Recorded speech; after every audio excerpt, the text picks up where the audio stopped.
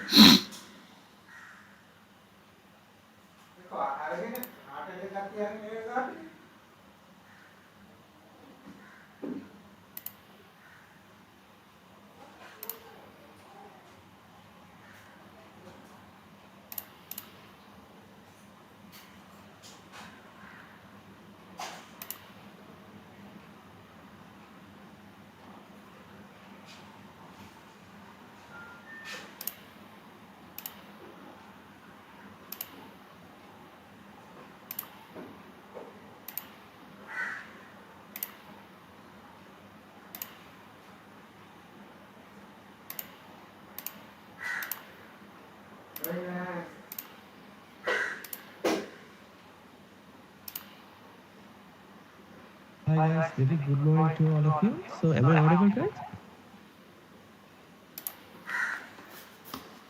Hello?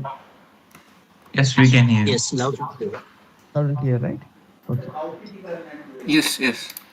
Okay, fine. So let me introduce myself first. So good morning everyone and welcome to your onboarding session. I'm Nirojan and I'll be your yes? Hello?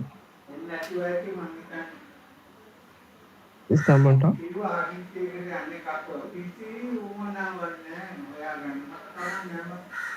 Okay, never mind.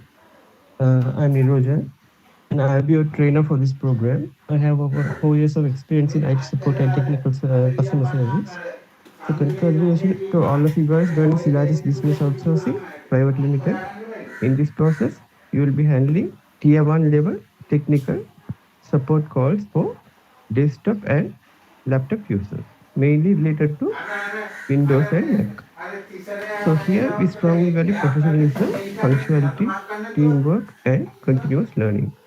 If you stay focused, participate actively, and maintain the right attitude, there will be always be opportunities for growth and development.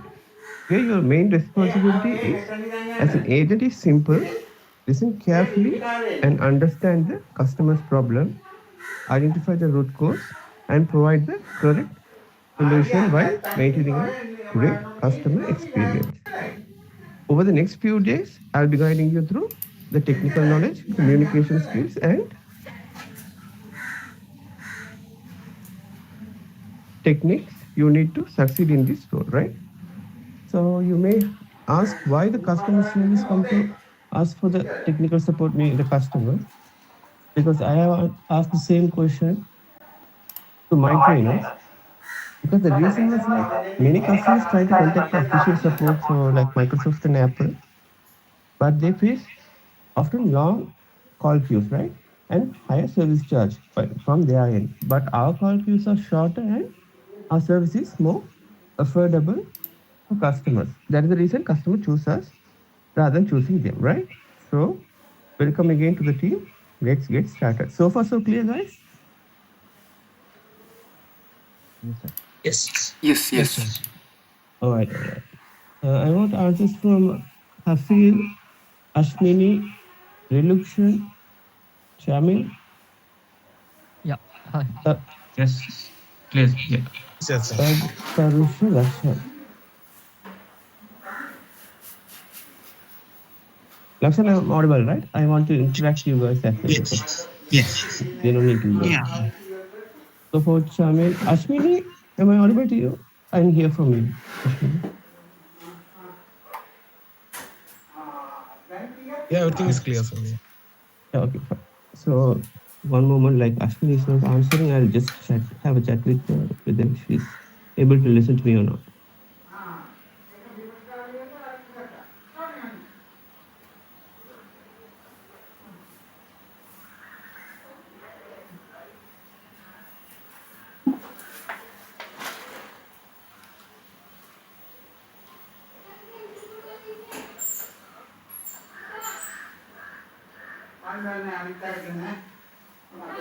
Hey! Hey!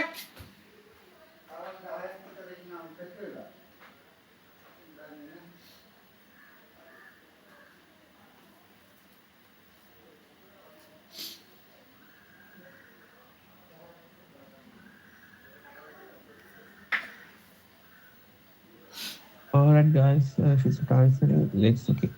I'll share my screen. Let's go through the main 4 things in this part. Are you able to see my screen, guys?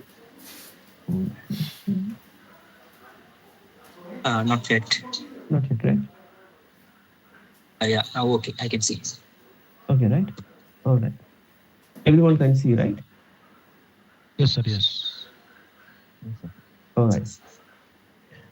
There are 4 most important things in this session, guys. Like the most important topic. Like first one is soft skills. The second one is call quality. Third one is compliance. Fourth one is tier one technical knowledge, right? For the first one, let's go through soft skills, the most important things. Do you guys have any idea on the soft skills part? Like, have you know anything about soft skills? Like, if you doesn't know, it doesn't matter. I'll explain. Communicating Yes. with the customers, Yes, communicating with correct. the customer, and Yes. handling the issues. Correct. Soft skills. Yes. Any other answers? We can say it like it is a key skills or core skills. Like Correct. Okay, let me explain you. Soft skills in the sense you can remember it as like paper skills. Okay, try to remember this slide, guys. Like, no need to memorize it. Like, somewhat you have to know it, right? When the client asks the questions, you should know it. These are the basic things. Soft skills are people skills, right? You can remember it as people skills. Soft skills are how we communicate and connect with the customers, right? It includes clear speaking, active listening, empathy, and patience. Okay, I'll explain you clearly in the next slides. For now, just have a look. Right? The memory line would be how you talk and treat the customers. That's how we remember soft skills, right? Okay. Let's move to the next slide then. Call quality. Call quality. Call quality in the sense it means it's the performance. Okay. The call quality is how well we handle the call from start to end, right? It includes greeting, understanding the issue, providing solutions, and professional closing, right? The memory line would be for call quality, how well you handle the call. Okay, guys? Yes? No?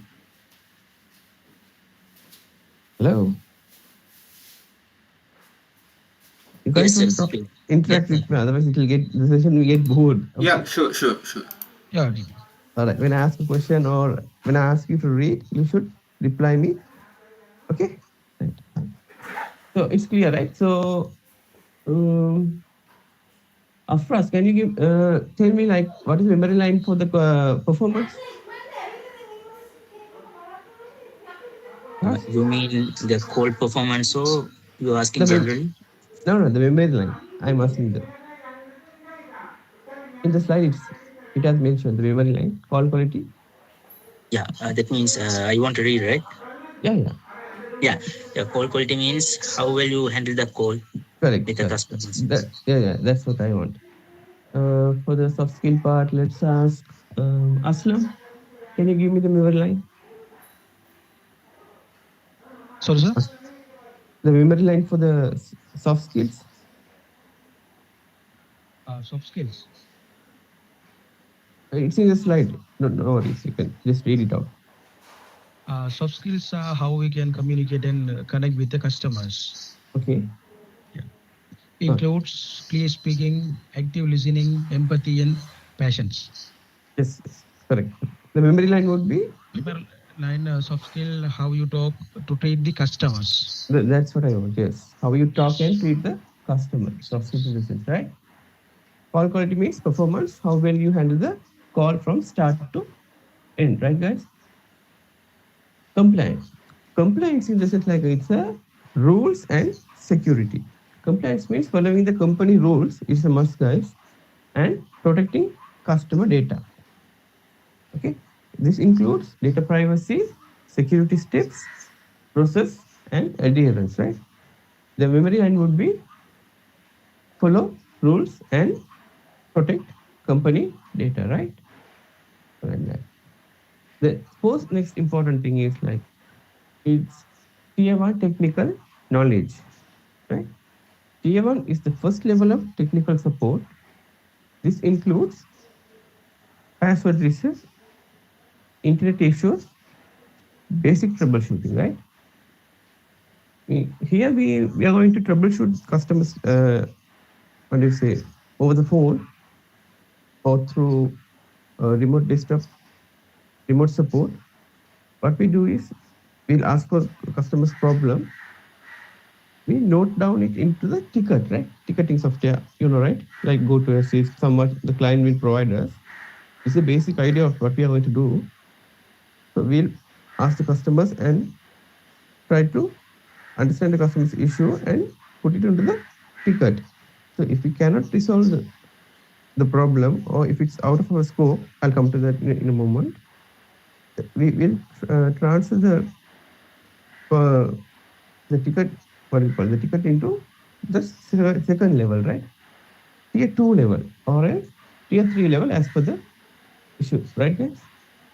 For ourselves within our scope, what we do is we answer the call and we put it onto the tickets, and if we can resolve the issues, we can resolve. If it's not in our scope, we'll just pass the ball to the next tier level, right? That is how it works, right, guys? So it's understood, Yeah, right? can I ask a doubt?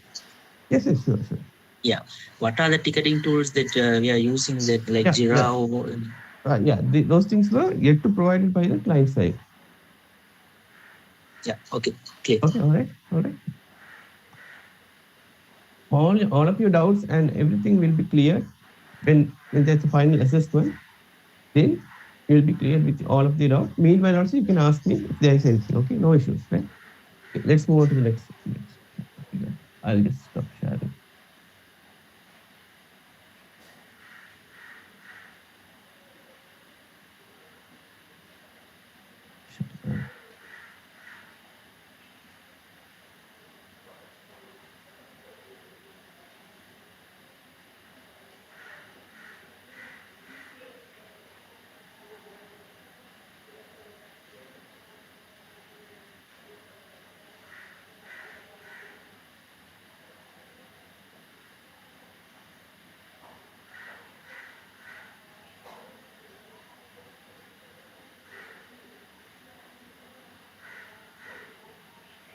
All right, good. You can see my screen, right? Yes, sir. Yeah. Okay, okay.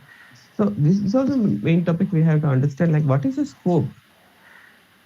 Because we have to work within our scope in this project, right? What do you mean by scope? Scope is area or boundary of a task, right? Defines what is included and what is excluded. It helps the team understand responsibility, right? We have to always stay within our scope.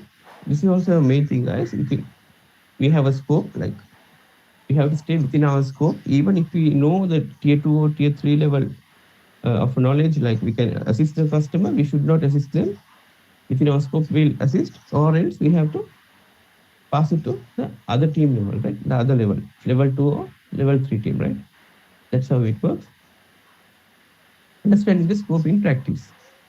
If it's within our scope, we must fix it. We should not pass the ball. We should not transfer it to other tier level 2 or 3.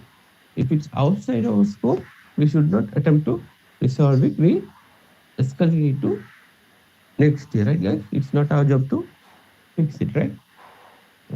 These are the key terms. Like you will see in the next few slides, like when we discuss use case. What do you mean by use case? Use case in the sense like it's used for the cause. what do you mean by cause? Cause means reasons, right? I have shorted down for a better explanation so you can grasp it quicker and you can understand like what I'm going to say or right? You get the idea, right? Escalate, Yeah. escalate, escalate in the sense. Yeah, thank you. Moving the ticker to higher support level 2 or level 3. Guys, am I going too fast or too slow?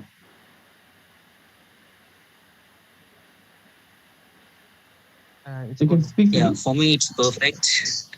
All right, all right. Thank you, Afi. How It's all about other right. guys? Like, it's all right? Chamil, all good? Lakshan? Yes, sir. Good, sir. Yeah, it's all right. Yeah. Yeah, okay. Since we have only 2 days, I have to go move a bit faster. That's the reason, right? Hope you guys can understand. Okay. Tier 1 support. Tier 1 support, but we are the Tier 1 support guys in this program. So, what do you mean by Tier 1 support? We have limited access. And also, I wanted to give you a brief introduction, not regarding our company. Like, we are working for, guys might have like a doubt, like, this is what I have also asked from the trainers. Basically, it's a trainer program, train the trainer program in the sense like the other trainer from the Solaris business outsourcing, they are the group we are going to work for, right? But we have employees of Sankog, okay? For the Solaris business outsourcing, Shrutapa ma'am and Ron, sir, they are the co-founders of the company. They have trained me. So I am training you guys, right? That is the idea, right?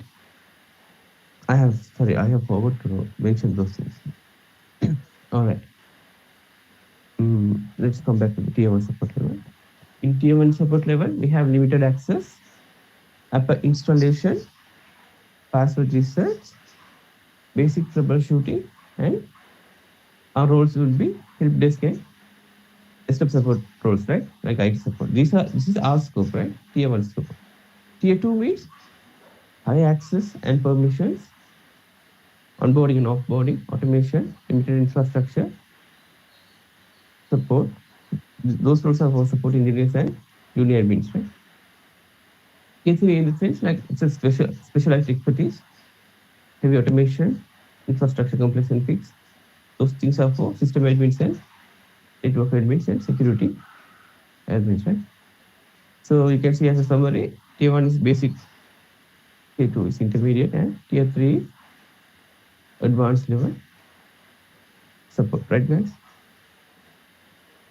All right. So I'd like to, before we start, I think you should guys introduce yourself as well, right? We'll start from Afras. Yeah, thank you. I'm Afras, and I have completed my degree on Bachelor of Engineering in Computer Networking and Cloud Security last year. All right. And I am from Kalutara. I have worked as a junior network administrator at ATN campus, and Okay. also have worked as a IT support engineer for an Australian company called Oscar Valley. Okay.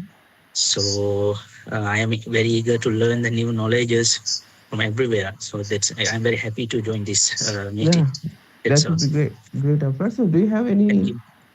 any experience in US client support, like US Yeah, client support? not US client support, but have experience in Canadian client support. Canadian. Means, Okay, okay. yeah. Okay. All right. Good, good. Thank you, Afras. So Okay. Aslam, can I have a quick intro about you? Yes, good morning. I am Aslam. I complete my degree BSc in computing, London Metropolitan University, and I have working operational executive at Dynamic Technology, and past complete IT technical executive Clouds and BPO, and All right. So you have any US client support you have no, interacted I with? connect with All right. with the Indian clients. Indian clients. All right. Fine. Fine. Yes. Not Yeah. customer. Thank you. Right. Okay. About Arshad. Arshad, sorry. Hi, sir. Good morning. My name is Good Ashad. morning.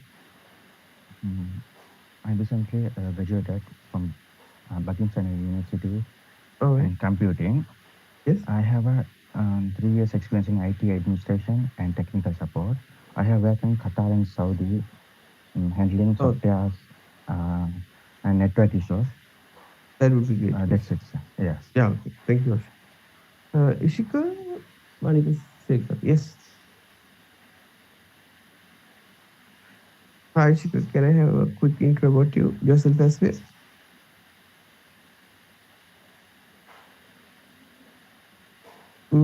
Okay. Seems like he's available. Hafi? Hi guys, I'm happy. Yes. Last 6 years I have been working as a technical support Oh, and I have a bachelor's in information technology. great. And past 2 years I was working Maldives and I was handling multinational clients and providing technical support on site and remotely. And All right. currently working for a UK company as All a right. technical Good. support mentor. That would be great. Thank you, Hafi. Ashmini, can we have a quick intro about yourself as well? Hi, good morning all. My name is Ashwini Sharida Munasinghe. I'm from Gampaha. I completed my degree program from Fleet Computer System and Network Engineering last year. I worked at Deloitte and PwC as an IT support around 2 years, and Yeah, now great. I'm currently working at Casa PPO. All right. Ashwini, you have any like interaction with US client support? No, I No, don't. right? Okay, fine. Yes. Okay, thank you, Ashwini. Ilukshan? Yeah. Hi, good morning. I'm Good Vilukson morning. from Yes. Betiklo, and I recently work as a IT support in Port City BPO, and before that I have worked in BFS Global, and currently pursuing degree in computer networking and cloud security. And that's it. All right, great. Thank you, Ilukshan. Chamil? Chamil Shaman? Hi, good morning, sir. Yes, Chamil. My name is Shamil, and I have 2 years experience in customer services dialogue, where I handle customer inquiries and resolved issues. In additionally, I have more than 10 years of experience in computer repair and IT support, and I'm skilled in troubleshooting, system maintenance, and custom handling. And Great. I'm currently for an opportunity to grow in a professional environment. Yeah, that's That's all. fine. Good. Thank Thanks so much. Good. Sarusha? Yeah, hi, my name is Tarusha Prabhashana and I'm from Piliamdala. I did my bachelor's in computer networking. So I'm currently work as a application support consultant at MAS Holdings. All right. Thank you, Sarusha. Lakshan?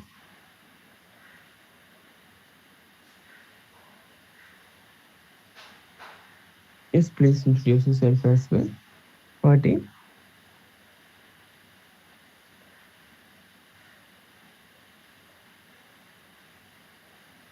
We could not hear you, Lakshan.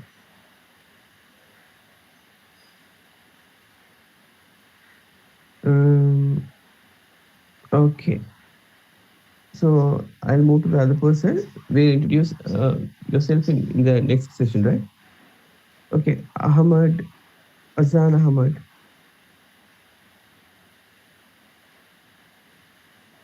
Azan Ahmad, are you available?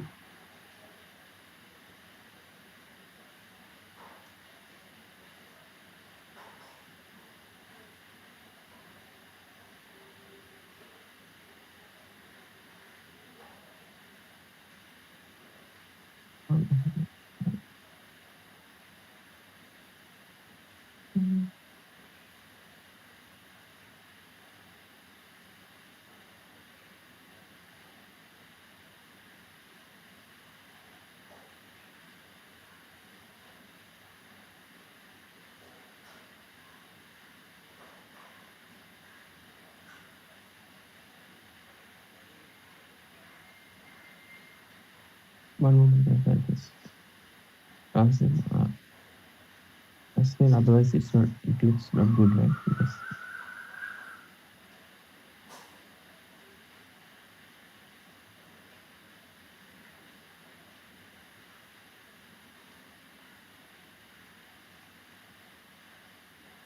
But it seems they are, I don't know, they'll come back. Okay, let's move on to the other thing, guys. So today I'd like to start with the compliance part. As I said, like there are the four important things. One is soft skills, and the other one is call quality, compliance, and tier one technical skills, right, guys? So I'll start with the soft skills. So I start with compliance. That's how I planned, right? Before we start, I wanted you guys to just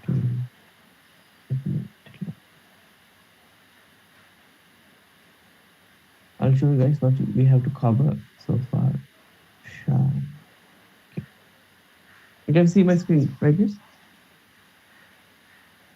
Yep.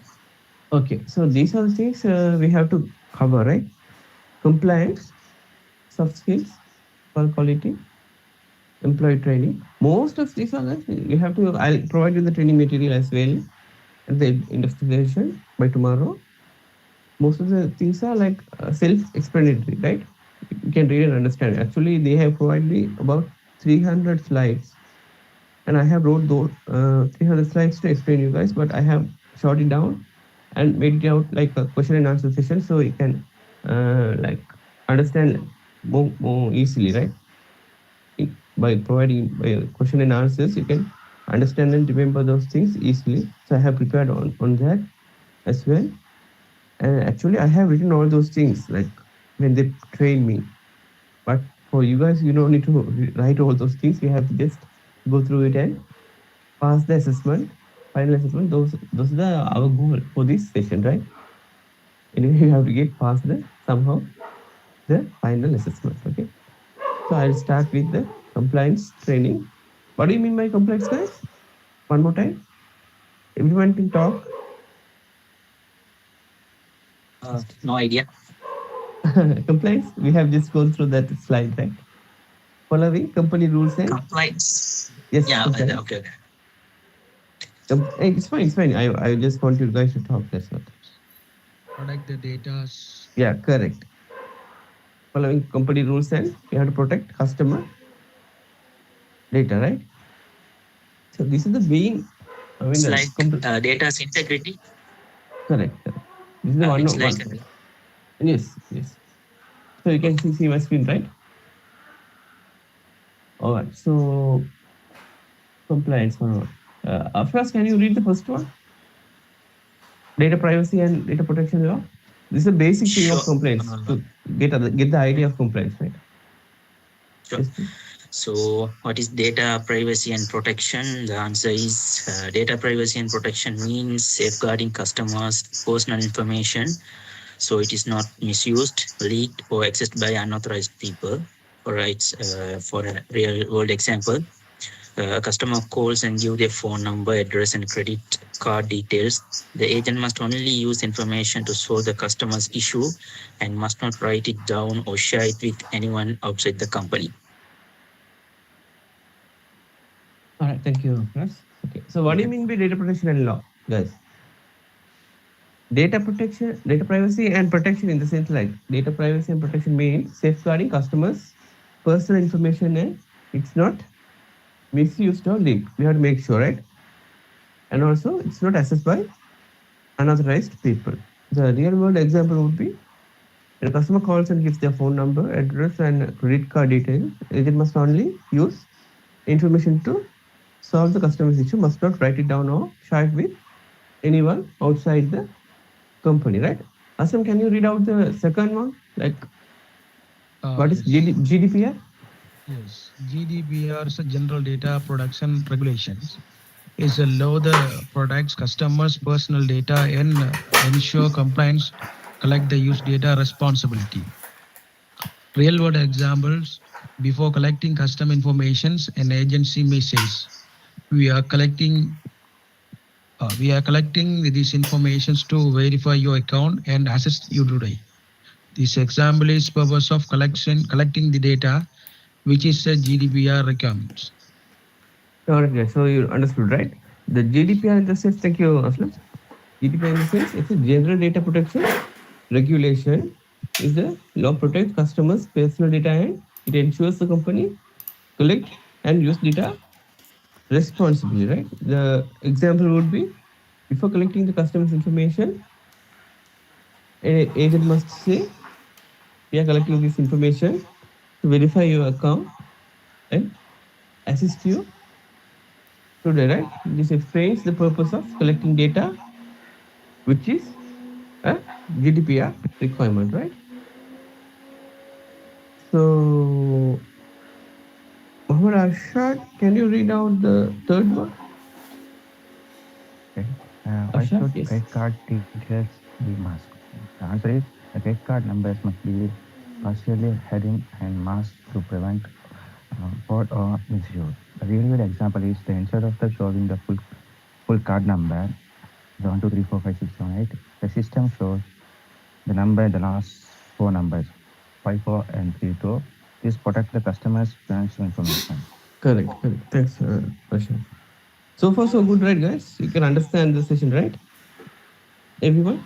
I want to make sure on that, like, Yes. Yeah. Yes. all right, guys?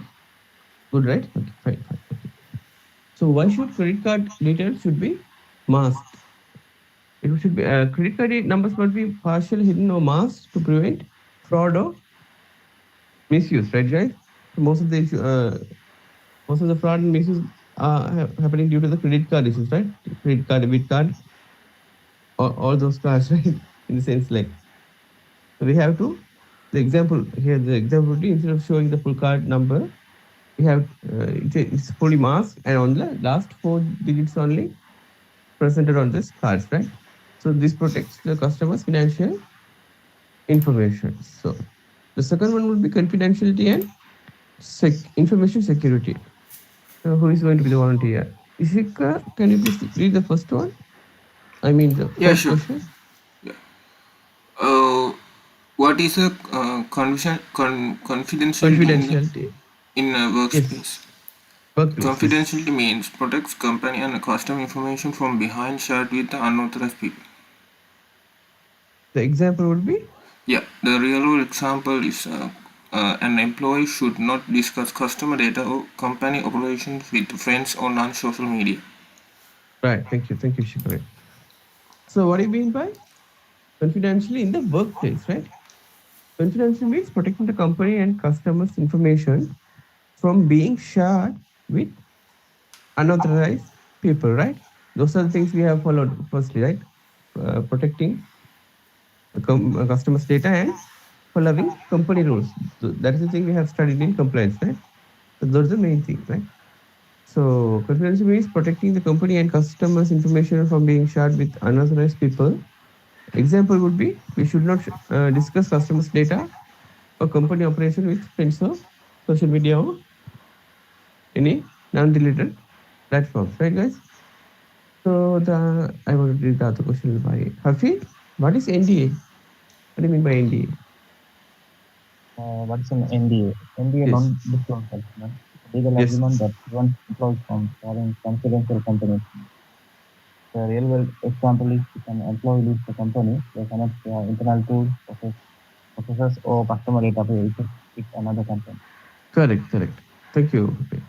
So NDA is a non-disclosure agreement. It's a legal agreement that prevents employees from sharing confidential company information, right, guys? So the example would be if if an employee leaves the company, they cannot share internal tools, processes, or customers databases with another company. It's not professional, right, guys? We should avoid those things. Okay. Right. So next question, Ashwini, please.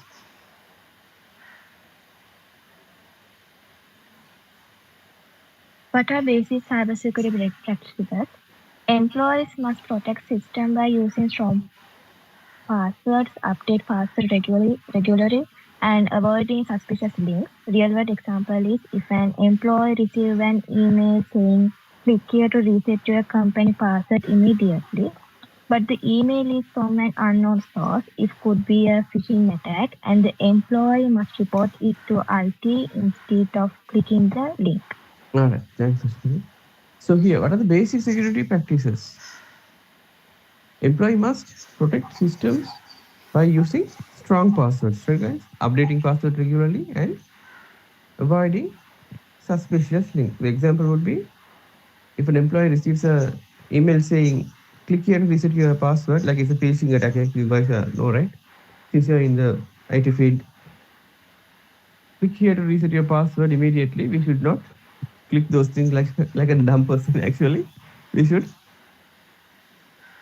say, inform it to the IT or our higher department, right? But the email is from an unknown source. It has mentioned like it could be a phishing attack. Yes, it's a phishing attack.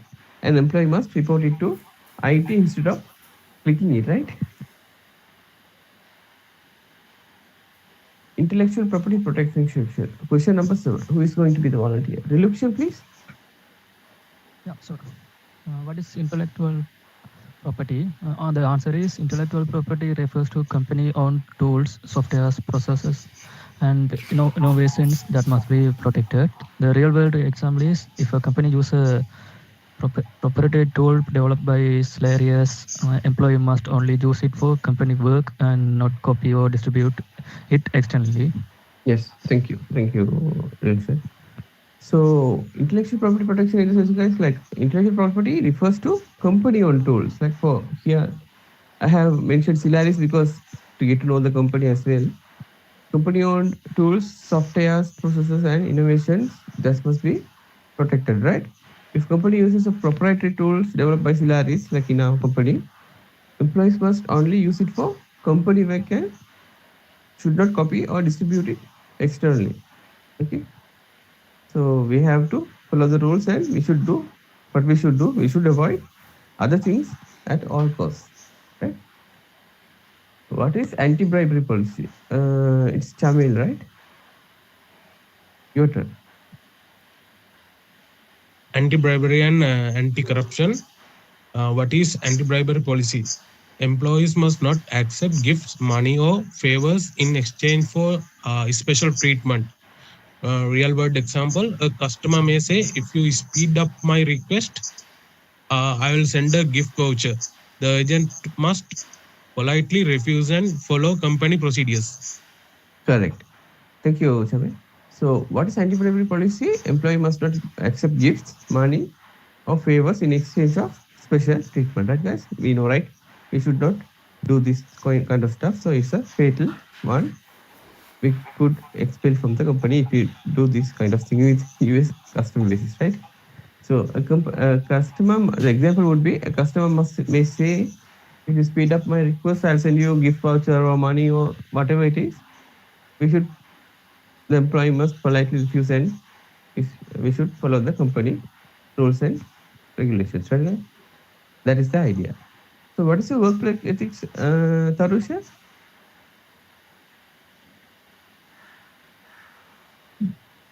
Workplace ethics means behaving professionally and respectfully towards colleagues and customers.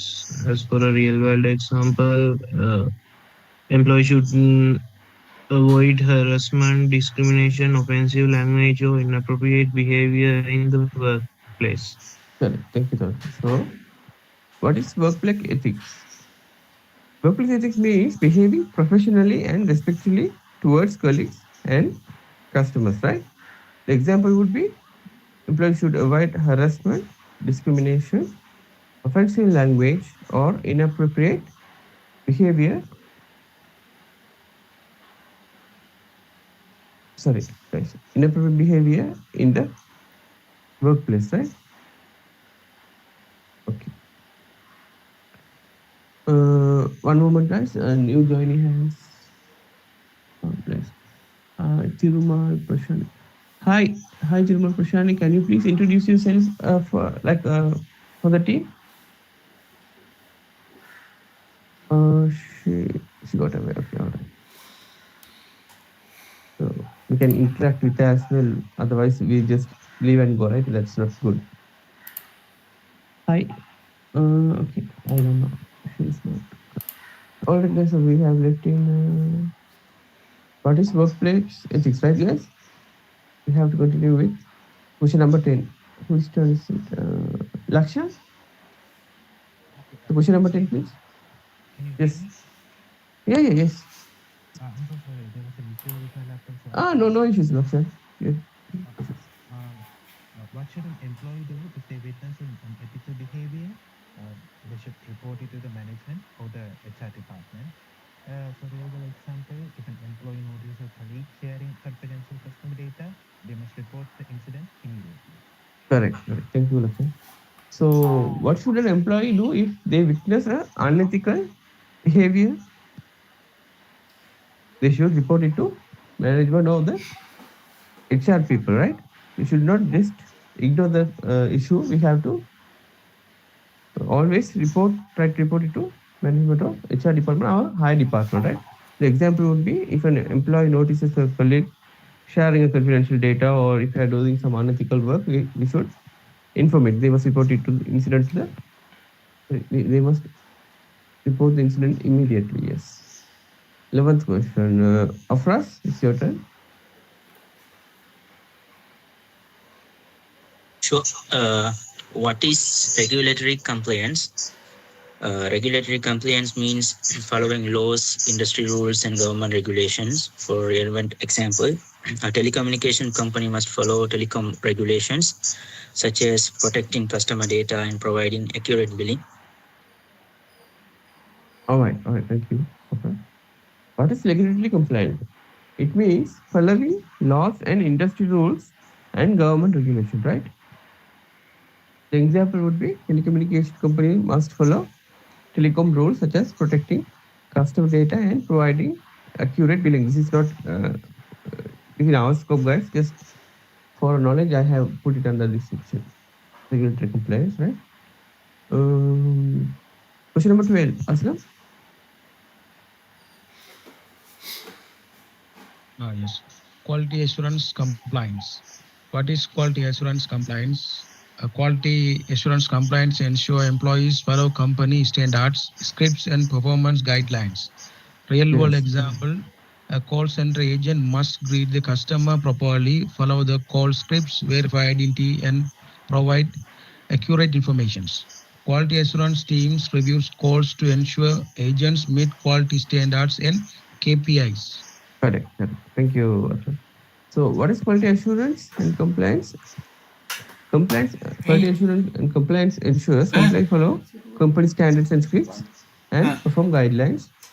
The example would be call agent must greet the customer properly. That's a must. Follow the call script, verify identity, and provide accurate information. Right, guys? QA team or review calls. That's their job, right? They review and ensure the agent meet quality standards and KPI. KPI is key performance indication. Okay. Compliance breach. Who studies that? Muhammad Ashad. What is compliance breach? It's your turn, right? What is a complaints page? The answer is the complaints page refer to disciplinary actions taken when employees violate company policies. Yes. Thank you. So what do you mean by compliance breach? A compliance breach refers to a disciplinary action and taken when compliance violate the company policy. If you do something wrong and if you behave unethical behavior, what the company doing? They'll take action within the compliance breach, right? That is the understanding of this, right? Okay. So what are the actions can be taken if compliance rules are violated? The answer would be verbal warning, written warning, suspension, termination, right, guys? For real example, you can say if an employee shares the customer's credit card details or some other details, it's a serious violation. It's a fatal one, right? It could lead to immediate termination. So those are the common things we are going through. But the compliance, the idea of compliance, right? So now we'll go through the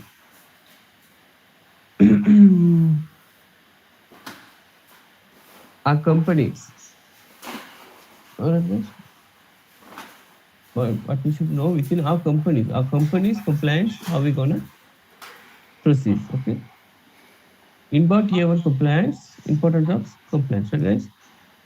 Why compliance is important in BPO section? Afras, can you please do the favor? Hey, Yeah, sure. Why is compliance important in BPO? Because agents handle sensitive customer data, and any mistake can lead to client loss, legal action, penalties, or job termination. yes. So why is compliance important in BPO section? Because agent handle we are handling sensitive data, right? Agent means we sensitive data, and any mistake can lead to client loss, legal action, penalties, or job termination, right? So are you guys able to see the screen? Shall I make it a little bigger, or is it fine, guys? Yeah, it's fine now. Now it's good, right? You should ask if there's anything. Otherwise, I don't know, right? That's the reason. I just thought it should be a little low for you. So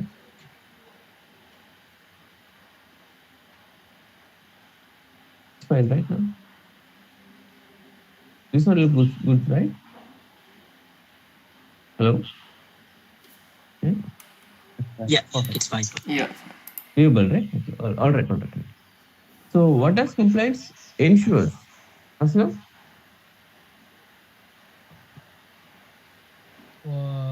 Compliance.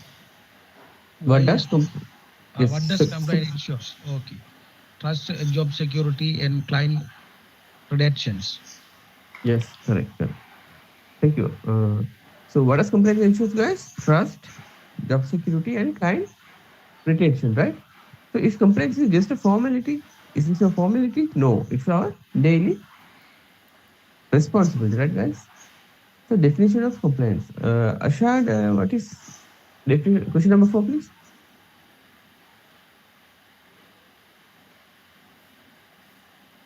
Ashad is not available.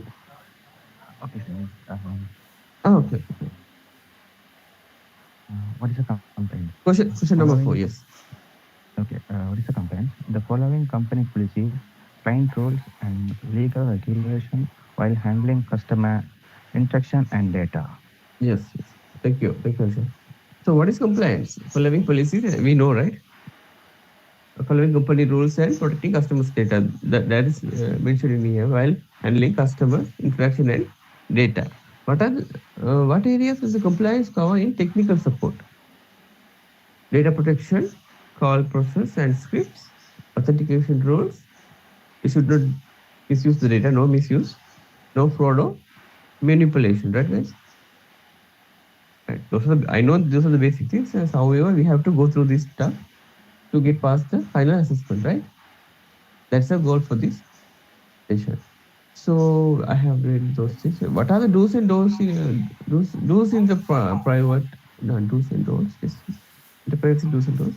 What are the do's in data privacy? Ishika, can you read the question number 6? Yeah. Was are DOS the data privacy? Uh, Verify customer before sharing info. Mask Correct. sensitive data. OTP. Okay. See VV or password. Those things, yes. Yeah. Lock screen when away. Use authorized systems only. Yes, correct. Thank you. Ishika. So what are the do's in the company's do's in the data privacy? Just is the data privacy thing. Yes. Verify customer before sharing any information, right? Mask sensitive data. We have gone through those things earlier, like OTP, CCV, those things should be masked, right? We have to mask those things. Lock screen when away, when we are away for a while, we have to lock our phone screen or else our laptop. Those are the things. We have to lock it and use unauthorized system only. We have to use only the authorized system what the company has provided us, not some other system. We should not use those things. So, who's going to say? Safir, what are the don'ts? What are the don'ts? Uh, what are the don'ts in data privacy? Don't write customer details on paper. Don't share info on WhatsApp or Telegram. Don't take screenshots and don't use personal email or phone. Correct, correct. So, thank you. What are the don'ts in the data privacy? Don'ts in data privacy. Don't write customers' details on paper. Don't share info on WhatsApp or Telegram. Don't take screenshot. Don't use personal email or phone. Right, guys? Right. But there's things are the don'ts. Okay. Hi, Jude, Jalaka. You have just joined, right? So we'll just go through it, and I'll come back to it. Come back to you again. Okay. We'll have an introduction about you as well, right? All right. Call compliance. Whose turn is that? Call compliance. Yes, Ashwini.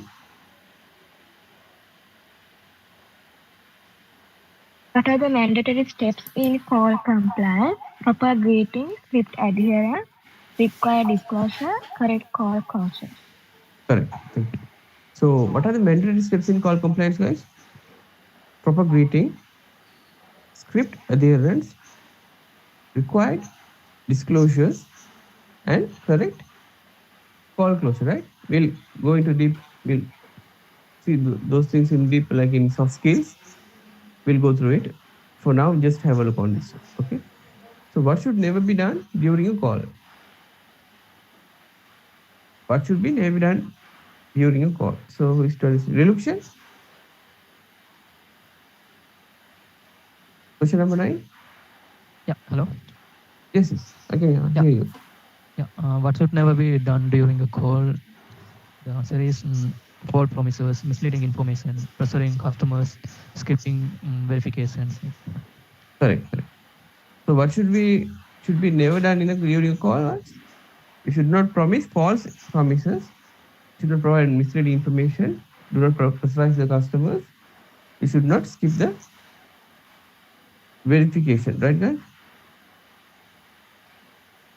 One moment, guys. Give me one moment.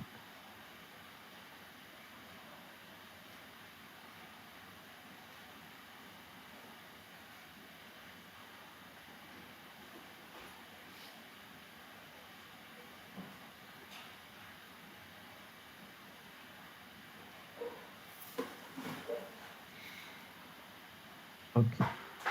So we have to move with the system and IT security, right? So it's Chamil. It's your turn. What are the What key are IT security rules? Yes, please. key IT security rules? No USB or pen drives, no mobile phones on the floor, no external websites, no screen sharing with outsiders, no remote access tools. Correct. Thank you. So what are the key IT security rules? Like it's you should not use pen drives or thumb drives. Or no mobile phones on the floor. No external website. We should not access those things. No screen sharing with outsiders because those are the customers' private details. If you share anything, that would be a fatal one, guys. So do not try to share any details with outsiders, right? So no remote control access tools with outsiders or any unethical behavior. Okay. So who's turn is Tarusha? Question number 11.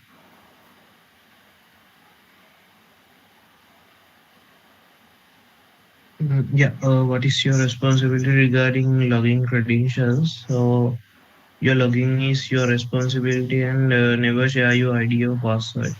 Correct, correct. Thank you, Tarusha. So your login is what is your responsibility regarding the login credential, guys? Your login is your responsibility. You should not provide any others your login and never share your ID as that. Okay, those are very basic things. Information security, infosec. What is considered as sensitive data? Laksha, Yeah. What is question number considered as a 12. Yes. yeah, what is considered as a sensitive data? It's name, phone number, email, address, account details, and login credentials. All right, all right. Thank you. Okay, Laksha. So, what is considered as sensitive data, guys? Name. All our personal details are sensitive, right?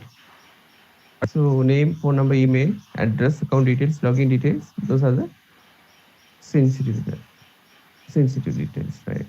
What is the role of the accessing data? So, whose turn is there? Jude Javakia. Hi, Jude. Are you available? Hello. I think we cannot hear you. Okay, so I'll move to the next one. Can fix your mic and come back, right? Meanwhile, you can watch it as there. No issues. So Yes, yes, Lakshan. Sir, I couldn't introduce myself properly earlier. Shall I introduce myself? I didn't get you. Ah, I didn't get you, Lakshan. You can, yes. What do you need? What's your question? no, I didn't introduce myself earlier. So, Okay, from the next session, there are a few new people around here, like Rukman, Jude, all those guys. So I'll let you know, then you guys can introduce yourself as well, right? We'll finish it off, okay? thank you. All right. No, no. So, what is the role of accessing data? Accessing only what is needed for the call. Okay, guys? Right. Fraud and misconduct. So, Rukman, yes, it's your turn. Rukman, are you available? I thought you have just tried to talk to me, right?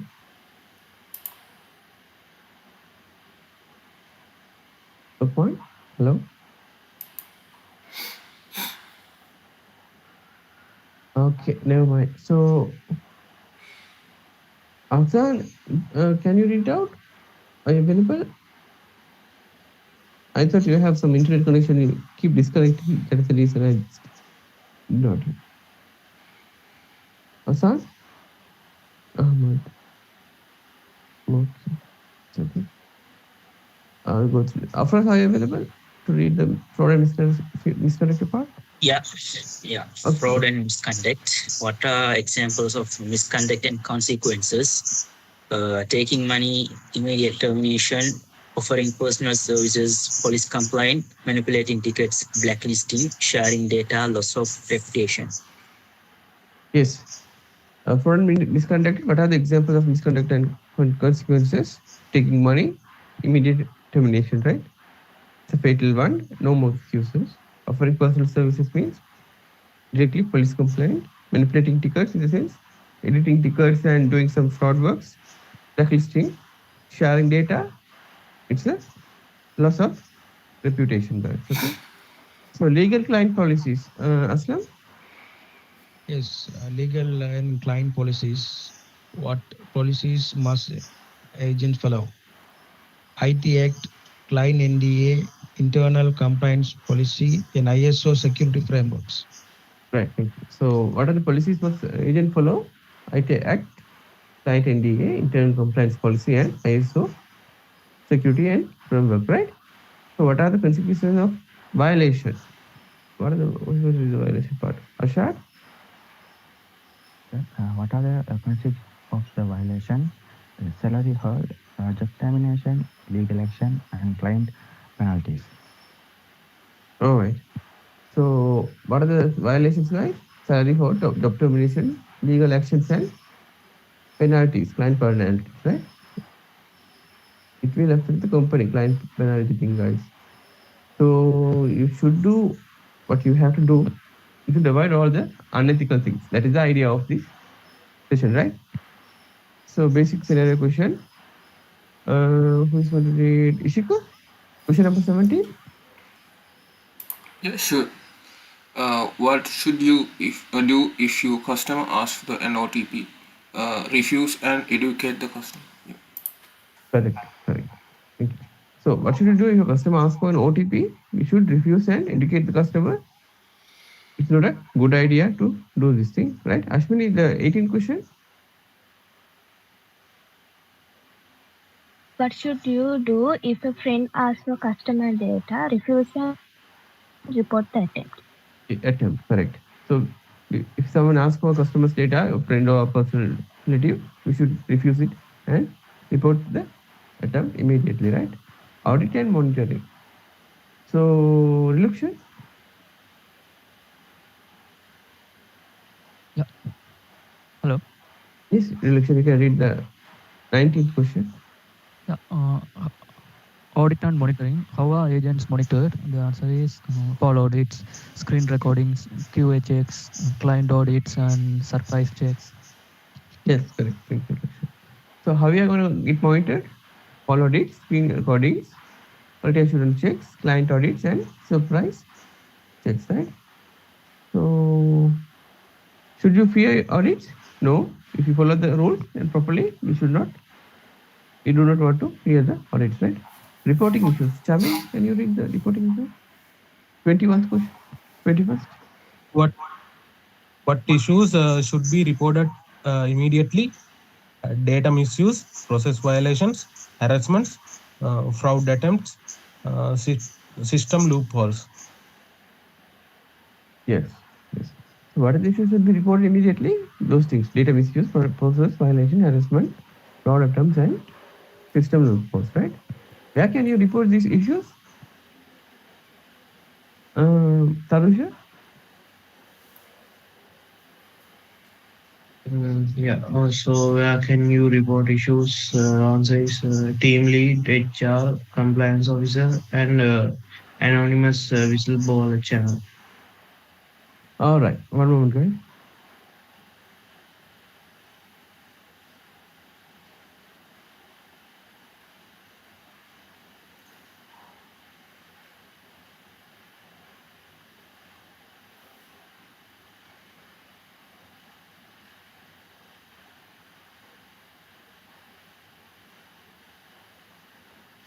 So where can you report those issues? To team lead or HR, compliance officer or anonymous whistleblower channel, right? So what do you mean by anonymous whistleblower channel? Anyone have an idea?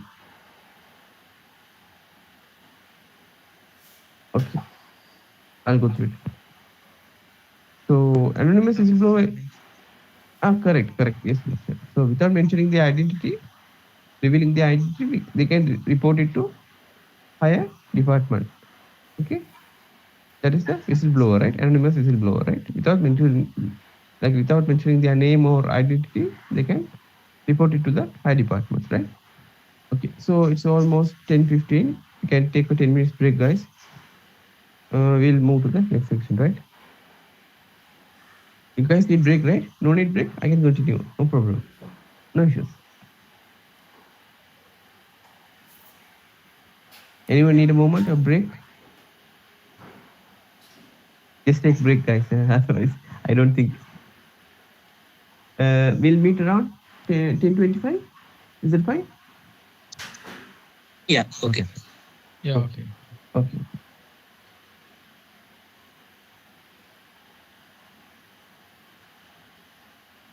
Meanwhile, Jude and Rukman, can you able to introduce yourselves? Like, if that's okay, like Jude, Jasper. I think there's something wrong with my Jude. I couldn't able to hear you. Rukman,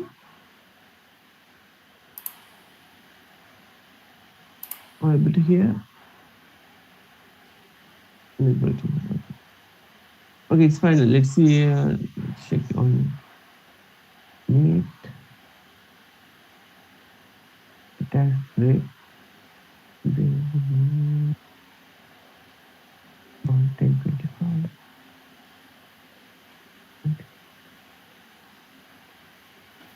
Okay, guys. So I'll meet you guys on 10:25. Let's go.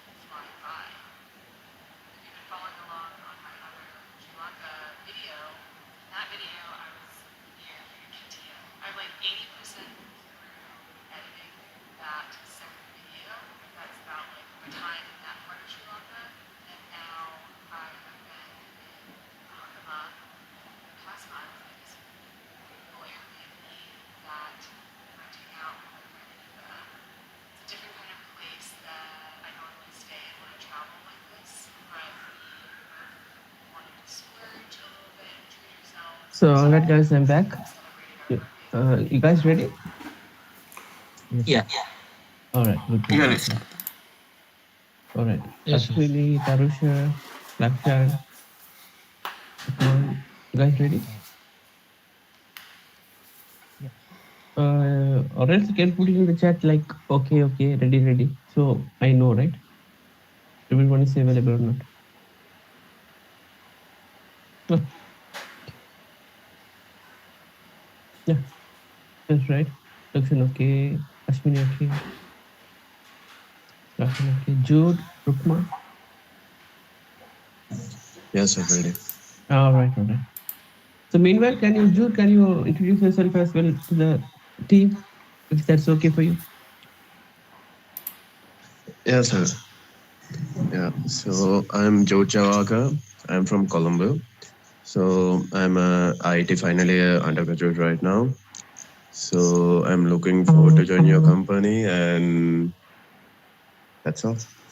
All right, all right. Thank you, Jude. Rukman, how about you? Yeah, good morning.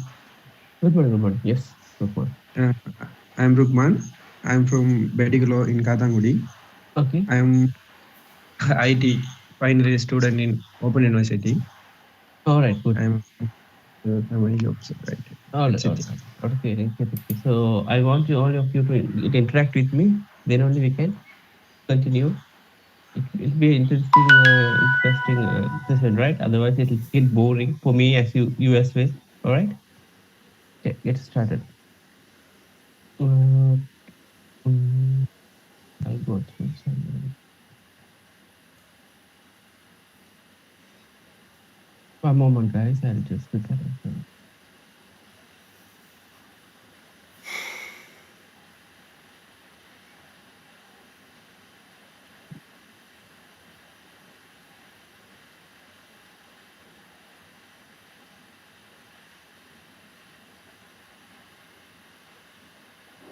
So, guys, one minute. I'll share my screen as well.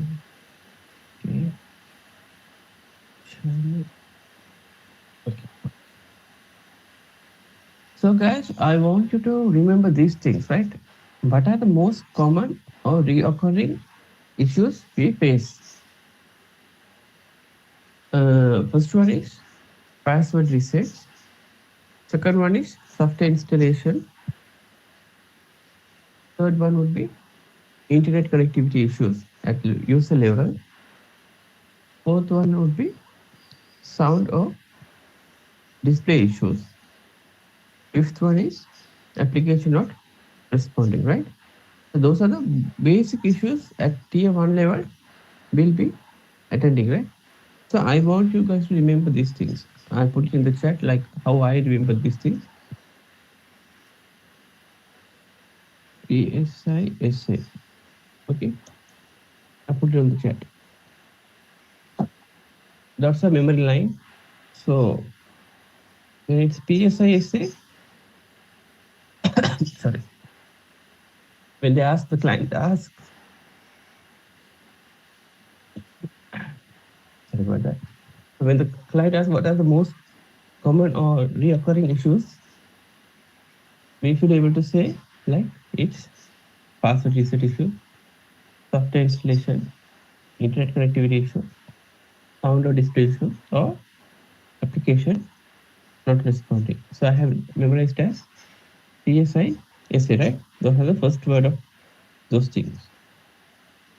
So anyone can repeat with me? Like Afras, what is the first one? Password? Yeah, password request. Sorry, password reset request. Yes. And the Second second one, one is software installation guidance. Third okay. one, internet. Yeah, Issues, yes. Fourth one, yeah, yeah. Fourth one, sound or display issues. And finally, application not responding. responding, right? Those are the most common issues. Okay. If you have a note, you can write this as well. We have. Do you guys have a notebook with you guys? Like anyway, I'm going to share the entire thing with you. But for the moment, can you write it down? What do you guys prefer? Or you can memorize it later.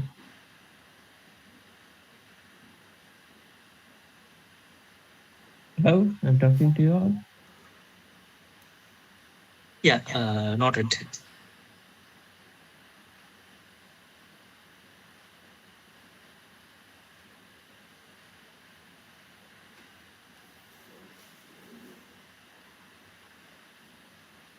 So are you guys going to write now or you're going to write it later? What do you guys prefer? I'll put it on the chat. Yeah, it's better, I think. Uh, Yeah, it's good. Okay.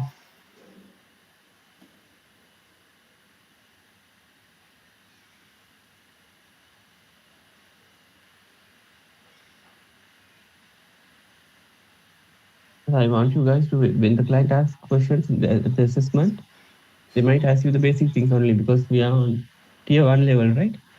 So they won't ask anything more critical like, so these are the basic things.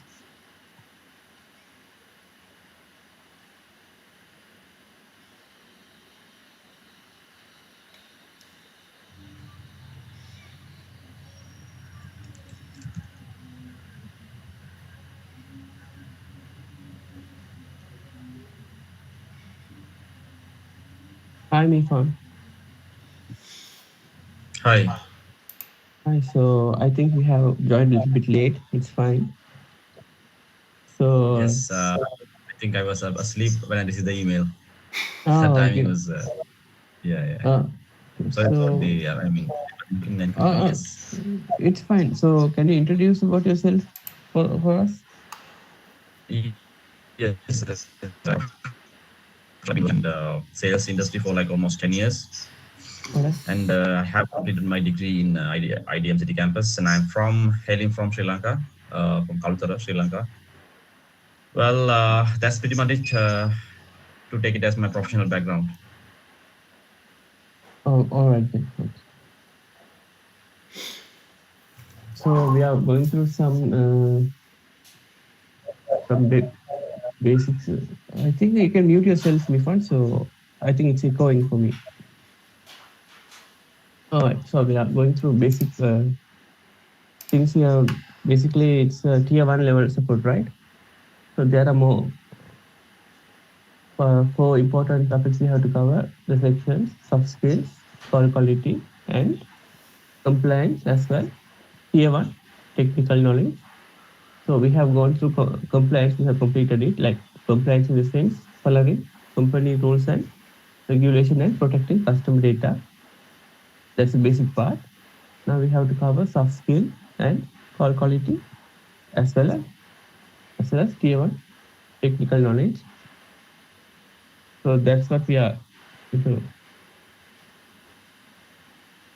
do. And meanwhile, sorry, meanwhile I have asked them to write down some important, I mean, the most important recurring issues we face. So if you want, you can write it down as well. These are the things we get in tier one level support. One moment, guys. Five, four. So these are the common issues we get in tier one level support. So I have put it on the chat like how I remembered those things, like from taking the first word like PSISA, we can remember it when the client asks us well questions and like remember it. Alright.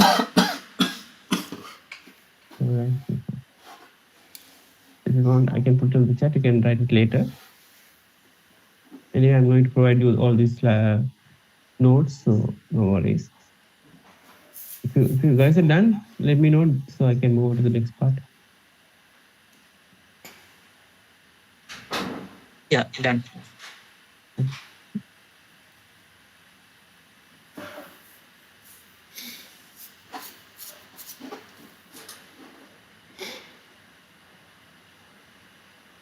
Irfan, you can see my screen, right? Like the shared screen.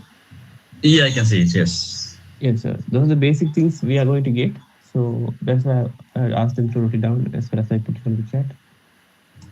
Yes, already taken it down. Oh, all right, all right.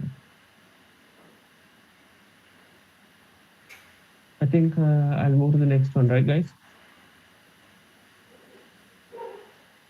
Yeah, it's Should okay, we sir. go? All right. Jod, Rukman, Ahmad, Lakshan, Ashmini, Lakshan. All good, right? You can note it in the short manner so we can write it down later. Okay. So these are the common issues, right, guys? So now we're going to see how we are going to resolve the issue. How we are trying to resolve the issue. So by asking the correct diagnostic question, identifying the common problems, applying standard solution, in the sense like following SOP. We have a SOP, guys, the guidelines. I have noted down to make it as a handbook so we can do it in an easy manner. So I'll provide you those things as well. I have uploaded it to a Google Drive, G Drive link. I provide you at the end of the session, right? So one moment, guys, I'm getting a call. I'll just note it down.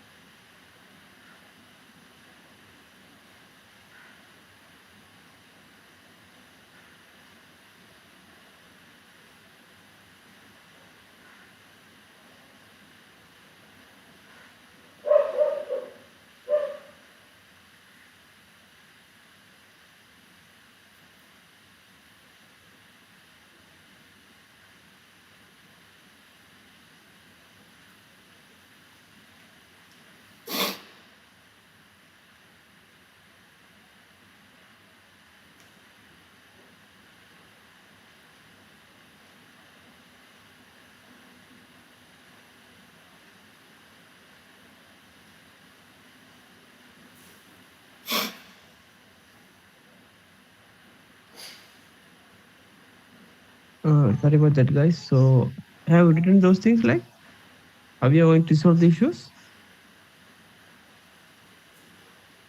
Yeah, Yes, yes. already. Written, right? Okay.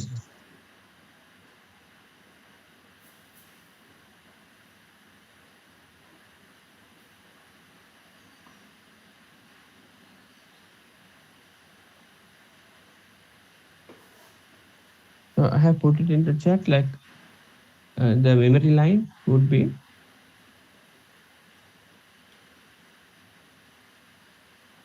QICD for the resolution part, right? That's how I remembered.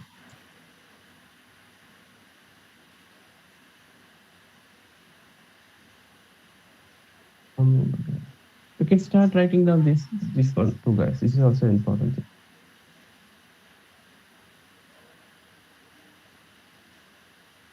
What are the responsibilities of Tier 1 edge? Give me a moment, I'll just come back.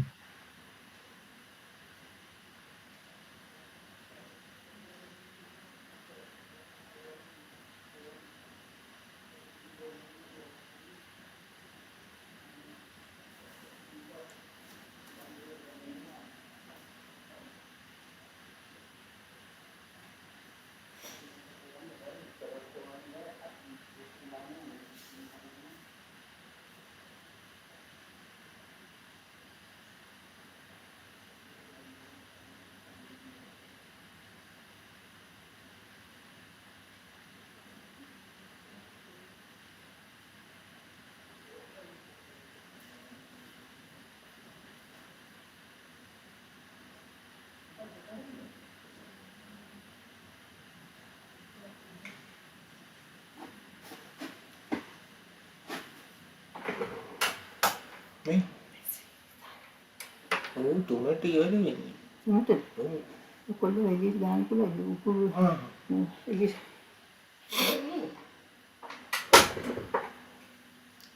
හිටත්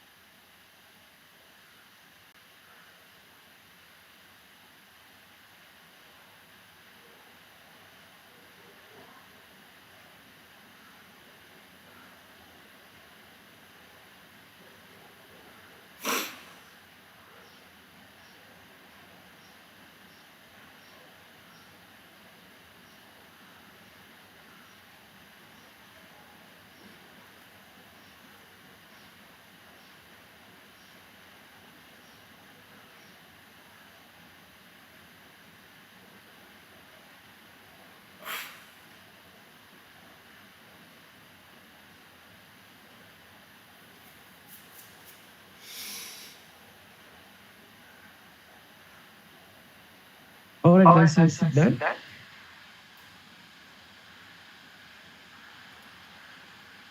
Hello, guys. Yes, you're done. It's done, right? Okay, then. I'll just put the memory line over here. So, one moment.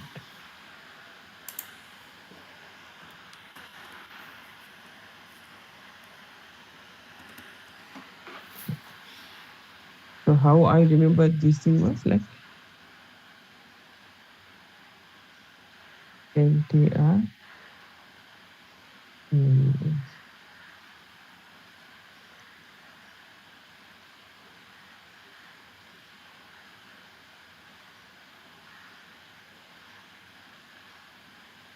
So, I'm giving you the steps like how I followed, guys,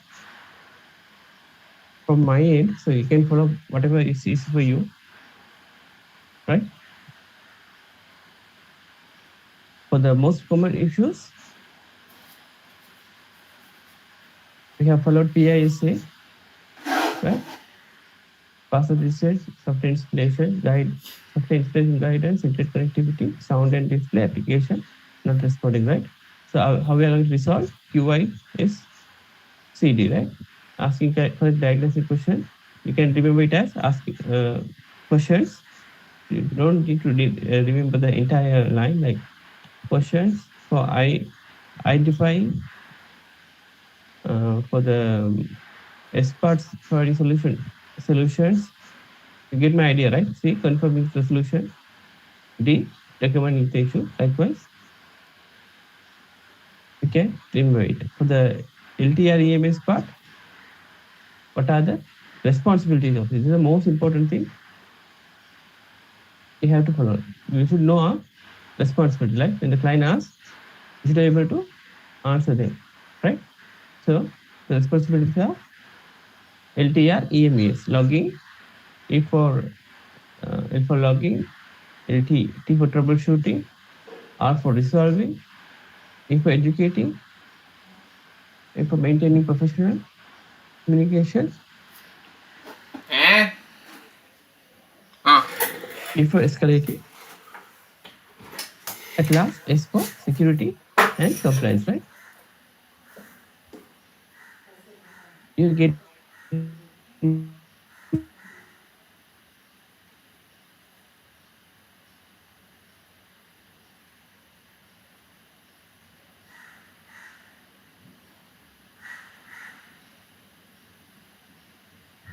Of course, actually more put on too much time on this because this is the important part.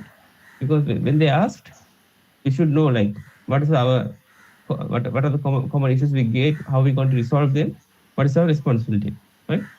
This is the most essential part of our communication skills, right? So, okay, I'll stop sharing and I'll move to the next one.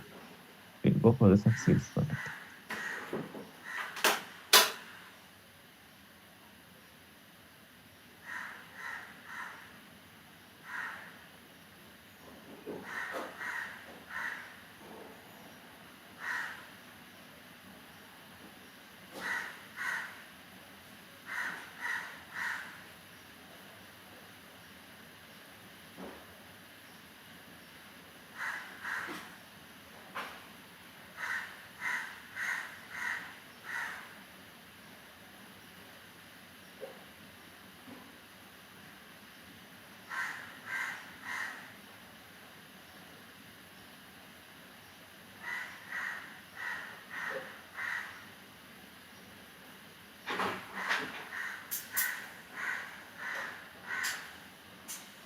Okay, guys. So now we are going moving to the soft skill part, right? So anyone can tell me like previously we have gone through a slide. What is soft skills? In short, like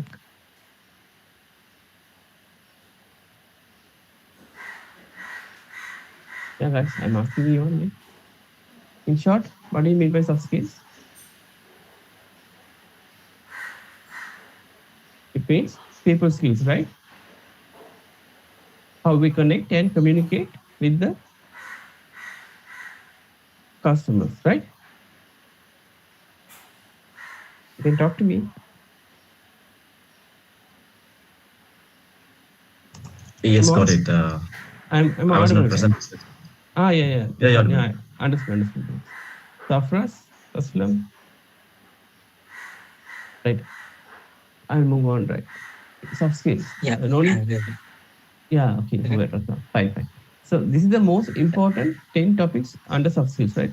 Important headings. So this is the content. Just have a look. I have the theory part with me. Soft skills training module, right?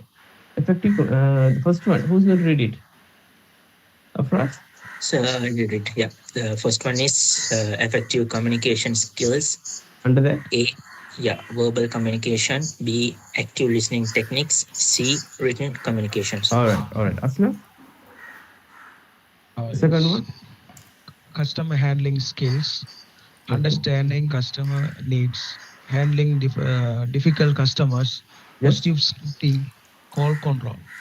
Yes. Ashad? Third one?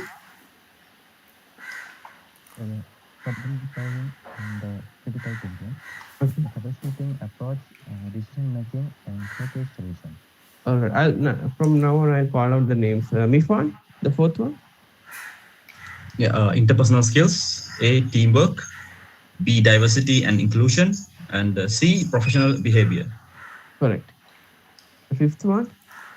I'll call the names. Right. Jude? The fifth one, please.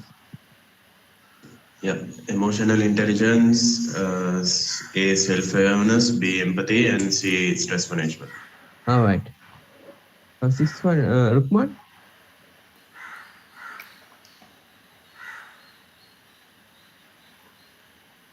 Hi, Rukman. Not available. Ashwini, can you try the sixth one? Prioritization, efficiency, goal setting. Yes, time management, prioritization, efficiency, goal setting, right? Um, who else? Real one? Reluction, sorry. Seventh one? Yeah, adaptability and flexibility. The first one is handling change and learning ability and flexibility. All right. Eighth one. It's going to be a volunteer for the eighth one. Ahan, Azan, can you try the eighth one?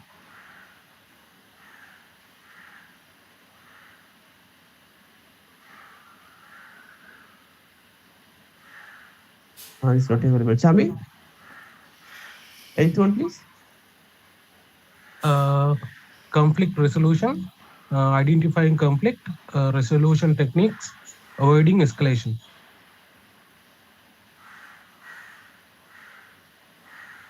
All right. So the ninth one, telephonetic. Ishika? Huh. Yeah, telephone etiquette, greetings and closing, call protocol, voice modules.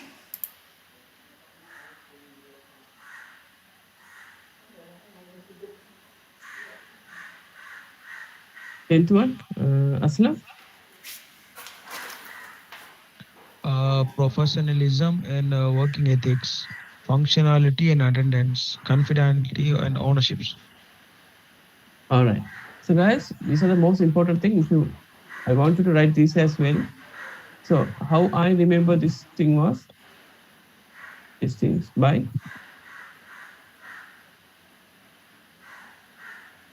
Tarusha. Acify tactic. This is how I remember. The first letters, right? A for effective communication skills, A for customer handling skills, problem solving and critical thinking, interpersonal skills, emotional intelligence, time management, adaptability and flexibility, conflict resolution, telephonetic, and professionalism and work ethics. And then, so can you write these things down? That's okay for you. Just note it in a short manner, right? Don't need to write a long paragraph. I want you to write only the important things first. I won't.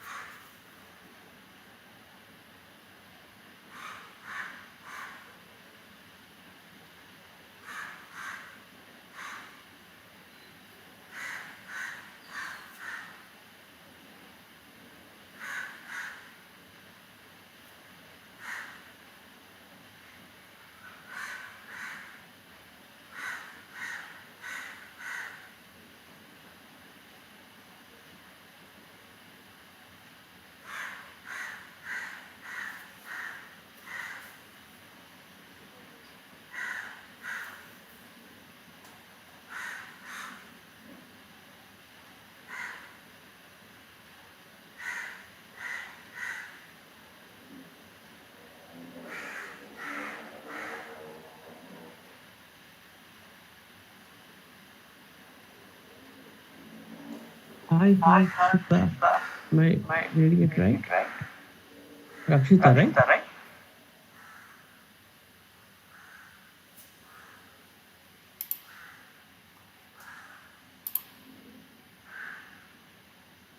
Am I audible to you, Rakshita?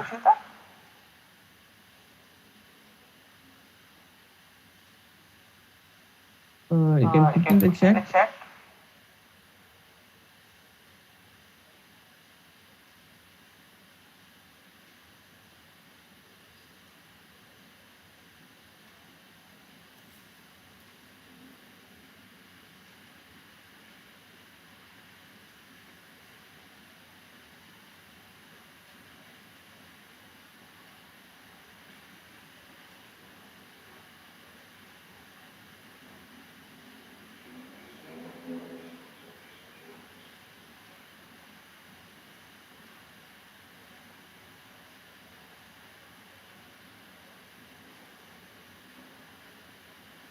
Have you write down these things? Shall I move to the next part? Shall I Yes, scroll it yes. down? Okay. Others, okay?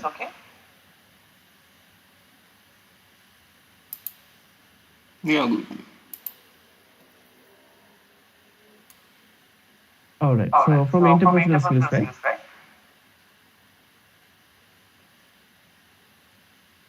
Yes. Okay. Visible, right? Visible, right?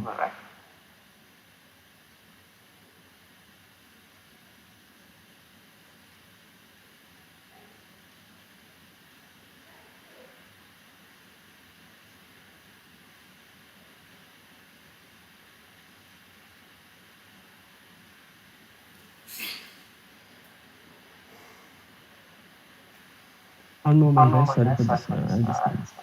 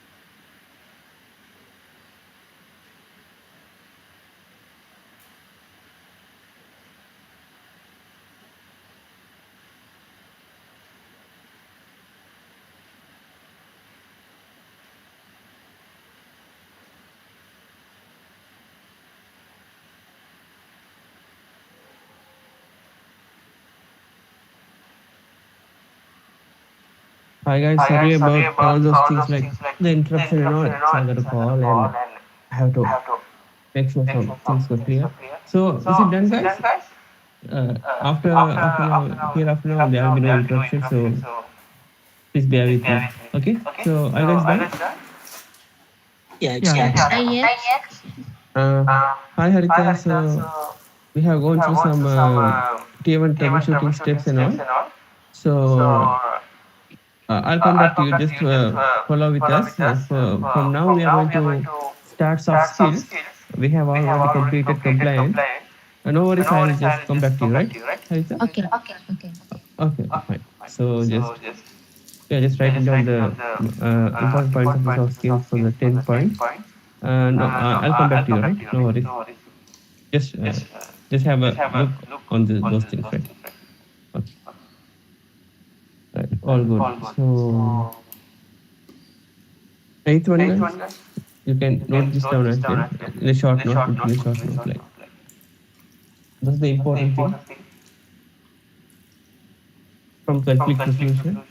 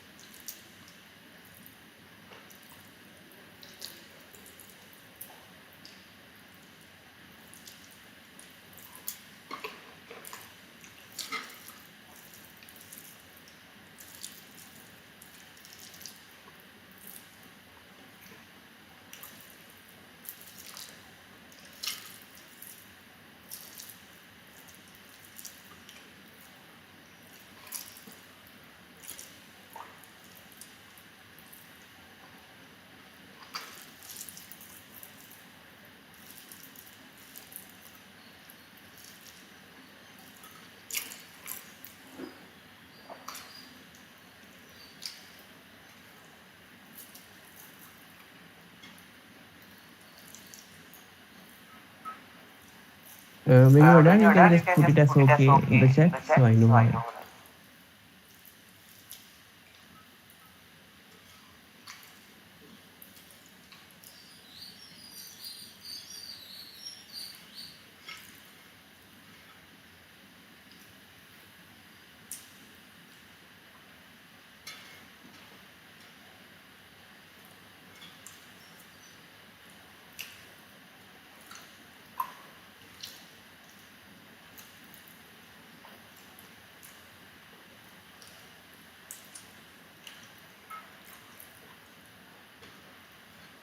Just put okay, so I know it. Like anyway, I'm going to give you all this the training materials.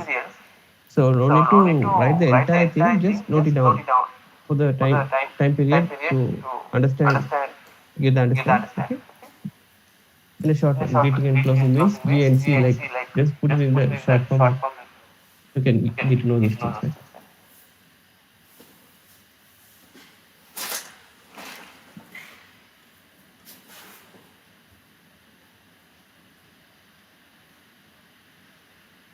I'm waiting on Rukman and Ishika.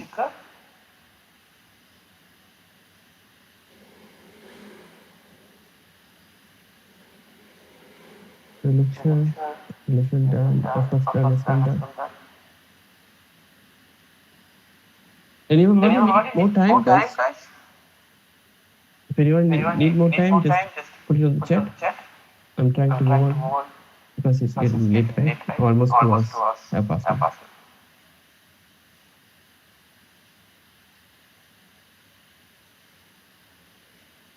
Okay, guys, so I'll move on to the next part. Anyway, I'll share with you those slides, right? So now let's start the soft skill part, the most important part.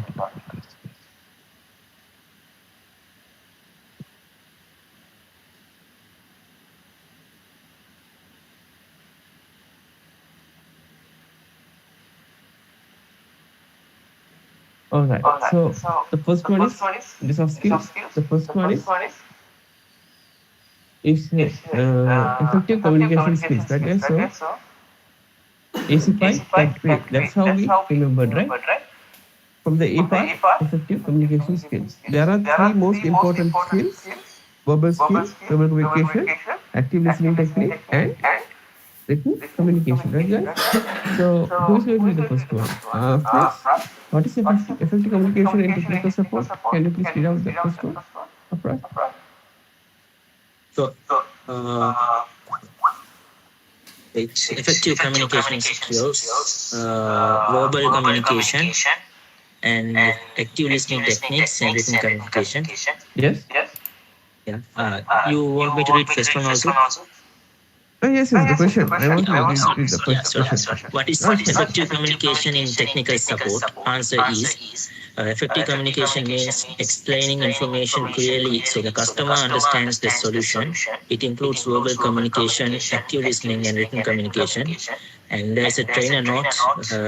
Communication is the most important skill for support agents because customers mostly evaluate the service based on the agent's communication style. All right, thank you. Okay. So, guys, what is the effective communication and technical support? Effective communication means explaining information clearly so the customer understands the solution. It includes verbal communication, active listening, and written communication. So, I have noted down here like, please note, communication is the most important skill for support agents, right? Because customers mostly evaluate means judge the service based on the customer's communication style, right? So we have to be very clear and precise, and we have to be very sound in English vocabulary, right? Then only they will judge by how we sound. Otherwise, what they do, they hang up the call. If they hang up the call means it's a loss for the company and the call fee. So the every call we are getting by paying, right?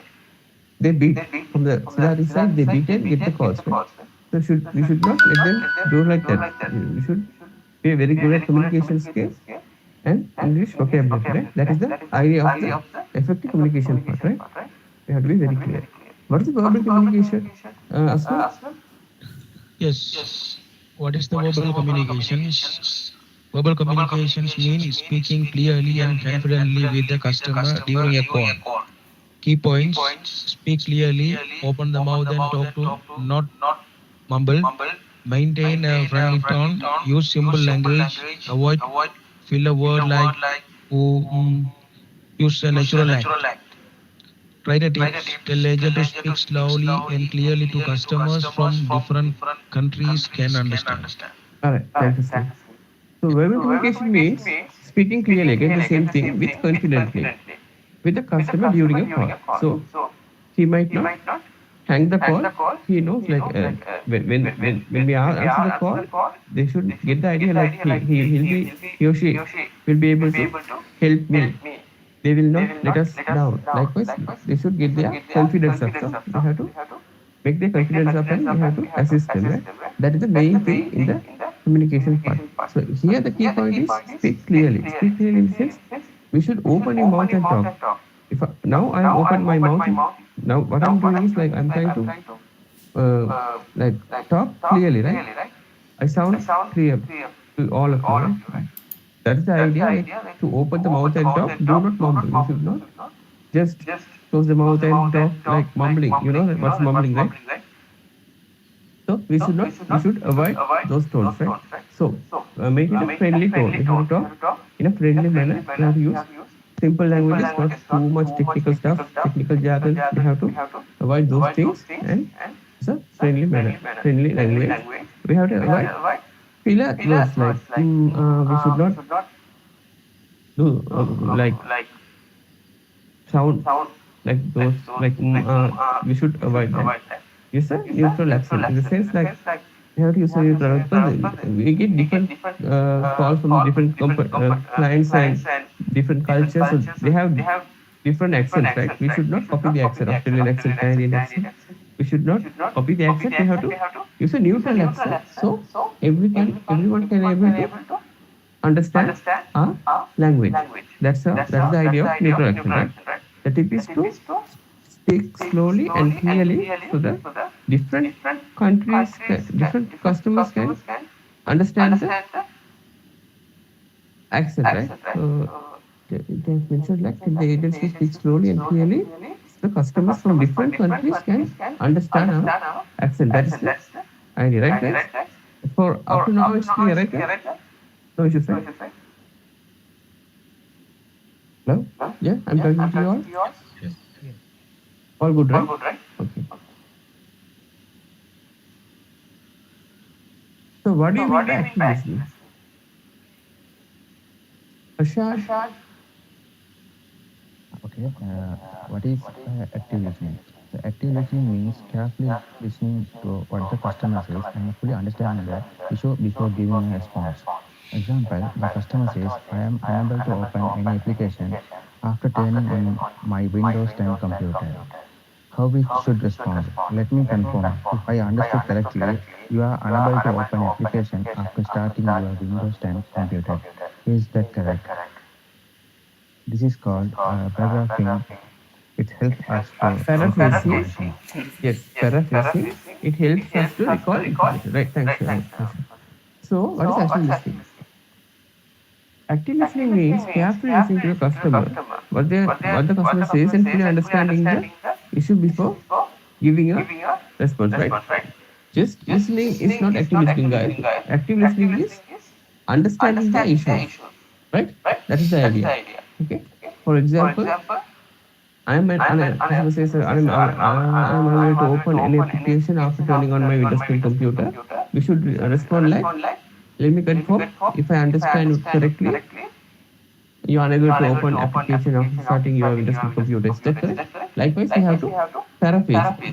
Okay. So when the customer asks a question, we have to paraphrase to get the idea right. This is called paraphrasing. Means repeating the question to make it sure this is the issue that we are getting from the customer, right? So it helps us to recall the information as well. When we paraphrase, it helps us to recall the information, right? Right. So why paraphrasing is important? Ishika? Yeah. Ishika, are you Yeah. available? Yeah. Okay. Okay. Yeah. Why paraphrasing is important? Also is paraphrasing help the agent confirm that they correct understood the customer problem. So benefits avoid misunderstanding, show the customer that we are listening to the customer, and building the trust. All right. So why paraphrasing is important? Paraphrasing helps us the agent confirm that they correctly understood the customer's problem. Okay, so it confirms we have got the problem correctly. So the benefits are like we can avoid misunderstandings when we paraphrase. It shows the customer that we are listening to the customer. When we repeat the same question with them, we build trust, right, guys? That's how it helps us, right? So what is written communication? Religion? Written communication Yeah. is What is when written agent communication? The communicate answer with is customer through written email or communication is chat. when agents communicate Rules with for written customers through communication: email or chat. use professional Rules for language, written communication. The maintain first one proper is grammar, use professional keep message language, clear and maintain proper grammar, concise, keep avoid informal words. messages clear and concise, avoid informal words. Correct, correct. Thanks, Rishi.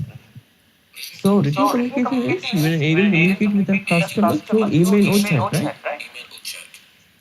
The rules for written communication is use professional languages. We have to use professional language in the sense we are going to be using English language and it should be in a professional manner, right? Maintaining a proper grammar. You get my idea, right, guys? We have to maintain a proper grammar and keep messages clear and concise. You have to be clear and concise. We have to avoid informal words, right?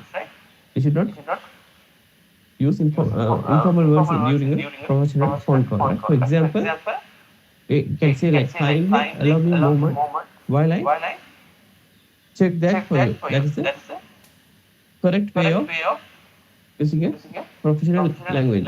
For examples, I have mentioned, right? So customer handling skills. So it's Tarusha. Question number 7, please. Tarusha. It's not available, I guess. Laksha, can you try? Yeah, sure. What are customer handling skills? Answer is customer handling skills are techniques used by agents to manage customer interactions effectively. The key components are understanding customer needs, handling difficult customers, first-stage scripting, and call control. Correct. Okay, thank you, sir. So what are customer handling skills? Customer handling skills are techniques used by agents to manage customer interaction effectively, right? So the key components would be understanding their customer needs, handling difficult customers, positive scripting, and call concept. What do you mean by understand customer needs? Rukman? He's not available, right? Okay. Jude? Question number 8, please.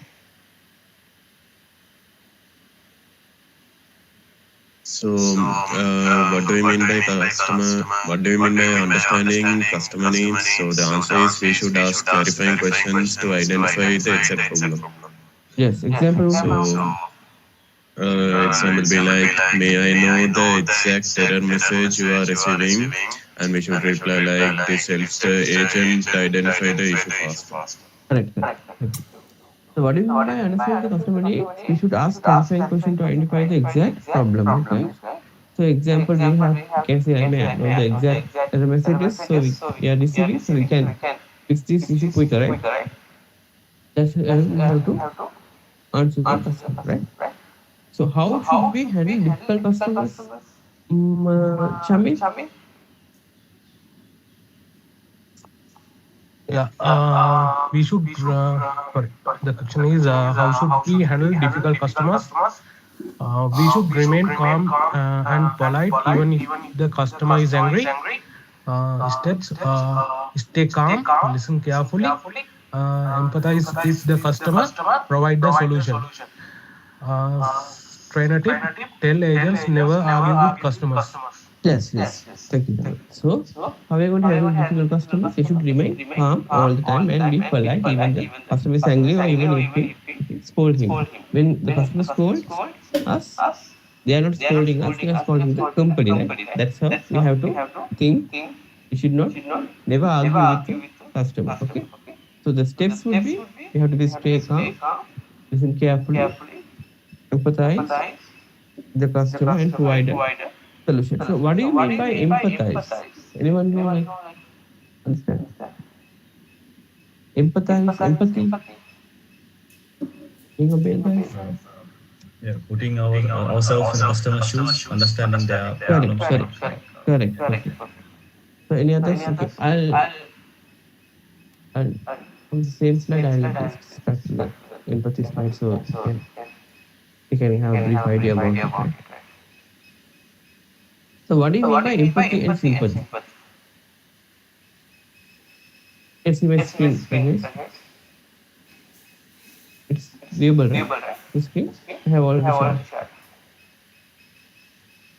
Is it viewable, guys? The screen? Yes. Yes, Yes. right? Yeah, yeah. Oh, okay, okay. So, what do you mean by empathy and sympathy? Let's take a common example, right, guys? So, a customer calls because their laptop stopped working or something before for an important deadline. So, sympathy in the sense it's feeling for the person. You feel sorry, but you stay a bit distant, right? So, example, we can say like, "I'm sorry that happened to you. That must be difficult." This show concern, right? Visual concern doesn't fully connect or step into the customer situation.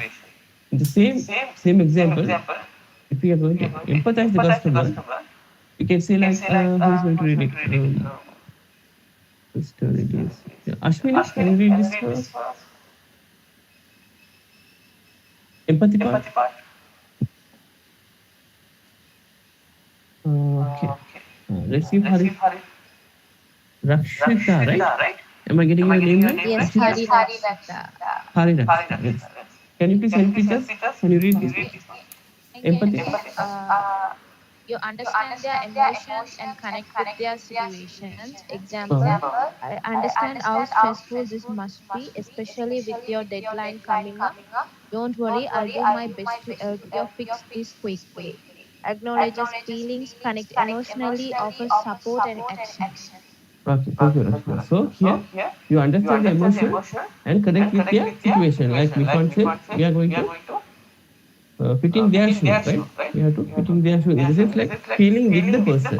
I understand how stressful this must be, especially with your deadline coming up. Don't worry, I'll do my best to help you fix this issue quickly. It acknowledges the feeling, connect emotionally, offers support and action, right? So in the professional thing, we use empathy. We do not use sympathy. Sympathy we use with our friends, right? So Who is going to be Mifan? Can you read this as for us? This part, empathy and sympathy part. Yeah, sure.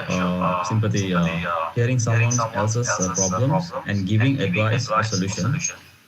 This often means acknowledging their struggles without truly sharing in the experience. Example, I can't imagine how thought that must be for you, but I think get the same. Okay, thank you. Yeah, and yes, Let's and sympathy part. yes, yes. Yeah, relate to the other's feelings as if you experience it yourself. This often means mindful listening, being present, and offering support from a place of true understanding. Example, I can feel how hard that must be for you. Let's talk through it together, and I'm here to help you however I can. However, I can. Right. Thank you, Mifan. So, you got the idea, right, guys? Sympathy and empathy, right? So this is the thing, like what is empathy? Empathy is the ability to recognize the feelings and emotion in others, right? Understand the customer. Afras, can you read this part? Yeah, understanding customers. We must recognize the feelings and emotions of customers, especially when they face service issues or device problems. All right. So we must recognize the feeling and emotion of the customers, especially when they are when they face services issues and device problems, right? Aslam, can you read the second part? Yes. Put yourself in the customer's shoes. Empathy involves imaginations, understanding what the customer is going through and how they feel. Yes, correct. So, like Mifan said, put yourself in customer's shoes, right? Empathy involves imaginations, understanding what the customer's going through and how they feel. From their perspective, we have to give them answer the calls and we have to help them, right? So the customer's emotional part, Ashar? Customer emotions. Customer often feel frustration and anxiety when services or users do not work properly. Yes, thank you, Ashar. So, customer often feel frustrated and feel anxiety when services or devices if it's not working properly, right? So our role is to it's our job is to empathize and understand how the situation feels for the customer. So who is going to read the empathy statement for me? Ishiko? What would be an empathy statement? Yeah, empathy statement. I realize this situation has made you upset, but you are talking to the right person to help you. Yeah, likewise we have to calm them. All right, guys. I realize the situation has made upset, but you're talking to the right person to help you with. There's a value script also. Reluction, can you try this? The best script is our priority is to always provide you with the best service. Yeah, that's correct. So this is a value script. With an angry customer, we can use this. Harusha, can you read the empathy plus value script part? Yeah, sure. So, empathy and value script based for angry customer. So, I realize the situation has made you upset, but you are talking to the right person to help you. So, our priority is to always provide you with the best service. Best services. So we can say like I realize this situation has made you upset, but you're talking to the right person to help you with. Our priority is to always provide you with the best services, right? So he might get a little bit calmed down so we can understand their issues, right? Okay, so empathy statement. Lakshan, can you read out the empathy statement for us? Yeah, sure. I completely understand how frustrating this must be for you.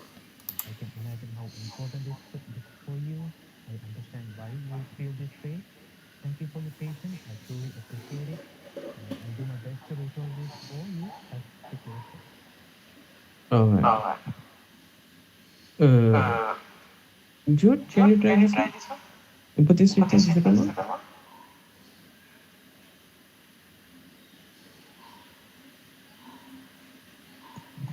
That definitely shouldn't have happened. Let me fix this for you. I understand this has caused inconvenience and I'm sorry about that. Let's work on this together and get it sorted out. Right, thanks. Bro. So you guys get the thing right. What is empathy and sympathy, and we use empathy in professional environment, right? So I'll stop sharing this part and come with the other slide.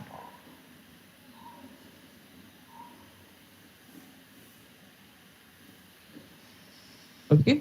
Now we know what sympathy is, right? The question number 11. Mr. Shamil, question number 11, please. What is positive scripting? What is positive scripting? Answer is positive scripting means using positive language when speaking to customers. Wrong. I can't do that. Correct. Here is what I can do for you. Right. Thanks, sir. So positive scripting in the sense using positive language when speaking to customers. That's it, right, guys?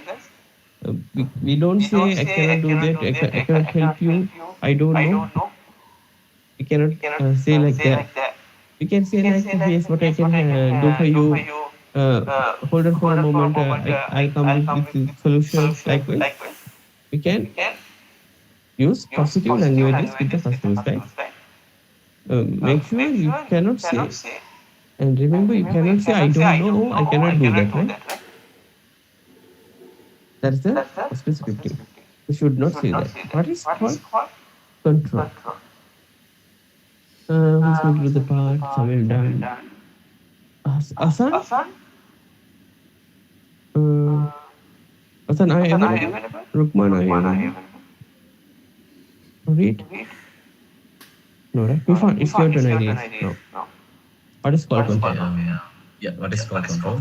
Core control means keeping the conversation focused on solving the customer's problem. For example, if the customer starts talking about unrelated topics, the agent can politely say, thank you for sharing. To make sure we fix your concern quickly, let's focus on the main issue. Correct. Thank you. So, core control means keeping the conversation focused on solving the customer's problem. Example would be if the customer starts talking about unrelated topics, the agent can politely say, thank you for sharing. To make sure we fix your concern quickly, and let's focus on the main issue, right? Ashwini, can you read out the 13th question, like problem solving and critical thinking? Problem solving and critical thinking. What is troubleshooting? Troubleshooting is a step-by-step process used to identify and fix technical issues. Example troubleshooting steps are identifying the problem, ask questions, perform basic checks regarding the customer issue, and apply a solution. Correct. Thank you, Ashwini. So, what is troubleshooting? Troubleshooting is a step-by-step process to identify and fix technical issues. Steps should be identify the problem, asking the questions, perform basic checks and regarding the customer issues, apply a solution. All this includes what? Within our scope, we troubleshoot, right guys? Make sure you remember that. If it's out of our scope, we should not help them. We provide the ticket to tier 2 or tier 3 level as per the issue, right? Right. So, Harinakshita, what's the 14th question? Can you read out? 14th one. Decision making and in technical support. The answer is decision making means selecting the best possible solution for the customers while following company policies. All right, thank you. So, what is decision making, guys? Decision making is selecting the best possible solution for the customer while following the company policies, right? Afras? Yeah. What is a creative solution? Answer is a creative solution means providing an alternative option if the exact solution is not immediately available. For example, if a permanent fix takes 1 week, the agent may provide a temporary workaround so the customer can continue working. All right, thanks, Afras. So, creative solution means then and there we'll giving you alternative option, right? So, a creative solution means providing an alternative option if exact solution is not available immediately, right? Immediately available. Okay. Example would be providing a temporary workaround for the customer so he can work for a while until we get the permanent solution, right guys? Now the interpersonal skills. Asya, what are interpersonal skills? What are interpersonal skills? Interpersonal skills are the abilities used to interact efficiently with your colleagues and customers. Key elements: teamwork, respect of diversity, professional behavior. All right, thanks. So, what are interpersonal skills? Interpersonal skills are ability used to interact effectively with colleagues and customers, right? Key elements are teamwork, respect for the diversity, and professional behavior, right? Now, question is who's the next? Guys, any volunteers? Why teamwork is important in customer support center? Who's the last person who did? Ashad or Aslam? Guys? Aslam. Aslam, right? Okay, Ashad, it's your turn. Why is teamwork important in support center? What is teamwork? Teamwork means working together with others to achieve a common goal and support each other in completing tasks. Give an example of teamwork. A Tier 1 support agent escalates a complex issue to Tier 2 and works together to solve the customer's problem. Alright, guys, thank you. So, teamwork means working together with others to achieve a common goal and support each other in completing tasks.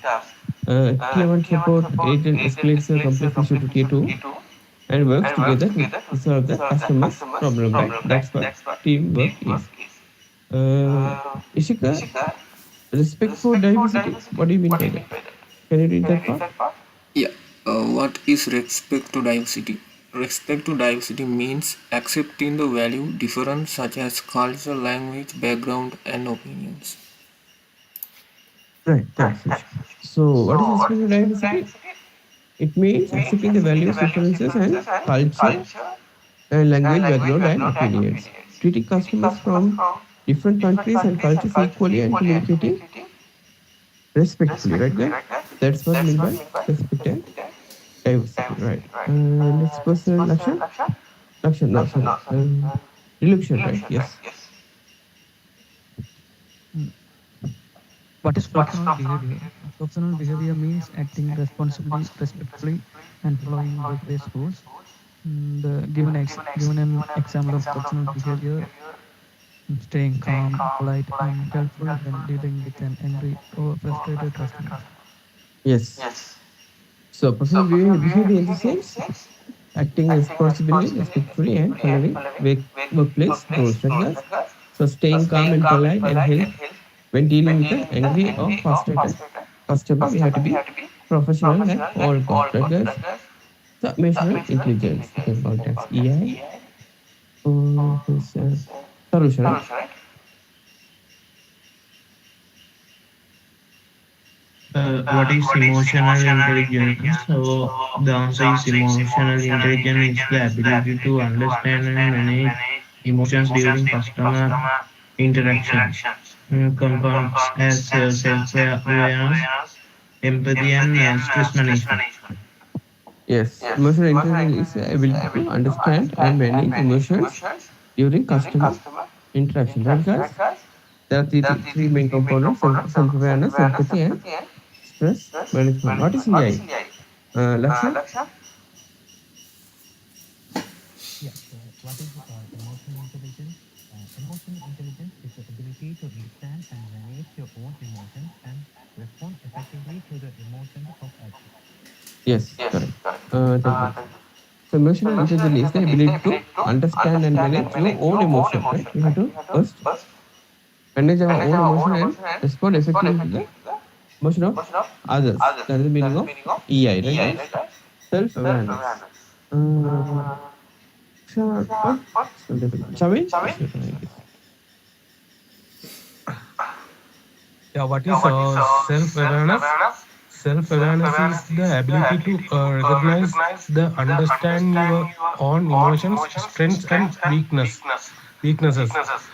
Example: a support agent realizes they are feeling frustrated during a difficult call, but stays calm and continues helping the customers professionally. Correct, correct. So self-awareness is the ability to recognize and understand your own emotion, strengths, and weaknesses, right? So a support agent realizes they are feeling frustrated during a call, difficult call, but stays calm and continues to help the customer professionally. That is the idea of self awareness, right? I think Han is not.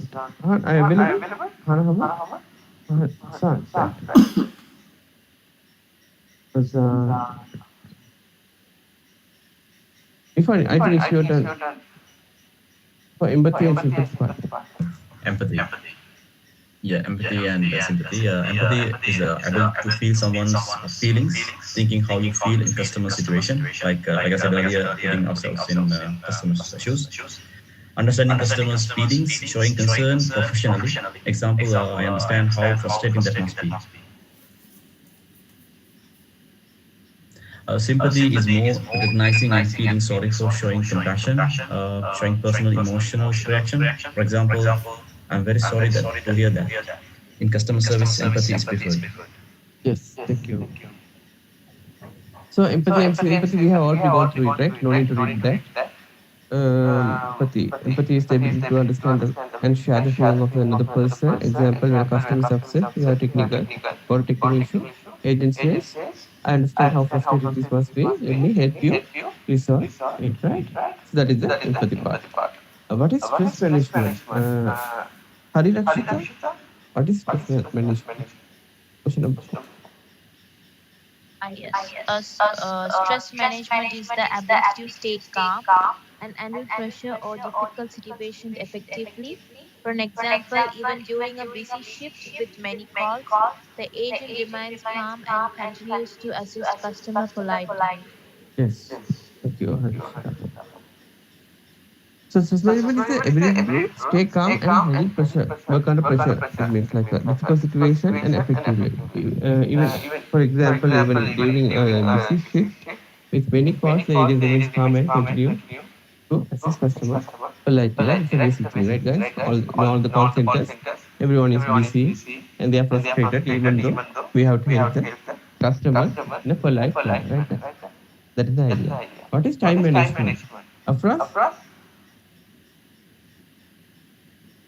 What is time management? Time management is the ability to plan and use time effectively to complete tasks and responsibilities. The first one is prioritization, second one efficiency, final one is goal setting. Yes, thank you, Afras. So time management. It's the ability to plan and use the time effectively to complete tasks and responsibilities. There are three parts. Main things like prioritization, efficiency, and goal setting. Aslam, what do you mean by prioritization?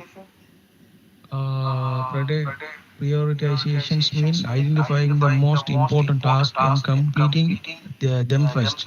Example, a support agent handle urgent customer issues before working on less critical tasks. Yes. Thank you. So prioritization means identifying the most important task and completing them first. We have to prioritize what is the task we are going to do on the first, like P1, P2, P3. There are several levels of tickets, right, guys? So we have to prioritize priority one ticket first, and afterwards we can come up to the priority four or two or three or four, those kind of ticket, right? We have to identify the priority. What is efficiency, guys? Azad? Yes, sir. What is efficiency? Efficiency means completing tasks quickly and accurately without wasting time. Example, a technician follows the correct troubleshooting step to resolve an issue faster. That's right. Efficiency means completing tasks quickly and accurately without wasting time. The main point is we should not waste time over the phone, right? So we have to follow the SOPs to reduce wasting time. The example would be here: a technician follows the correct troubleshooting steps to resolve the issue faster. That's right. So we can avoid wasting time, right? What is goal setting? Ishika, goal Yeah. setting? Yeah. The goal settings means creating clear objectives to improve performance and productivity. Example, an agent sets a goal to improve first call resolution and reduce call handling time. All right. Goal setting means creating clear objectives to improve performance and productivity. For example, agents set a goal to improve first call resolution and reduce call handling time. What do you mean by first call resolution, guys? Anyone can try? It means we have to resolve the issue on the first call. We always try to resolve the issue at the first call to avoid conflict. So if we keep getting second calls, third calls, that is not good for like what we did is not right? Because mostly at tier one level, we should for the to avoid the all calls, we have to provide the solution at the first call. In the first call, we have to provide them the resolution, right, guys? We can, I think we go through this in the call quality part. For now, just keep this in mind, right? Okay. Adaptability and flexibility. Whose turn is this? What is the next one? Reduction, right? Adaptability and flexibility. What is adaptability and flexibility? Adaptability and flexibility mean the ability to adjust to new situations, changes, and facing challenges in the workplace. And the what is handling change? Handling change means accepting and adjusting to new processes, technologies, or work environment. Example: learning a new ticketing system introduced by the company. Then, what is learning ability? Learning ability is the willingness and capacity to learn new skills and knowledge. Example: support agent learning new troubleshooting steps or updated software. All right. Thank you, Lakshman. So, what do you mean by adaptability and flexibility? Adaptability and flexibility means the ability to adjust to new situations and change, facing challenges in workplace. One moment, guys.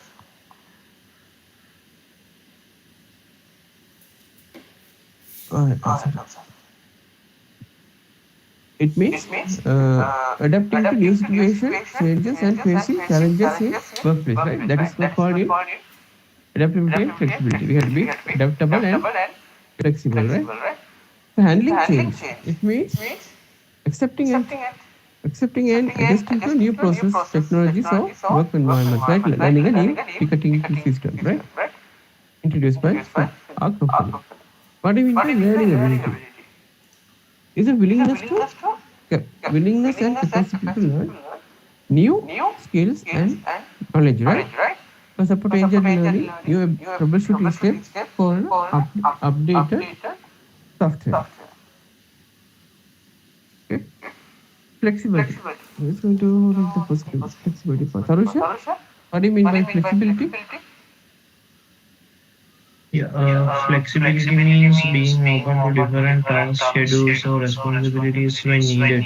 For example, an employee helping another team member or working in a different shift during busy period.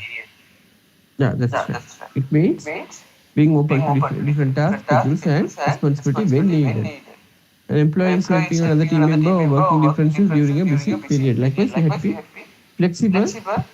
That is what we mean by flexibility, right? All right. Lakshan, conflict resolution, please.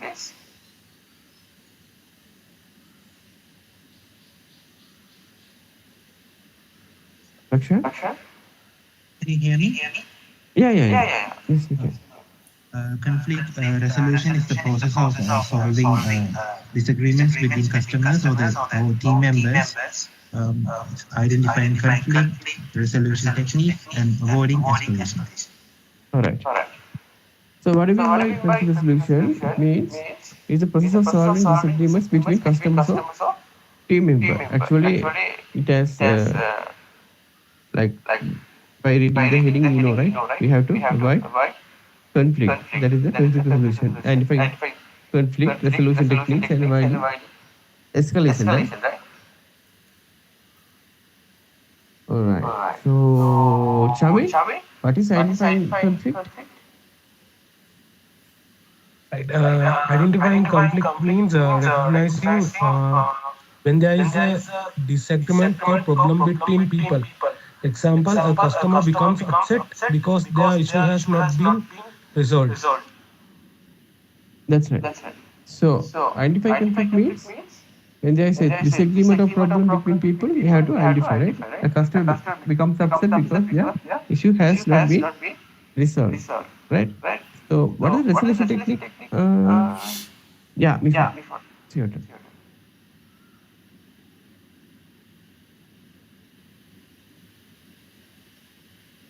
Mifa, available? Yeah, sorry about that.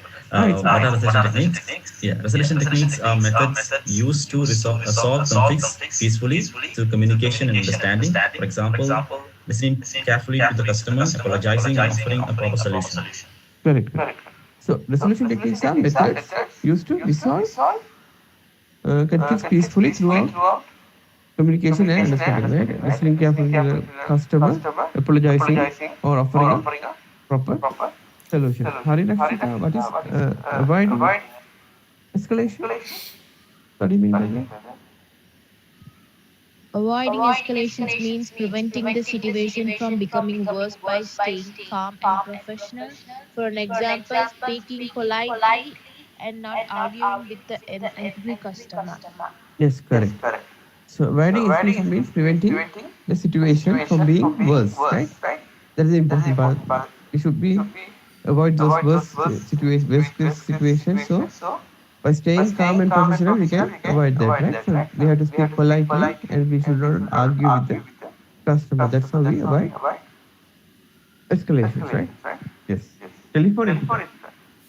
Ashwini, what do you mean by telephone etiquette? Telephone etiquette refers to proper behavior while handling customer calls. Key points are greeting and closing, hold protocol, voice modulation.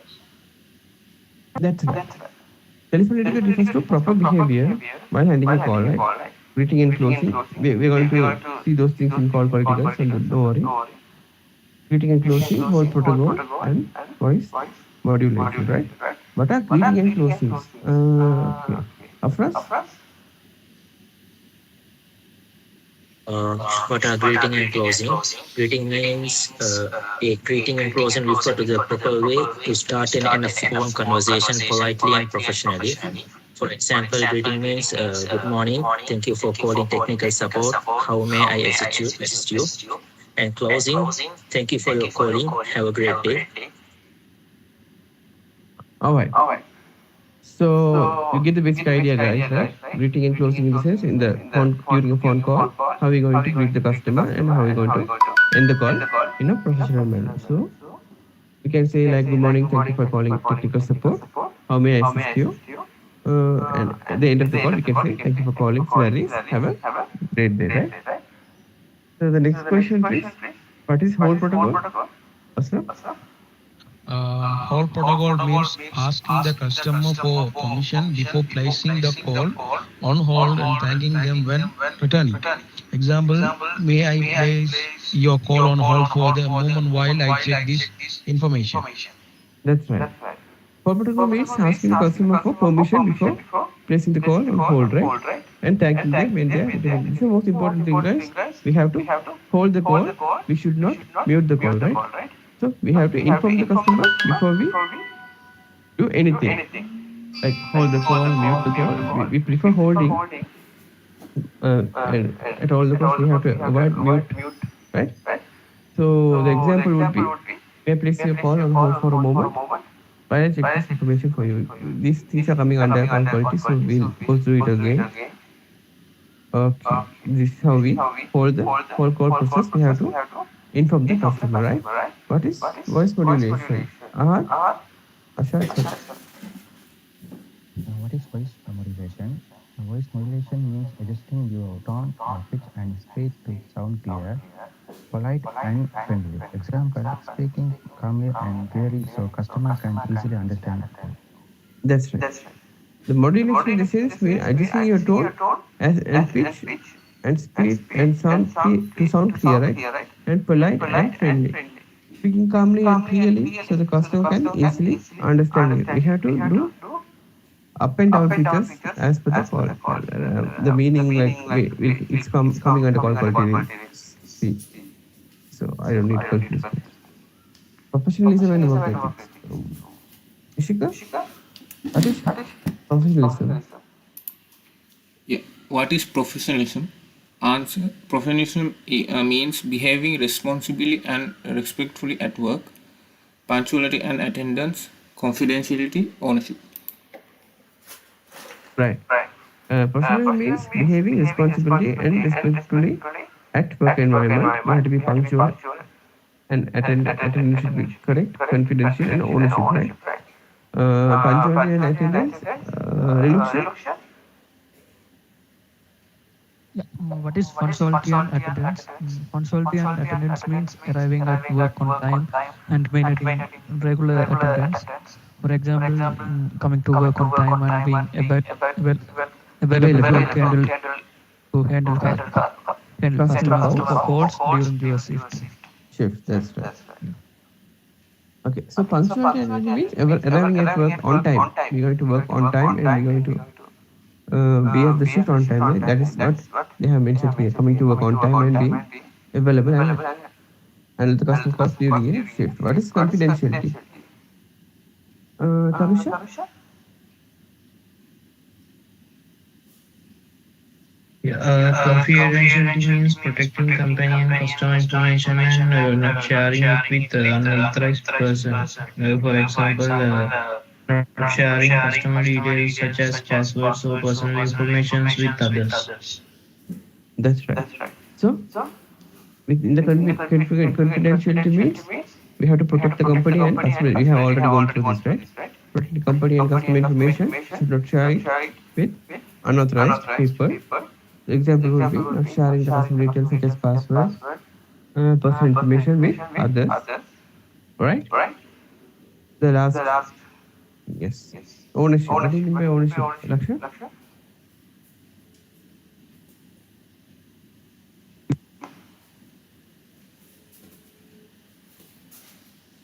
Ownership? Taking a responsibility for a task or an issue until it is resolved. For example, a support agent follows up on a customer's issue until it is completely solved. All right.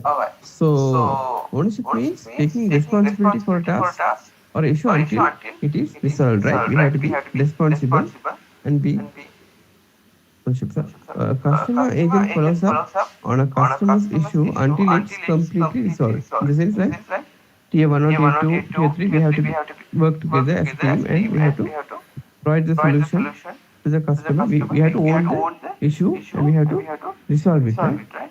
That is how it works. That's mean ownership, right? So it's almost 11:55, right? So we'll take a 10 minutes break, guys. Is that okay? You guys want break, right? Yes, no? You can talk to me. Yeah, yes. Yes, Yes, yes. yes, better. Yes. Others can also talk. Yes, you need break, right? Yes, yes. Yes, yes, yes. Yes, I also need break. Okay. So let's take a 10 minutes break. We'll be here around 12:05, right? Okay, all good.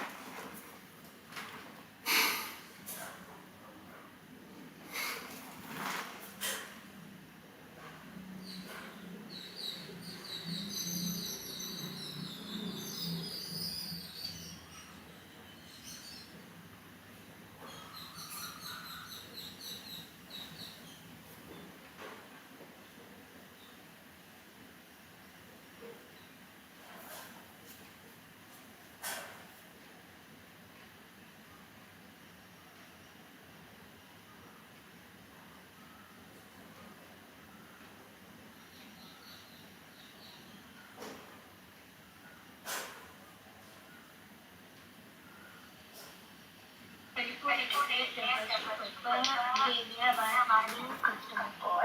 Key points are greeting and routing, call protocol, voice modulation. That's it. Telephone etiquette refers to proper behavior while handling a call, right? Greeting and closing. We're going to see those things in call political, so don't worry. Greeting and closing, call protocol, and voice modulation, right? What are greeting and closing? Okay. Afras? What are greeting and closing? Greeting means a greeting and closing refer to the proper way to start and end a flow of conversation politely and professionally. For example,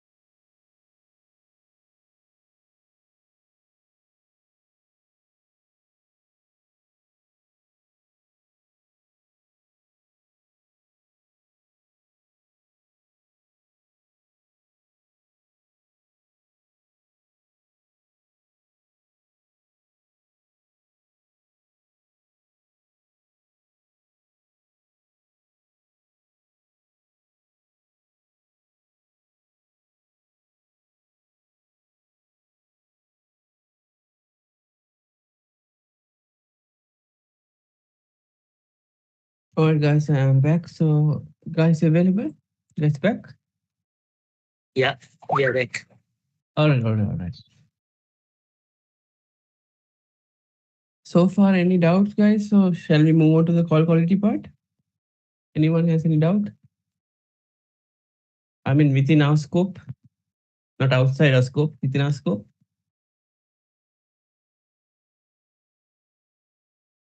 Mhm.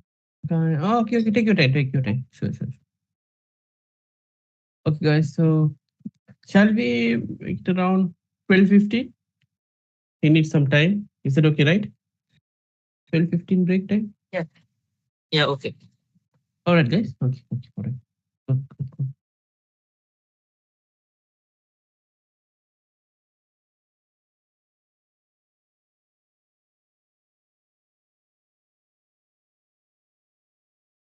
So when do you want to have your lunch break? You guys want lunch break or no need lunch break?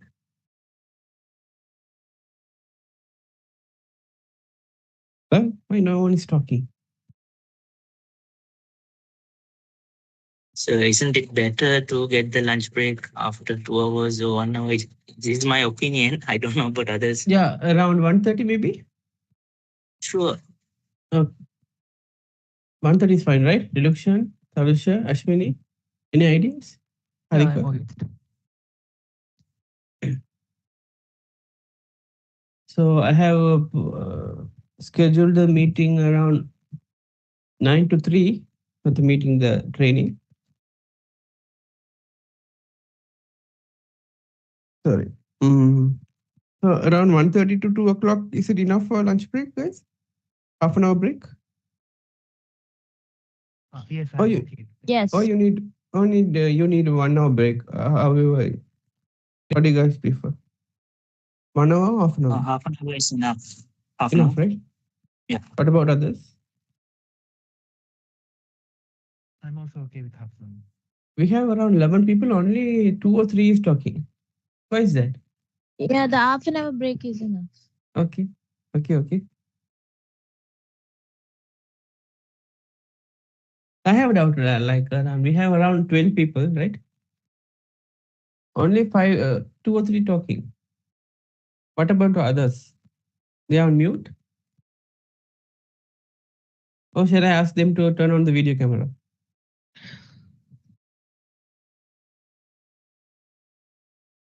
Hope they are not sleeping.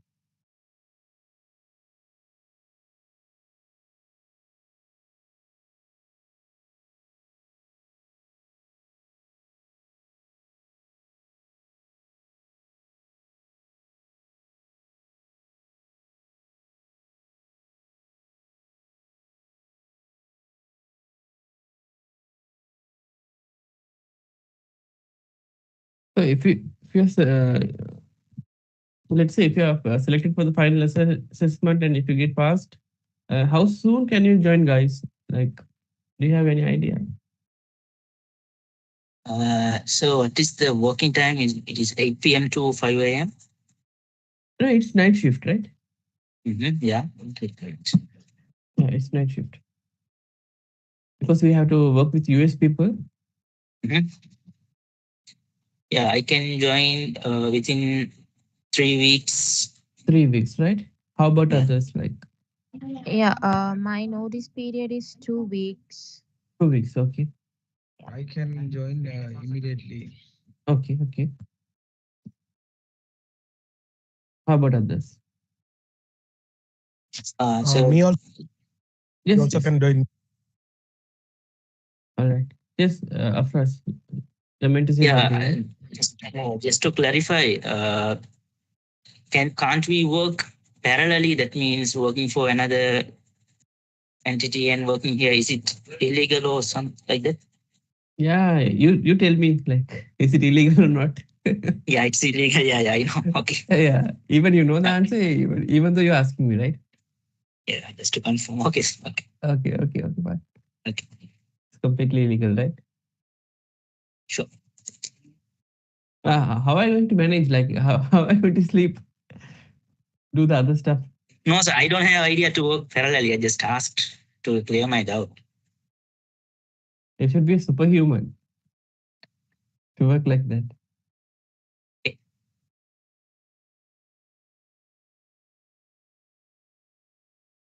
So Mifan is back. No, right? Yeah, no. Okay. We'll continue and he'll be back, right? Let's wait for 1 minute. So we'll start with call quality. So guys, what do you mean by call quality? I have showed you in the previous slide. I'll show others for once more, right? So they can have a recap. One moment. Those are the main four things we have to go through.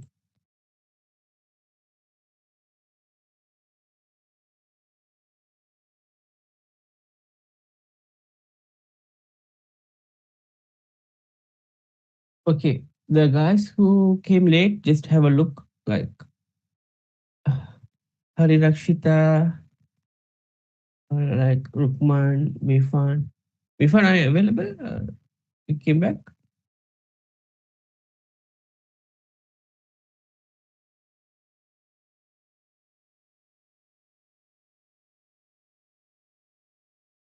So guys, just check it out. Like it's soft skills, right? Soft skills in the sense it's people skill.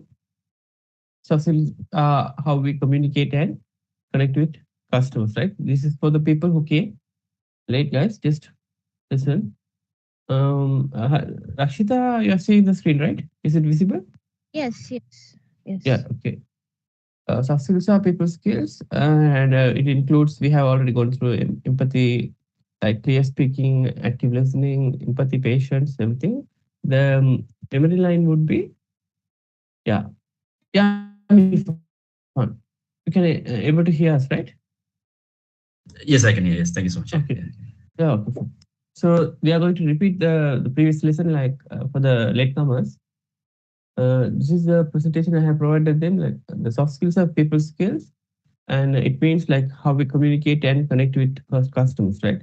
So the memory line would be how we going to remember that, how you talk and treat the customers. Okay, this is soft skill.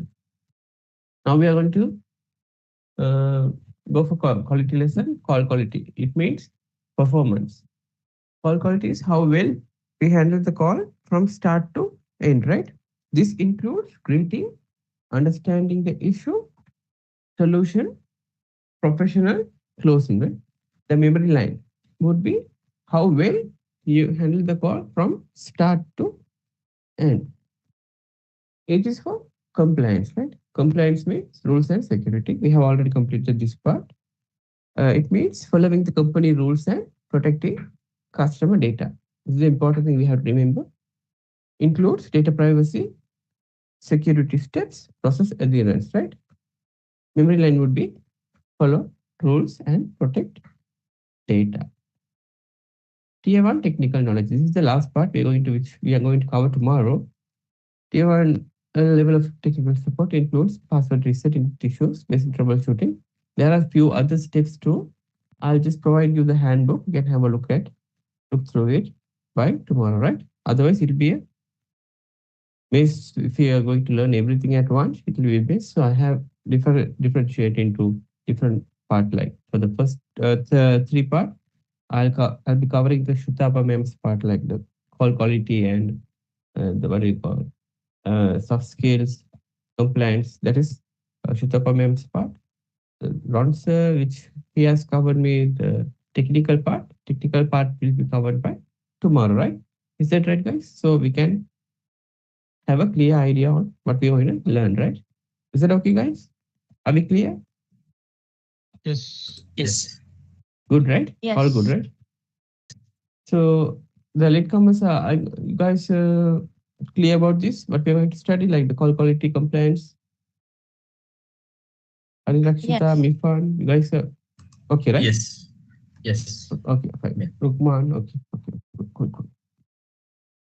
So we'll start, guys, right? Almost 3 minutes, right? Call quality.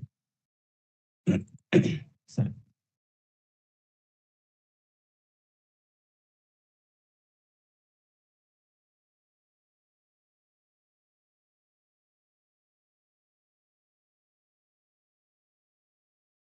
Okay.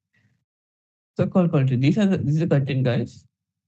Call quality contains objective of call quality, quality analysis, key performance metrics, high call quality guidelines, do's and don'ts, handling different customers, common call quality errors, inbound call flow, best practices, scenario-based questions. Okay, those are the content part. Right. This is call quality section by section. So who is going to be the volunteer? Afras, you're the first one, so we have to go with section one. Sure. Yes, Uh, Afras. what is the goal of the quality assurance training in a call center? Well, the goal of a QA training is to enhance customer satisfaction, improve urgent performance, reduce errors and escalations, and ensure compliance with company policies and industry standards. Correct, correct. Thank you. Afras. So what do you mean by call quality? The QA training is to enhance the customer satisfaction. We have to satisfy the customer, improve agent performance. You all have to improve your performances, right? And reduce errors and escalations and ensure compliance with the company policies. We have to follow the rules and regulations within the company policies and industry standards, right?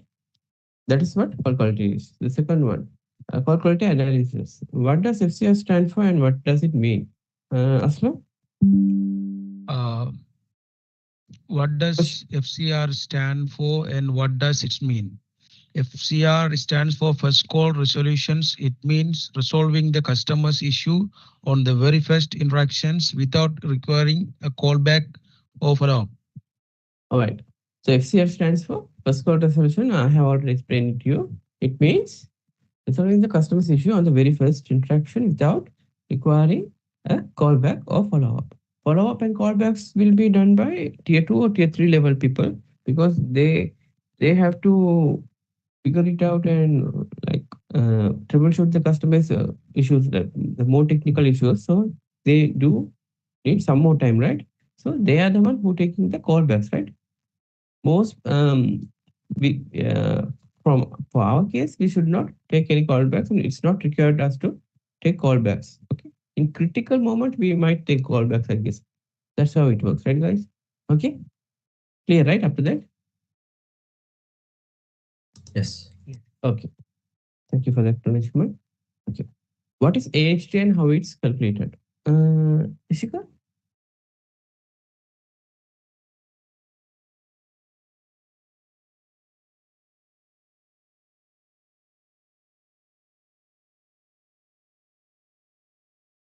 Okay, right. AHT stands for average handling time. It's calculated for as talk time, hold time, and the whole time. The other time is the whole time, wrap up time, right? What is CSAT? Reluction? Yeah, what is CSAT? CSAT stand for Customer Satisfaction Score. It is the rating Satisfaction provided. score. Yes. Yeah, satisfaction score. It's Yes. the rating provided by the customer after an interaction, and usually through a feedback survey. Through a feedback or survey, right? You get the idea, right, guys? CSAT means customer satisfaction score. It's a rating provided by the customer. Okay. What is NPSS and what does it measure? Tarusha?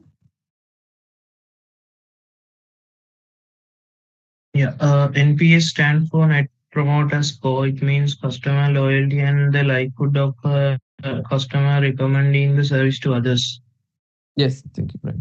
NPS stands for Net Promoter Score. It measures the loyalty and likelihood of a customer recommending service to other customers, right? That is what it means. What are the soft skills in the context of call quality? Lakshan, what do you mean by that? Question number 6. Soft skills refer to core etiquette, including tone, politeness, active listening, and overall professionalism during the call. Correct. Soft skills means we have already covered it, right, guys? Including tone, politeness, and active listening. Okay, that's what soft skills are, right? Paper skills. What high quality guidelines? Question number 7. It's Rukman Ans Mifan. Yeah, it's your turn. Uh, what should a professional call greetings include? A professional greeting must include the company name, the agent's name, and an offer to assist. For example, thank you for calling. Company name. My name is. How may I assist you today? Yes, correct. What should a professional call greeting include? It should include these three things. Thank you for calling Silaris. My name is Dino.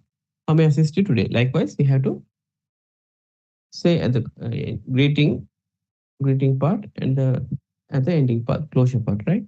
What is active listening and how it should be demonstrated on a call? Who's turn? Hari Rakshita. Yes. Yes. What is active listening and how should it be demonstrated on a call?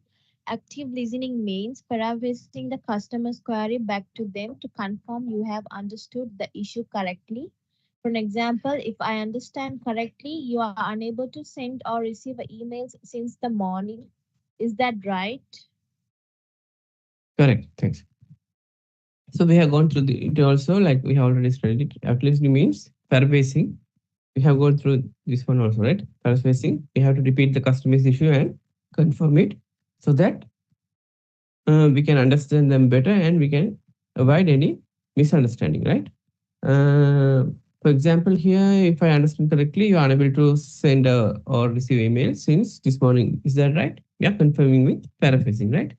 Right. So question number 9, Shami.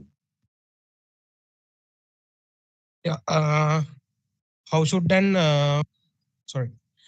How should an agent approach problem solving on a call? Once the issue is understood, the agent should provide a clear and precise resolution without using technical jargon or avoiding the problem.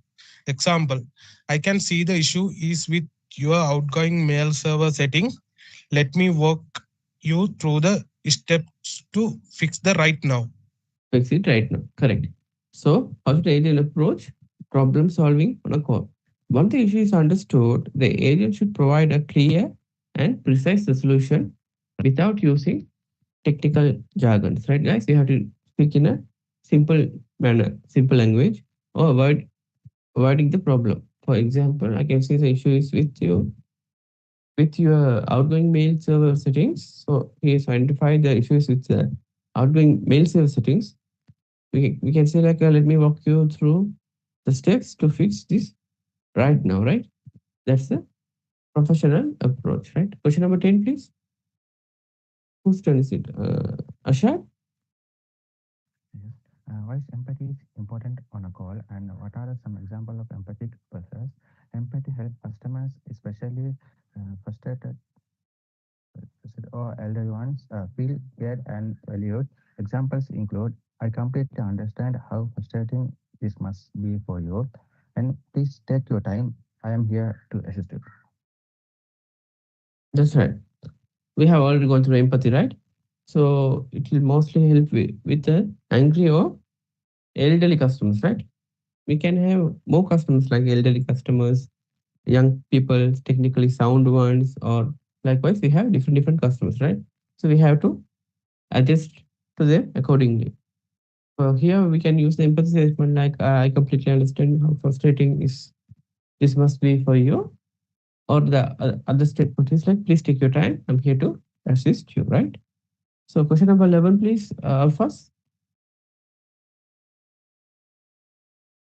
How should an agent close a call professionally? The agent should ask the customer to verify the resolution, confirm there are no further concerns, and close with a professional sign-off. Example, is there anything else I can assist you with today? Thank you for calling. And need to tell the company name and have a great day. All right, all right. Thank you.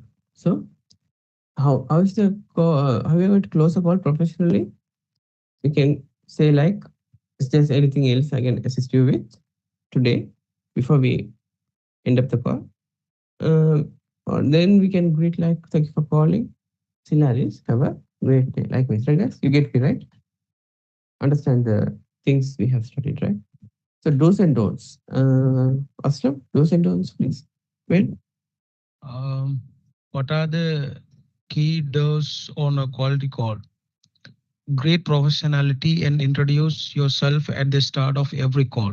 Use the customer's name throughout the call to personalize the interaction.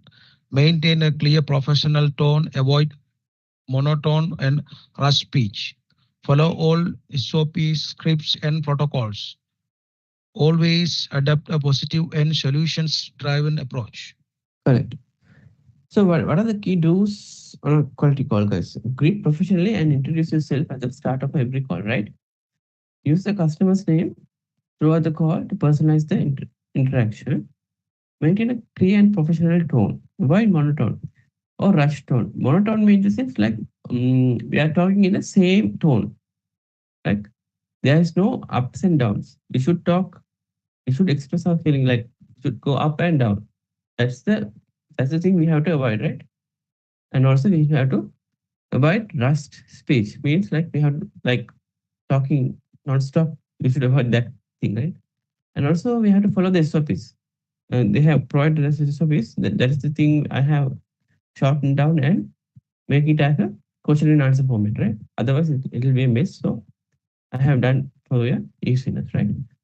Following all SOPs and scripts. The scripts they will be provided by the company and protocols, right? The rules and regulations.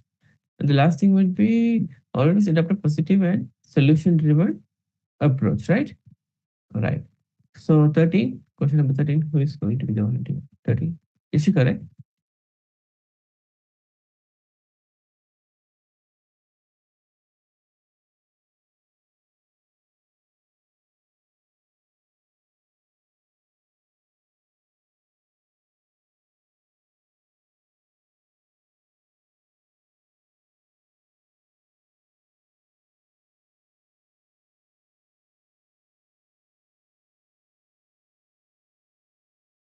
If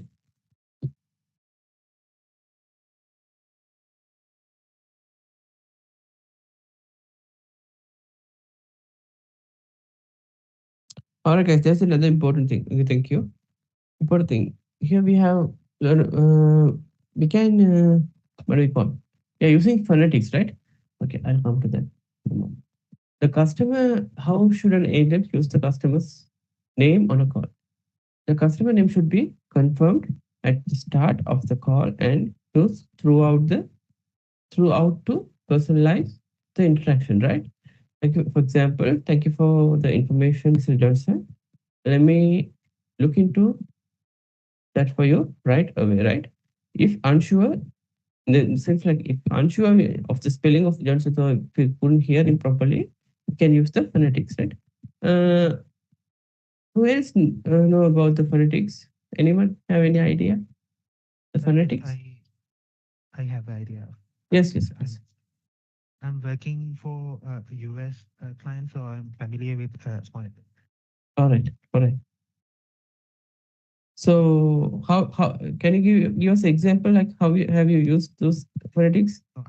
So I have a stage name, which is Liam. So I when they ask me to spell my name for me, I'll say like L for Lima, I for India, A for Alpha, and for Mike, and my last name is Safe also.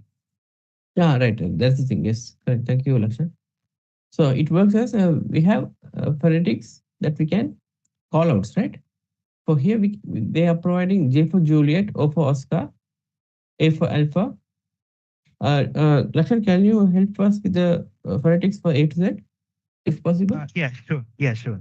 A for Alpha, B for Bravo, C for Charlie, D for Delta, E for Echo, F for Foxtrot, G for Golf, H for Hotel, I for India, J for Juliet, K for Kilo, L for Lima, M for Mike, N for November, O for Oscar, T for Papa, uh, Q for Quebec, R for Romeo, S for Sierra, T for Tango, U for Uniform, It's W okay. for It's fine. Whiskey.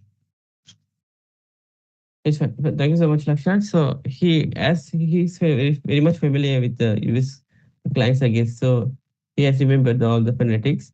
So that's how we have to uh, ask when the customer is calling us. If we are unable to spell their name or if the word is missing, we can ask for phonetics like J for Juliet or for Oscar, like right? Okay. confirm, right?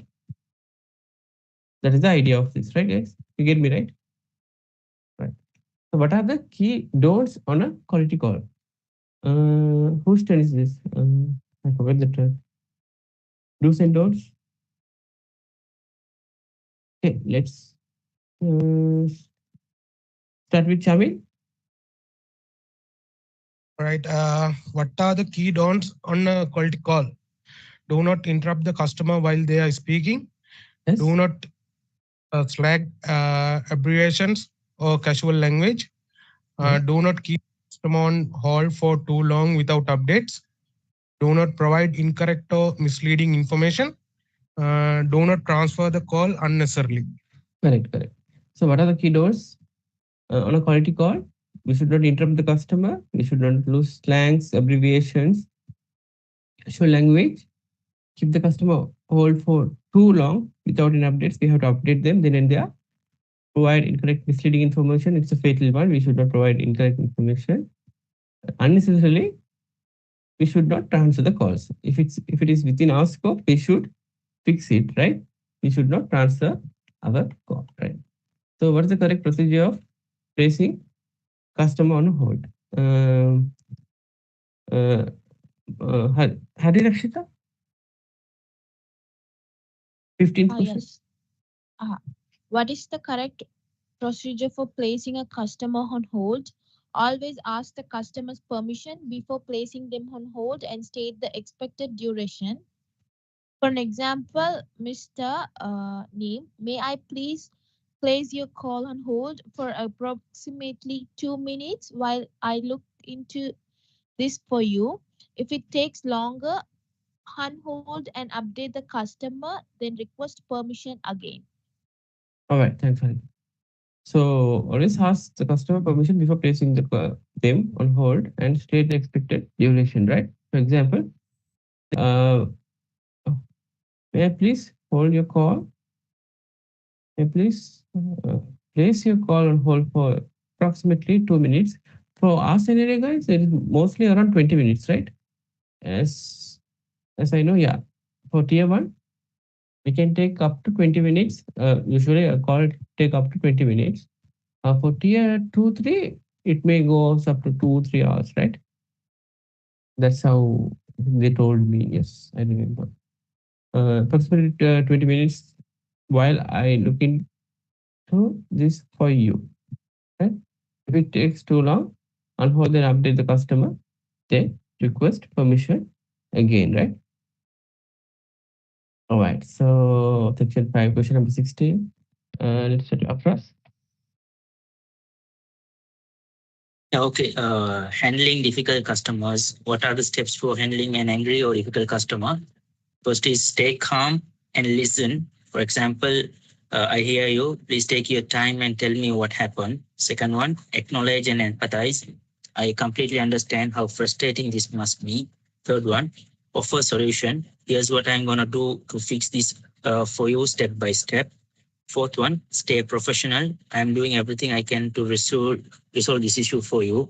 And last one, escalate if needed. I'm going to connect you with my supervisor. Yeah, that's right. So how are we going to handle different and angry customer, angry and or difficult customer? We have to stay calm at all costs, right? Stay calm and we have to listen. I hear you. Please take your time and tell me what happened. Acknowledge and empathize, right? I completely understand you how frustrating this must be. Offer solutions. We have to a solution like, here's what I'm going to do to fix this for you, step by step. Stay professional. I'm doing everything I can to solve this issue for you, right? Escalate if needed. We have to escalate it. If it's not in our scope, I'm going to connect you with my supervisor. Likewise, can escalate it to our next level team, right? So question number 17, Aslam. What should an agent say if a customer use inappropriate language? Mr. Name, I understand you are the frustrated. I am here to help you. Please allow me to resolve this for you as quickly as possible. Stay calm, do not argue, and remain professional at all times. That's right. So we can say like, I understand you are frustrated. I'm here to help you. Please allow me to resolve this for you as quick as possible. Stay calm, do not argue, and remain professional at all times. This within double quotation is how we are going to talk with the customer. After that, those statements are for us. Like we have to be stay calm, we do not argue with the customer, and remind we have to remain professional at all times. Right? You get the idea, right, guys? So common quality errors. Ishika.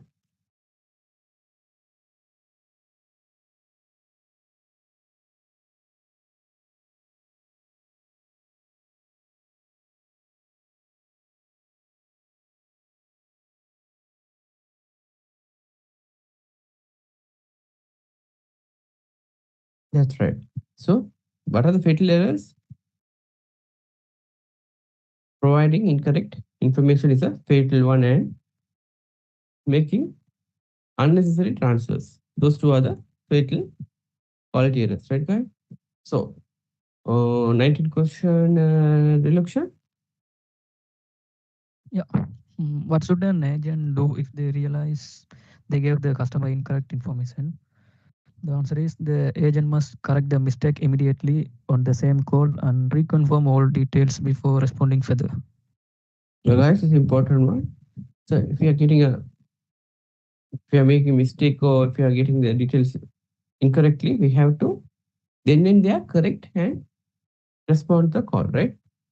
That's what they say. That the agent must correct the mistake immediately on the same call, right? On the same call and reconfirm all the details before responding further, right? We have to then and there correct, and afterward we have to carry out further, right? That is the idea of this statement.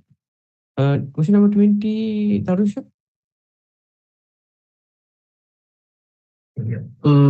How should excessive hold the customer to be handled? So always state the expected hold duration upfront. If it is exceeds that time, unhold the customer and provide an update and request permission to hold again. That's right. So we have to tell the customer our duration time upfront, right? When we are working or when we are troubleshooting the issue, we know the time, right? Time period. Approximately, we'll get to know. So we have to hold the customer and tell it and then unhold it and provide an update. Likewise, we have to keep working, right?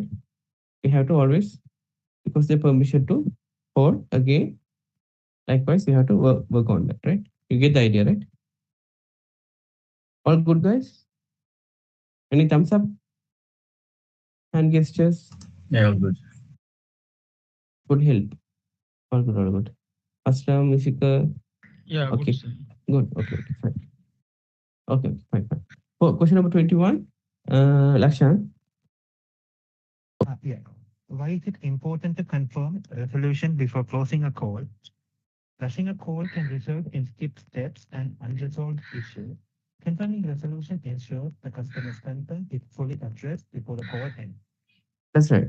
Rushing a call can result in skip steps and unresolved issues, right? So confirming the resolution ensures the customer's concern is fully addressed before the call ends. So that is confirm resolution, right? All right. All right. Ashram, do you have any doubt? Or else you can mute them. Okay, fine. Right. Inbound call flow. Or man, if you want to talk, Mifan, yeah, it's your turn. Yes, the inbound call flow. What are the 6 steps of the inbound call flow? First, call greeting. Answer within 3 rings using the standard greeting. Number 2, identify and authenticate. Confirm the customer's name and details. Number 3, understand the issue. Practice active listening and ask clarifying questions. Number 4, provide solutions plus troubleshooting. Resolve immediately or walk through steps. Inform before escalating. Number 5, confirm resolution and satisfaction. Ask the customer to test the fix. Number 6, call closure. Close professionally and never hang up abruptly. Correct, correct. Thank you, Mifan. So what are the 6 steps of the inbound call, guys? Call greeting, right? We have to answer within 3 rings, right? Identify and authenticate, confirm the customer's name and details, right? Understand the issue. Practice active listening and ask clarifying questions, right? We have to ask clarifying questions. Afterwards, fourth one, provide solution means troubleshooting, solve immediately or walk through steps, inform before escalating. Uh, in some case, we might get the issues like the customer won't provide us the remote desktop permission, right? If they are not willing to give us the permission, we have to walk through them throughout the call. That is also another scenario. We have to work on that, right? We have to walk through the steps by looking at our SOPs and we have to guide them according to that because some people may not provide us the access, right? All right. So confirm resolution and satisfaction. Fifth one, ask the customer to test it. After we troubleshoot, we always want to make sure like if it's working properly, we ask them to test it by themselves and get a confirmation, right? Call closure means close professionally and never hang up abruptly.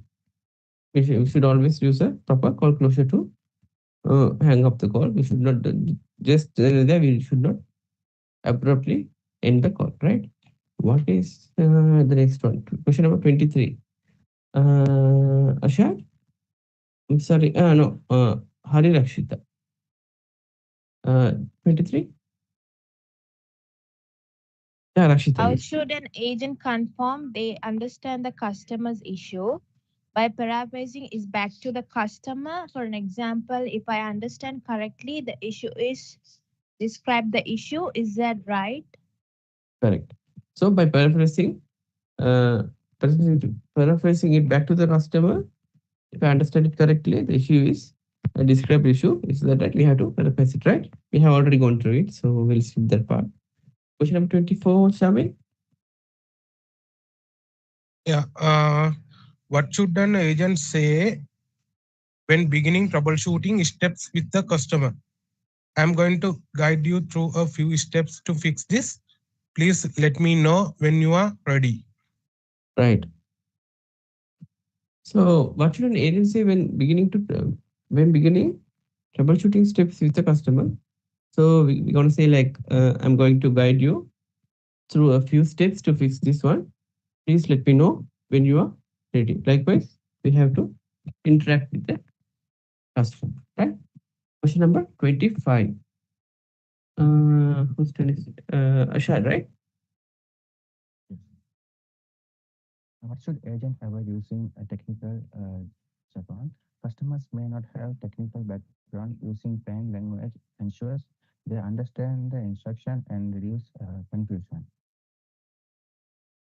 Right. So why should an agent avoid using technical terms or jargons? Because customers may not have technical background, right? Using a plain language ensures they understand the instruction and reduces the confusion, right, guys? Question number 26, Arfas. Yeah, why it is important to document every call, accurate call notes, support follow-ups, quality reviews, and ensure the customer's issue is properly tracked in case further action is needed. Right. So why do we have to document every call? Is it important? Yes, because accurate call notes support follow-ups, right? Quality reviews and ensures the customer's issue is properly tracked in case if further action is needed, right? That is we call ticketing, right? We have to include all those details and update it as for ourselves, and also it will help our other agents too. Question number 27 as well. Why should agents stay updated on product and process? Outdated knowledge lead to incorrect informations which damage customer trust and result in quality errors. All right. So we have to be ahead up with the customer. We should stay updated on the products because we get so many customers. Sometimes the customer may know lot of things than us, right? It will look bad on us. So we have to handle them to tackle with them. We have to uh, like stay updated at all costs, right?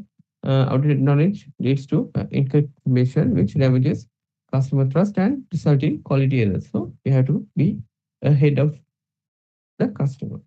So question number 28, Ishika.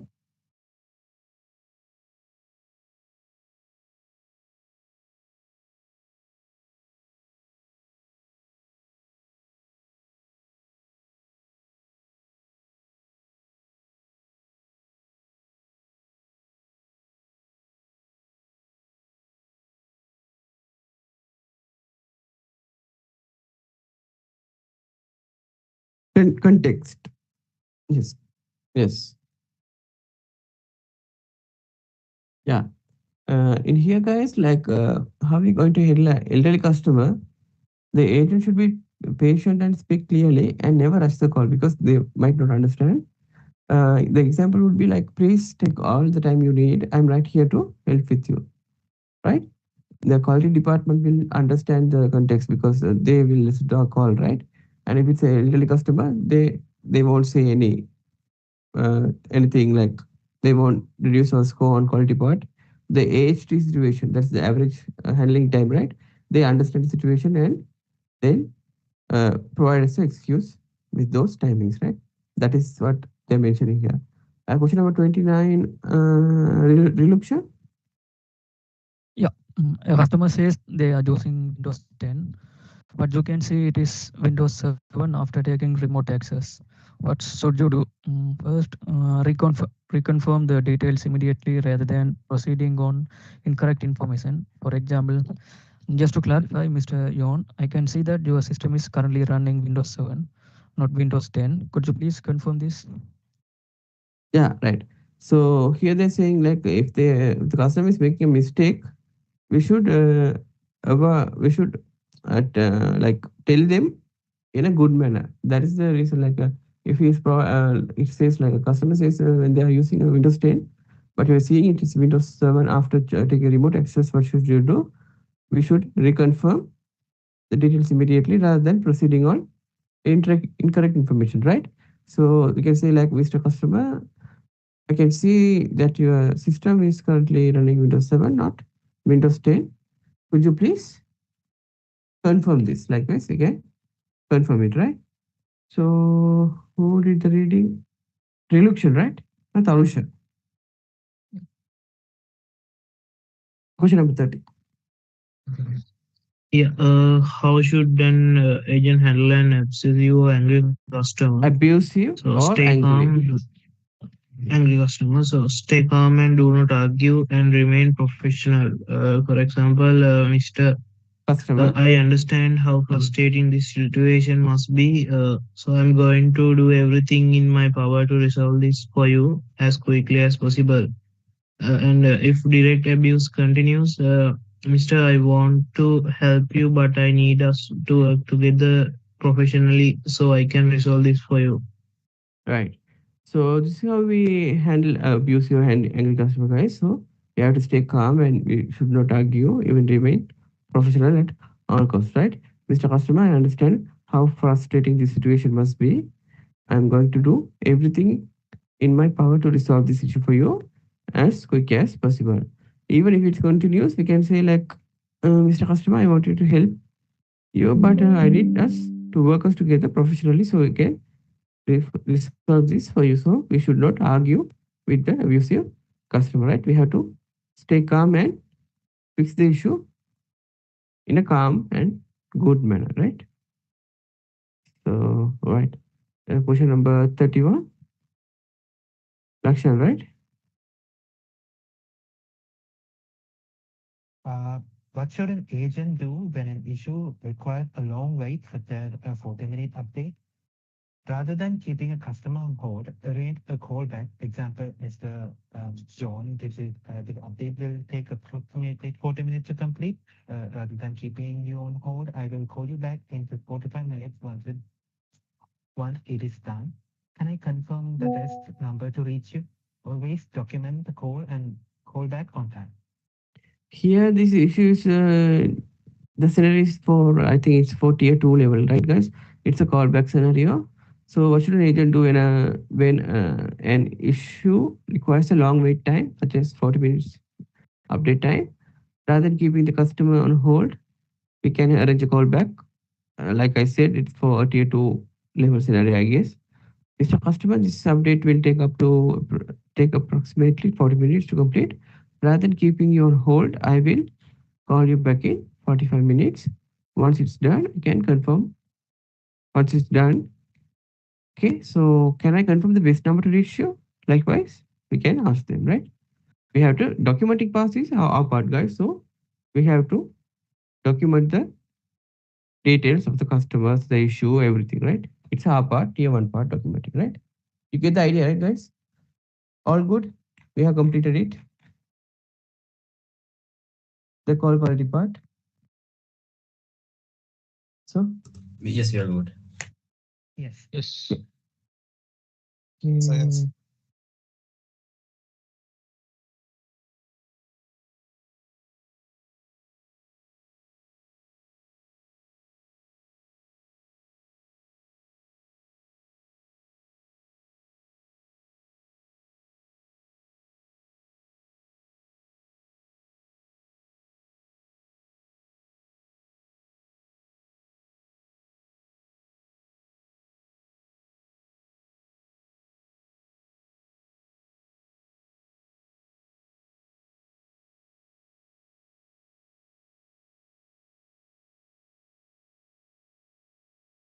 guys, so I need two guys to read out this issue. To fix this issue, one going to be playing as an agent, another one is going to play the customer. Who are the volunteers? You need to come up.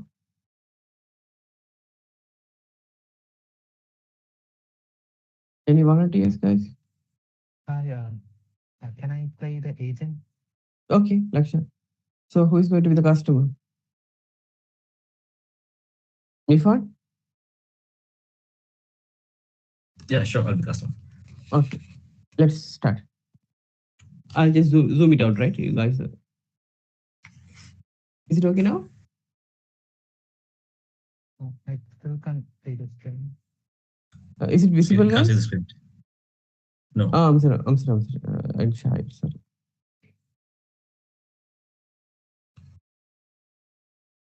Is it visible? Yeah. All right. Okay, you can start. Um, Thank you for calling Tech Support USA. My name is Marcus. I'm happy to assist you today. May I please have your name and account number? Yes, hi. It's Sandra Michelle. My account number is 8847 2291. Look, I'm working from home and my internet just completely stopped working.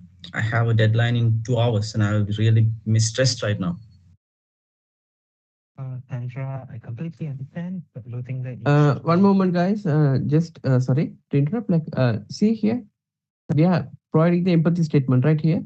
Just have a look at this as well, right? Okay, continue, SP. Sandra, I completely understand losing internet when you're on a deadline is incredibly stressful. And I'm going to make sure we get this sorted out for you as quickly as possible. You have my full attention right now.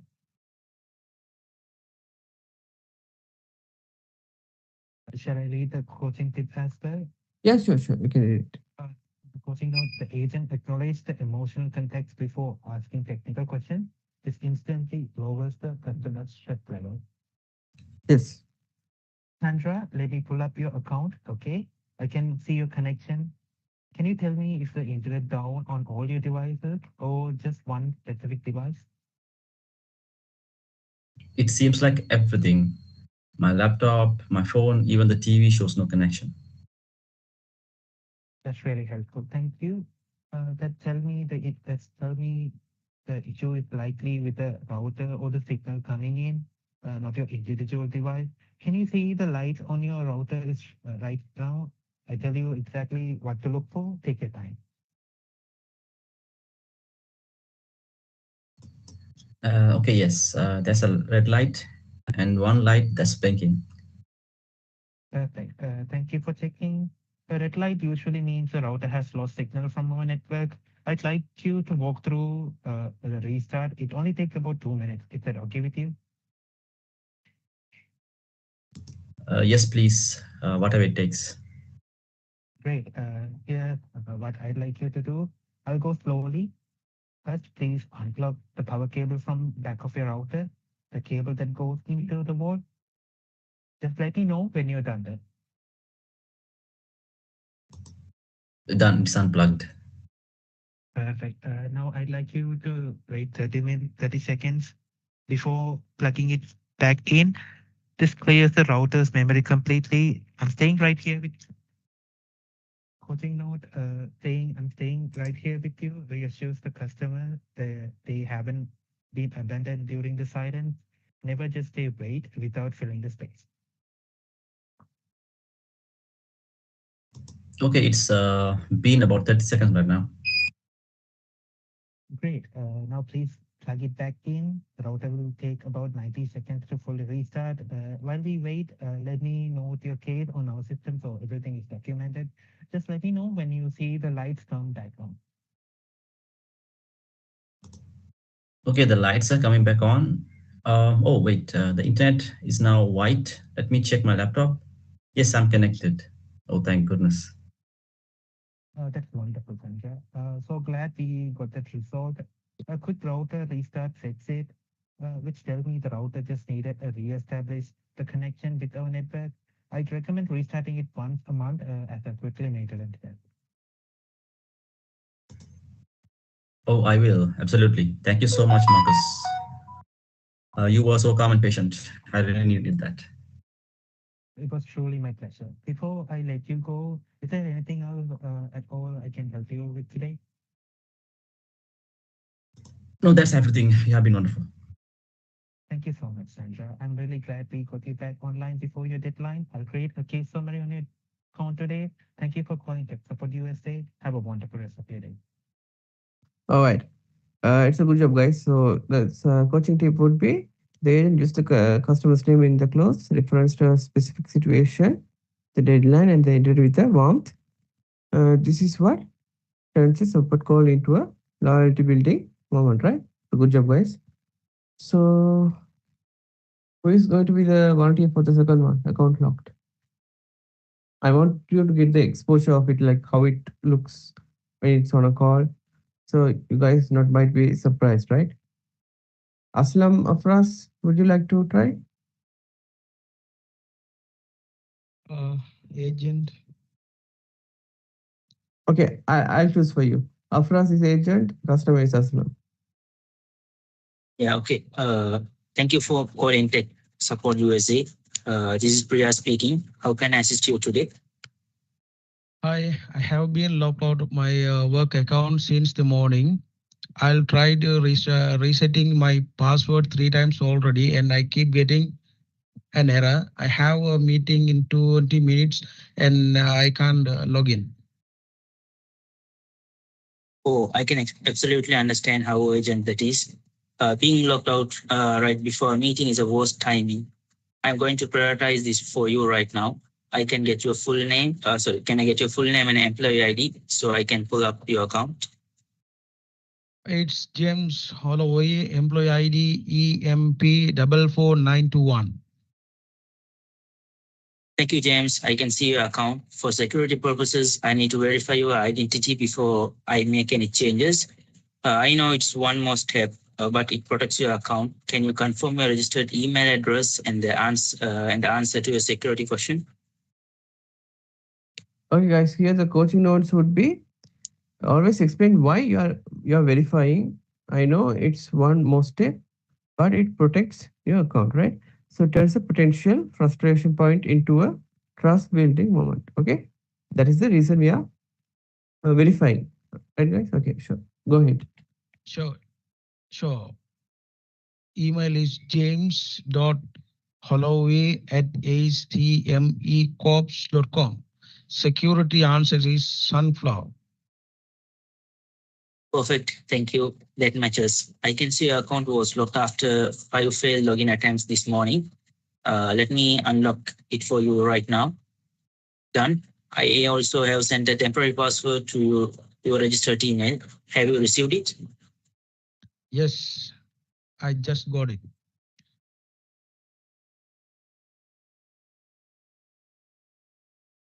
Great. Log in with a temporary password, and the system will immediately prompt you to create a new one. Your password must be at least 12 characters and include a number and a symbol. Would you like me to stay on the line while you do this? Yes, please. Okay, I'll set the new passwords. That's work. Excellent. One quick tip for the future. If you ever got too many attempts message, you can call us directly rather than keep retrying. Each failed attempt triggers the lockout timer that will save your time. I wish I had known that. Thank you, Priya. You have been so helpful and quick. It was my pleasure, James. I have documented everything on your account, the unlock, the password reset, and the timestamp. So there's a full record. Is there anything else I can help you with before your meeting? No, that's everything. Thank you again. Yeah, you are welcome. Good luck in your meeting, James. Thank you for calling Tech Support USA. Take care. All right, good job, guys. So here the tip would be the agent acknowledges the customer specific situation before your meeting in the close, right? That's that sentence. I'm looking for it. The agent acknowledges the customer specific situation before your meeting in the close, right? That's before your meeting. And you guys are able to figure it out before your meeting in the close. This should generate attention.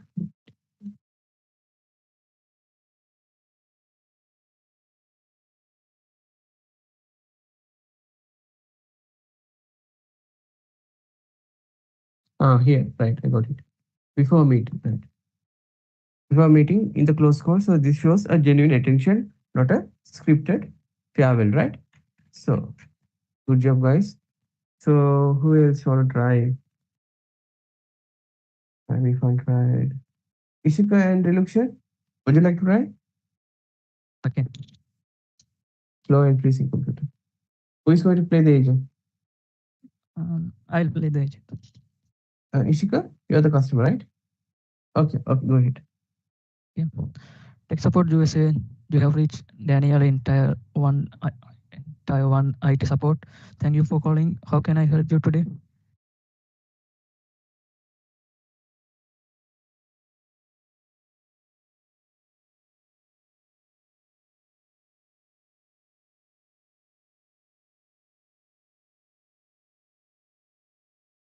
Three days of that would frustrate anyone. I completely get it. Let's figure out exactly what's going on and get you back to full speed. I appreciate your patience in getting through to us. Can I get your name and device details?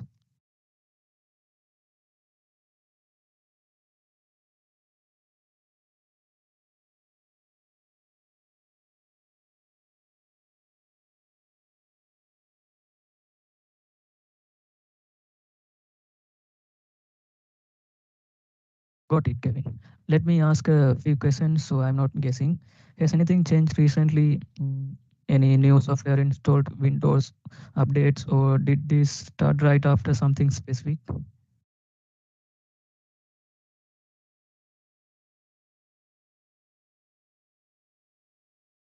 That's really valuable information. Thank you. That update is a known trigger for the issue you are describing. I have seen this few times this week. Here is what I'd like to do first. Check how your system resource are being used right now. Can you press Control plus Shift plus Escape on your keyboard?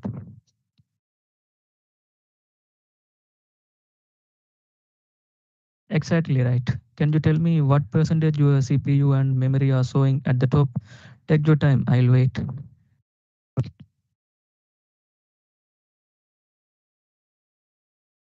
That confirm it. Your system is maxed out. Something is consuming almost all your resource. Stay on the process tab. Do you see any app at the top of the list using a very high CPU percentage? It will be sorted automatically from highest to lowest.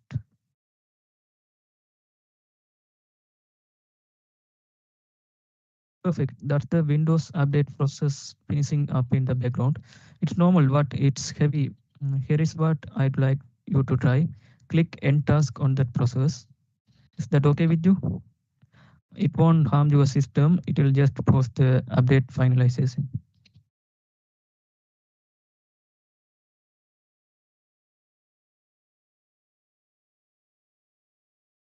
Excellent. I would recommend full restart tonight, not just shut down, but restart.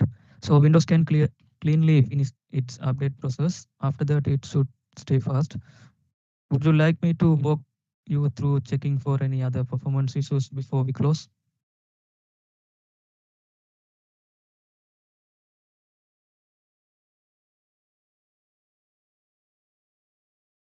I totally understand. When it's slow every day, it feels like a much bigger problem. I'm glad we found it quickly. I'm creating a ticket note so if this repeats after the restart, any agent you speak to will have the full history and can escalate right away.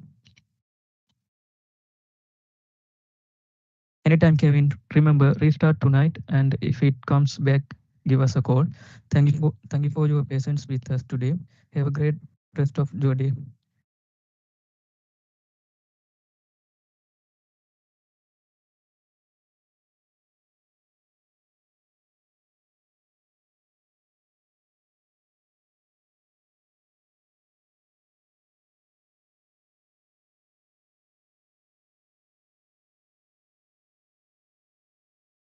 Can't hear you. I'm sorry, guys. So what I did was I read out the coaching note. Afterwards, I want you to try like Tarusha and Rakshita. Print not working. Yes. Who's going to play the agent? Shall I read the Okay, agent part? okay. Tarusha, can you play the customer part? Sure. Okay, go ahead. Yeah. Thank you for calling Tech Support USA. This is Aisha. How can I assist you today? Hi Aisha, my printer just stopped working out of nowhere. I need to print some document before 3 p.m. for a client. I'm really stressed about this. I hear you. Printer issues at worst moment are so stressful. I'm going to help you to get this working. Let me get your name and we'll jump right into it. I'm Rachel Nguyen. Hi, Rachel. Let me ask. When you try to print, what ap- what happens exactly? Do you get an error message? Does nothing happen at all? Or does it look like printing but nothing comes out? It just says printer offline in the taskbar, but the printer is definitely on. I can see the lights. Printer offline is actually one of the easier ones to fix. Is usually a communication issues between Windows and the printer, not a hardware problem. You are in a good hands. Can you tell me, is your printer connected by USB cable or Wi-Fi? Wi-Fi. Got it. Let's try the most effective fix first. Click the Start menu, type Control Panel and open it. Then go to Device and Printers. Let me know when you see your printer listed here. Okay, I can see it. It has a little gray icon next to it. Right click on the printer. Do you see an option that say See what's printing? Yes. Click that.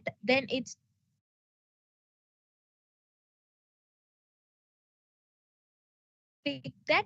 Then in the menu on the top, click Printer and look for Use Printer Offline. Is there a check mark next to it? Oh, yes. There is a check mark next to it.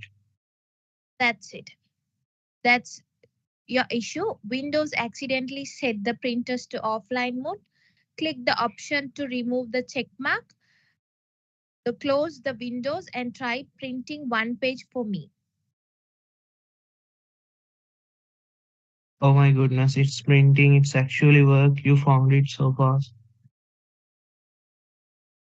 I'm so happy to hear that, Rachel. Just so you just so you know, for that future, this can happen after Windows updates or if the printer temporarily lose its Wi-Fi connection. If you see printers offline, again that's the first place to check.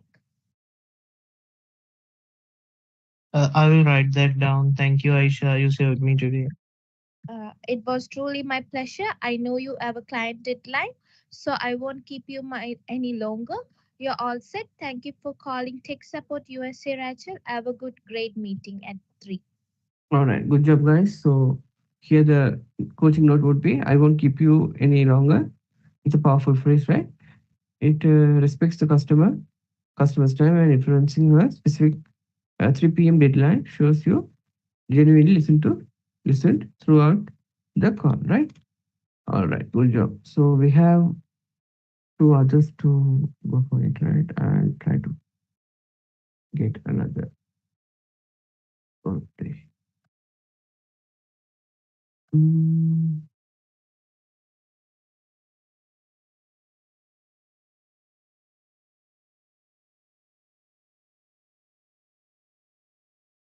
okay. Who else I missed, guys? Like Chamil and Azad, right? Can you try this one? Slow performance. Right. Yeah, I'll play the agent.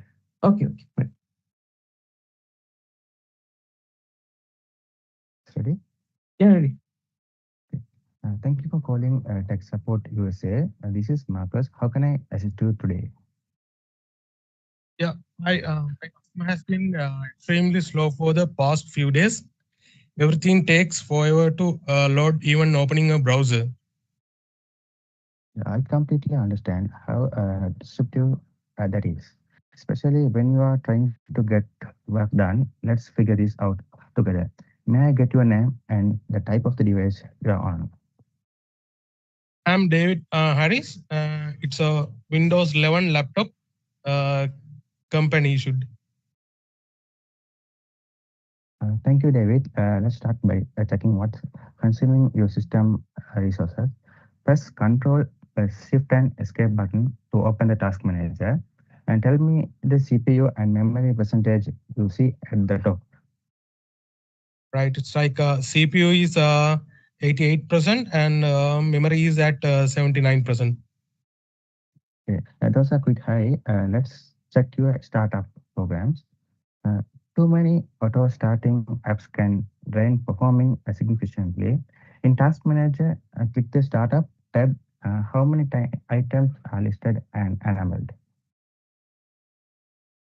About 14 items all enabled. Okay. 14 is definitely contributing to the slowdown. I'll walk you through the disabling and non-essential one. I will tell you the exactly which are safe to turn off and which are to leave alone. Like your security tools, ready to go one by one. Yes, please. Yes. Next, let's free up the disk space. Press Windows and R and type tab. Press enter and delete all files. Repeat with tab. This clears temporary files that accumulate and slow the system.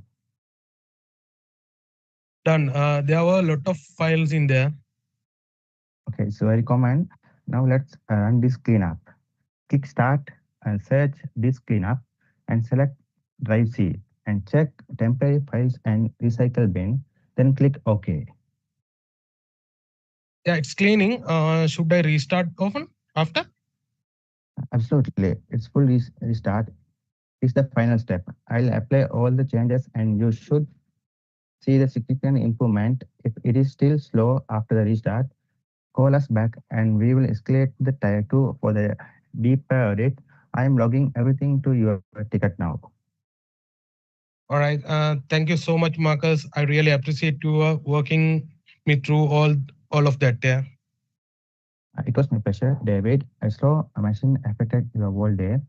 You are so proper fix. Thank you for calling Tech Support USA. Have a great day. All right, good job, Thank guys. So, cool.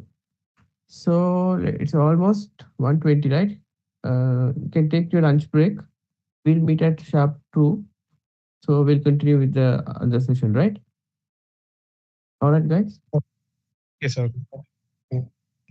Yeah, All okay, right. Okay, yes. sir. Okay.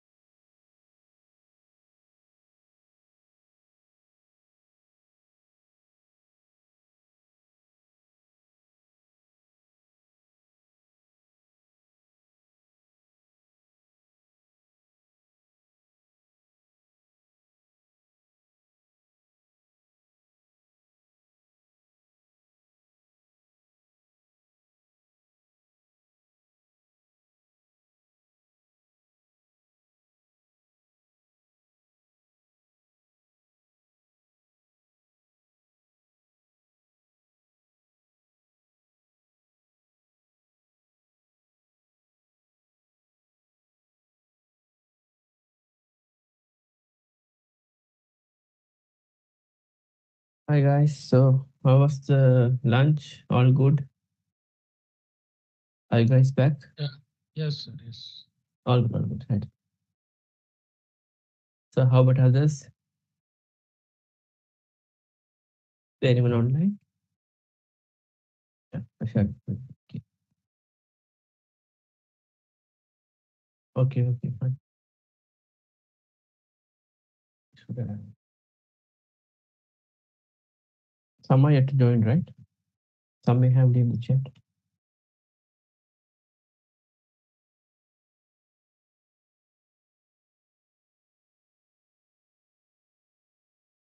So how far? So far, how was the training? Is it good or was okay? It was too speed. What's your comment, Asla? Yeah, it's good, sir. It's good.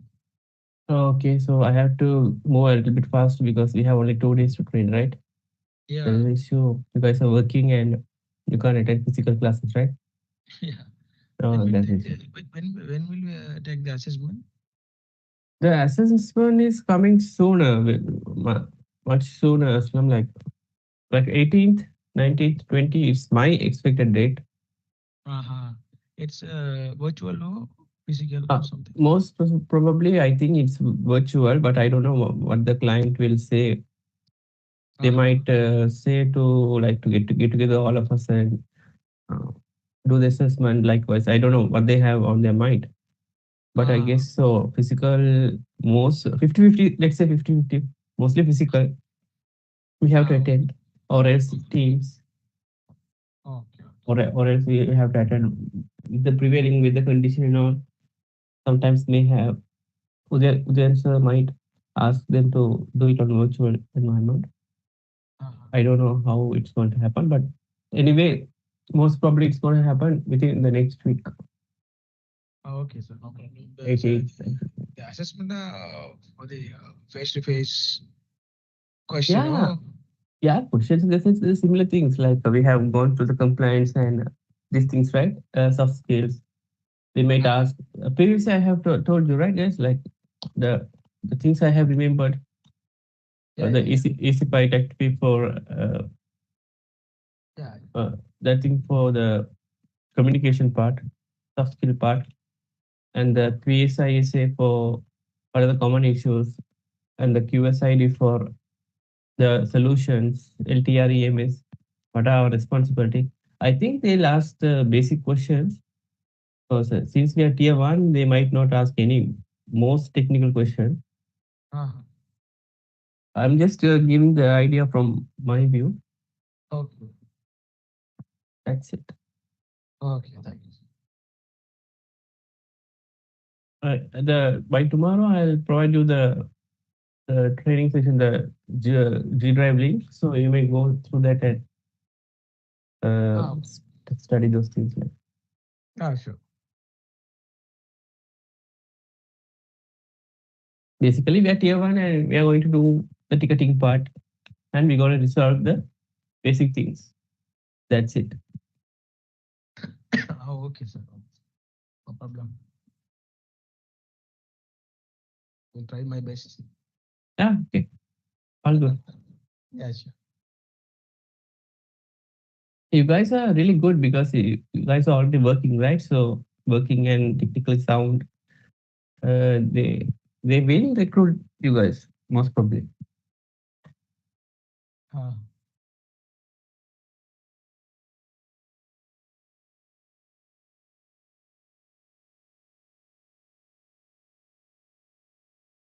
Uh, Within today, try to remember these things, guys. So tomorrow also I can ask you some questions and you'll be ready. The most common issues, password research, after installation, internet connectivity. Those are the most common issues, right? PSISA. P for password, S for software, I for internet, S for sound and display, A for app not responding. Because I have took two other badges also. I have done the same for them as well. Like to, I want them to write in the physical classes, like write this okay. stuff and make sure you remember these things and also. Shutapa ma'am is a little bit strict on these things. Like have to remember. on the call quality and other parts. Okay. Ron sir is okay, but he also might ask questions. Like, nothing to worry or to be afraid of, but you should know that things. You can share the PDF file. Sure, sure, sure. I will share the entire thing at the end of the training by tomorrow. Okay, sure. Then only we have to learn. Yeah, you can recall the things and you can do. Yeah. So who are missing? It's almost 2:05. We are missing Mifan. It's fine.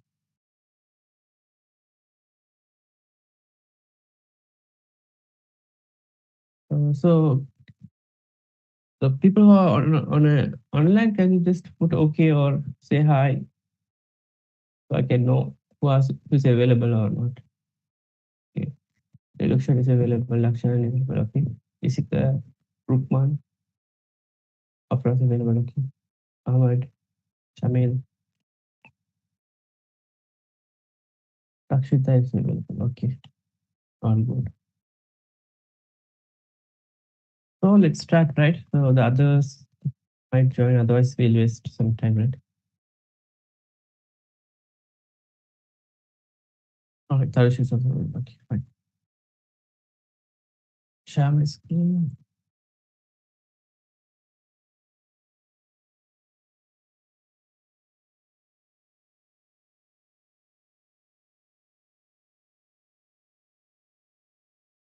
One moment, right? Sham, okay, Sham.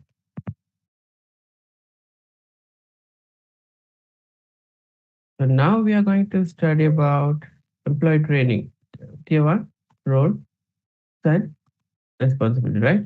So this is the content, guys. You can see it, right? Tier one roles and responsibility content. Is it viewable? I have already shared it.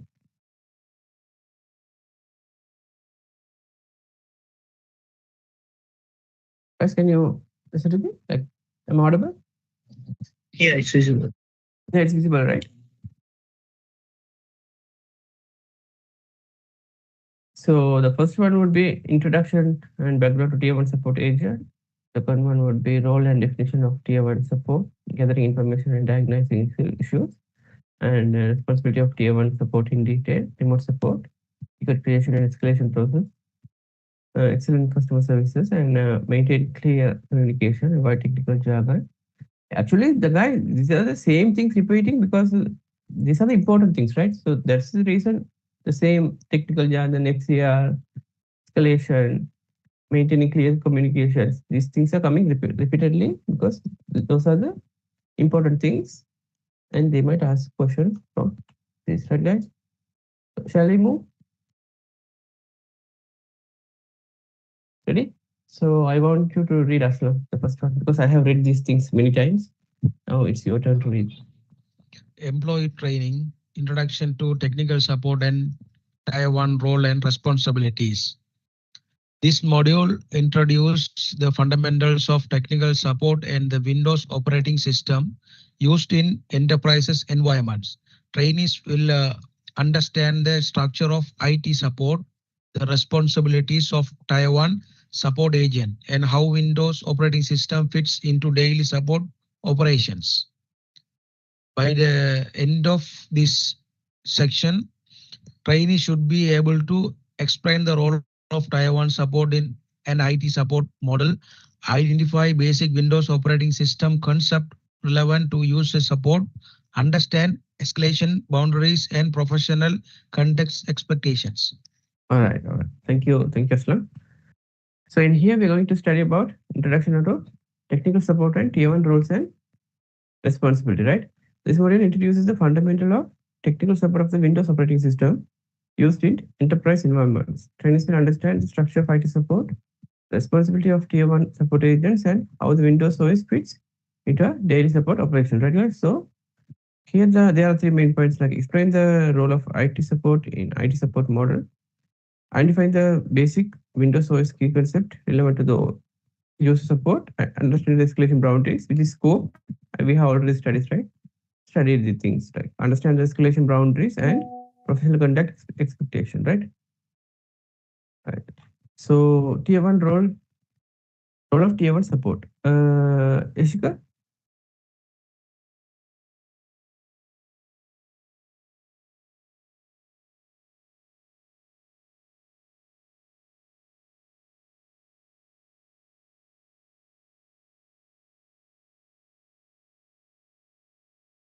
Yes.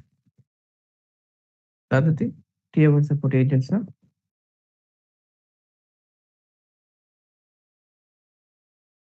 Ishika? Yes, you may read the other thing too. Yeah.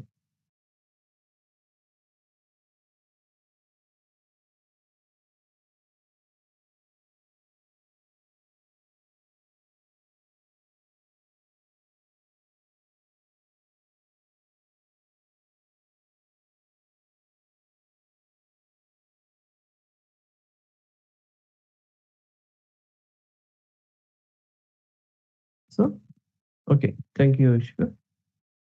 So here, tier one support, also known as level one support, is the first point of contact, right? This is the main thing, guys. We are getting the customers, right? So to the company, we are providing the business because we are the first point of contact, which is tier one.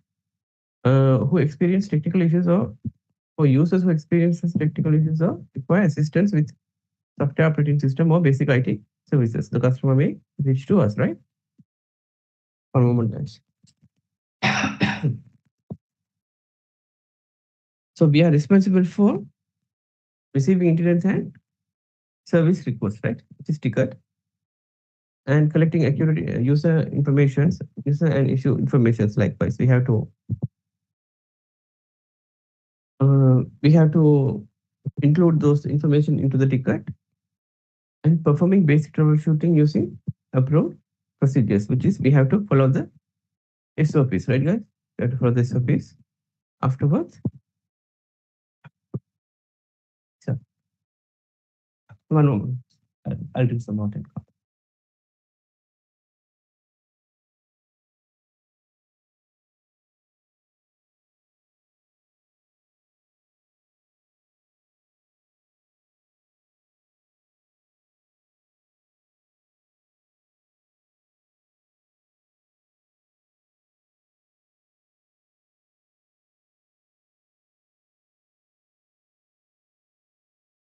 Sorry about that.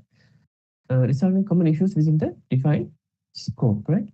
Uh, we have to stay within our scope. We should not jump into other scope, right? All right, we try this. And no problem if not, no issues, right?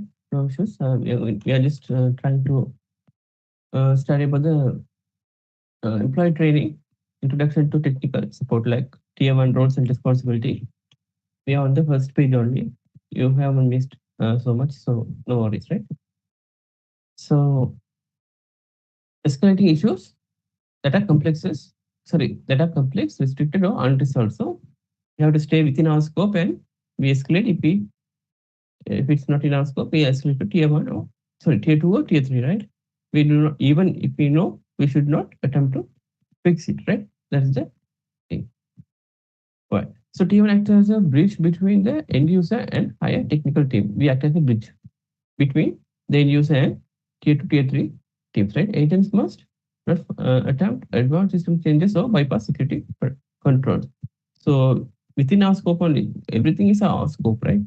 Within our scope only will help. If it's not, we pass out to the next year and we do not do any unwanted things like advanced system changes, bypass. No, we do not touch those things. We only stay up to our level, right?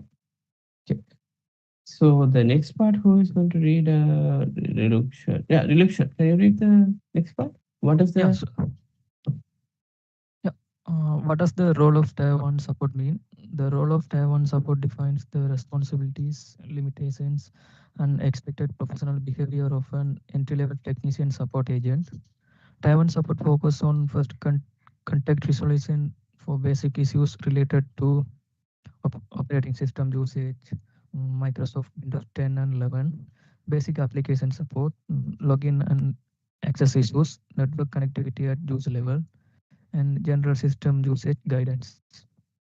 yeah? So yeah, this one is tier one doesn't perform. Yeah, Tier 1 does not perform server-side configuration, database changes, administrative security overrides, and hardware repairs. And Yeah, right. understanding this role prevents incorrect actions and Yeah, ensures system security. perfect. So this is the main point, guy. Understanding our scope is very much important. So understanding this role prevent incorrect actions and ensures system security, right? Yeah. Before, do you want anything to say to us? If not, you can mute yourself. Yeah, I can see it now. I mean, I just connected with my laptop. I had some network issues. Yeah, Now yeah, I'm fine. yeah. I understand. So the prevailing situation with the weather and all, right? Yeah, no issues. No issues. Okay. So what does the role of tier one support means? It means the role of tier one support defines the responsibilities, our responsibilities, limitations, our scope, and expected professional behavior, the way we talk and communicate, right? Entry-level entry-level technical support agent, right? Tier one support focuses on first contact resolution, right? We have already studied that, right? First contact resolution. We focuses on that. And the basic issues related to the basic issue we're getting is like operate OS issues, basic app support issues, login issues, like network issues, general issues, right? Those are things we support, right? Previously, I said like PSISA, we have to remember this thing, password, internet, like it means software issues, SA, again, sound and what video, sound and video card issue, or the PSISA application not supporting. Likewise, you have to remember those things when someone asks, right? This is the same thing they have provided here as well. What we do not support, server side, not in our scope. Database, not in our scope. Administrative, security, overrides, hardware repairs, nothing is not, those things are not in our scope. So we do not attempt to provide any support on that. We pass on to next year, right? We should understand our scope. That's what we are saying. Understanding the role prevents the incorrect action and ensures system security, right? The first contact and broad technical understanding. Who is going to read this one? 1.2. Sarusha?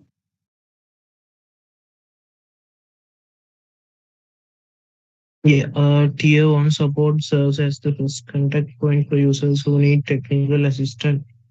Agents handle issues through calls, chat, emails, or ticketing systems. Tier 1 professionals have a broad but basic understanding of Windows and macOS operating systems, common software applications, basic network connectivity, user account issues. Also, they are responsible for asking correct diagnosis questions, identify common problems, apply standard solution, and confirming resolution with the user, and documenting the issue and all the action taken. So thank you. Right. So first contact in the sense like T1 support serves as the first contact point for the users who needs technical assistance. Agent handles issues throughout calls, chats, emails, or ticketing system. Mostly we are going to and get calls, right? Chats, emails may be available, but ticketing system is available. They have mentioned it. Mostly calls, right? So T1 professionals have broad but basic understanding of Windows OS. It's a must. Mac OS also must, but we're getting most calls for Windows OS, right? So common software application issues, basic security issues, all the basic issues we have to provide solution, uh, right? User account issues, likewise. We are responsible for, we have already studied it, we have noted down, right, guys? Remember these things? What are we responsible for? How we are going to provide the solution? UISCD, asking the correct Q, diagnostic questions.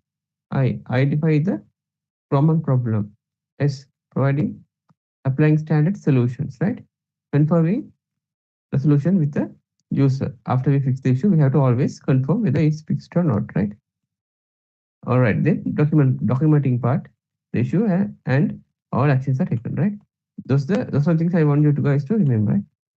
Mm, if an issue requires elevated access means next level access, the high access or specialized knowledge. Tier one must escalate without attempting to unauthorized access. See, we should stick to our scope. That's what they mean. Hope you guys getting my idea, right? Yes. No? Yes. Yes. Yeah. Yes. Okay. Gathering information and diagnosing issues. It's host Lakshan. Gathering information, diagnosis issues. Tier 1 agents must collect accurate information for troubleshooting, username and department, device type, Windows laptop or Mac OS laptop, error messages or symptoms, when the issue started, business impact.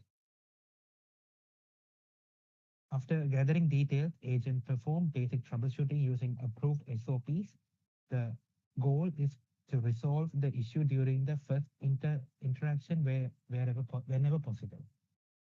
If resolution is not possible, the case must be documented clearly and escalated with proper notes. Correct. Correct. Thank you. So gathering information and diagnosing issues, right? Tier 1 agents must collect accurate information, right, guys? We must collect the correct information because it's going to cause big issues if we are not collecting the correct information. If you are doing any mistake, we then and there we have to correct and get the correct information from the customer, right? Before troubleshooting, username and department like device type, Windows or Mac, error messages or symptoms like screenshots when the issue started, business impact. Likewise, we have to gather, right? After gathering details, agents must perform basic troubleshooting using approved SOPs. SOPs is like standard operating procedures. They'll provide us the client from the client side. I said there's a 300 page of presentation. I have sorted down into this kind of small PDF files, so for the easy understanding. The goal is to resolve the issue during the first interaction. FCR, right? Yeah, they are mentioning the FCR. The resolution is not possible. The case must be documented clearly. We have to update the ticket clearly and escalate it with proper notes. That's the idea, right? So, Rukma, are you available, Rukma, this time?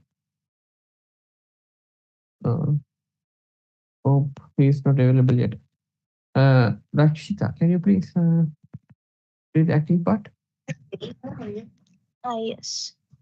Acting as the communication bridge, Taiwan support act as a communication bridges between user and higher technical teams. Agents ensure that escalated tickets include clear problem description, troubleshooting already performed, screenshots or error messages, business impact. This prevents repeated questioning of the user and speed up resolution by a Tier 1 or Tier 3 team. All right, thanks.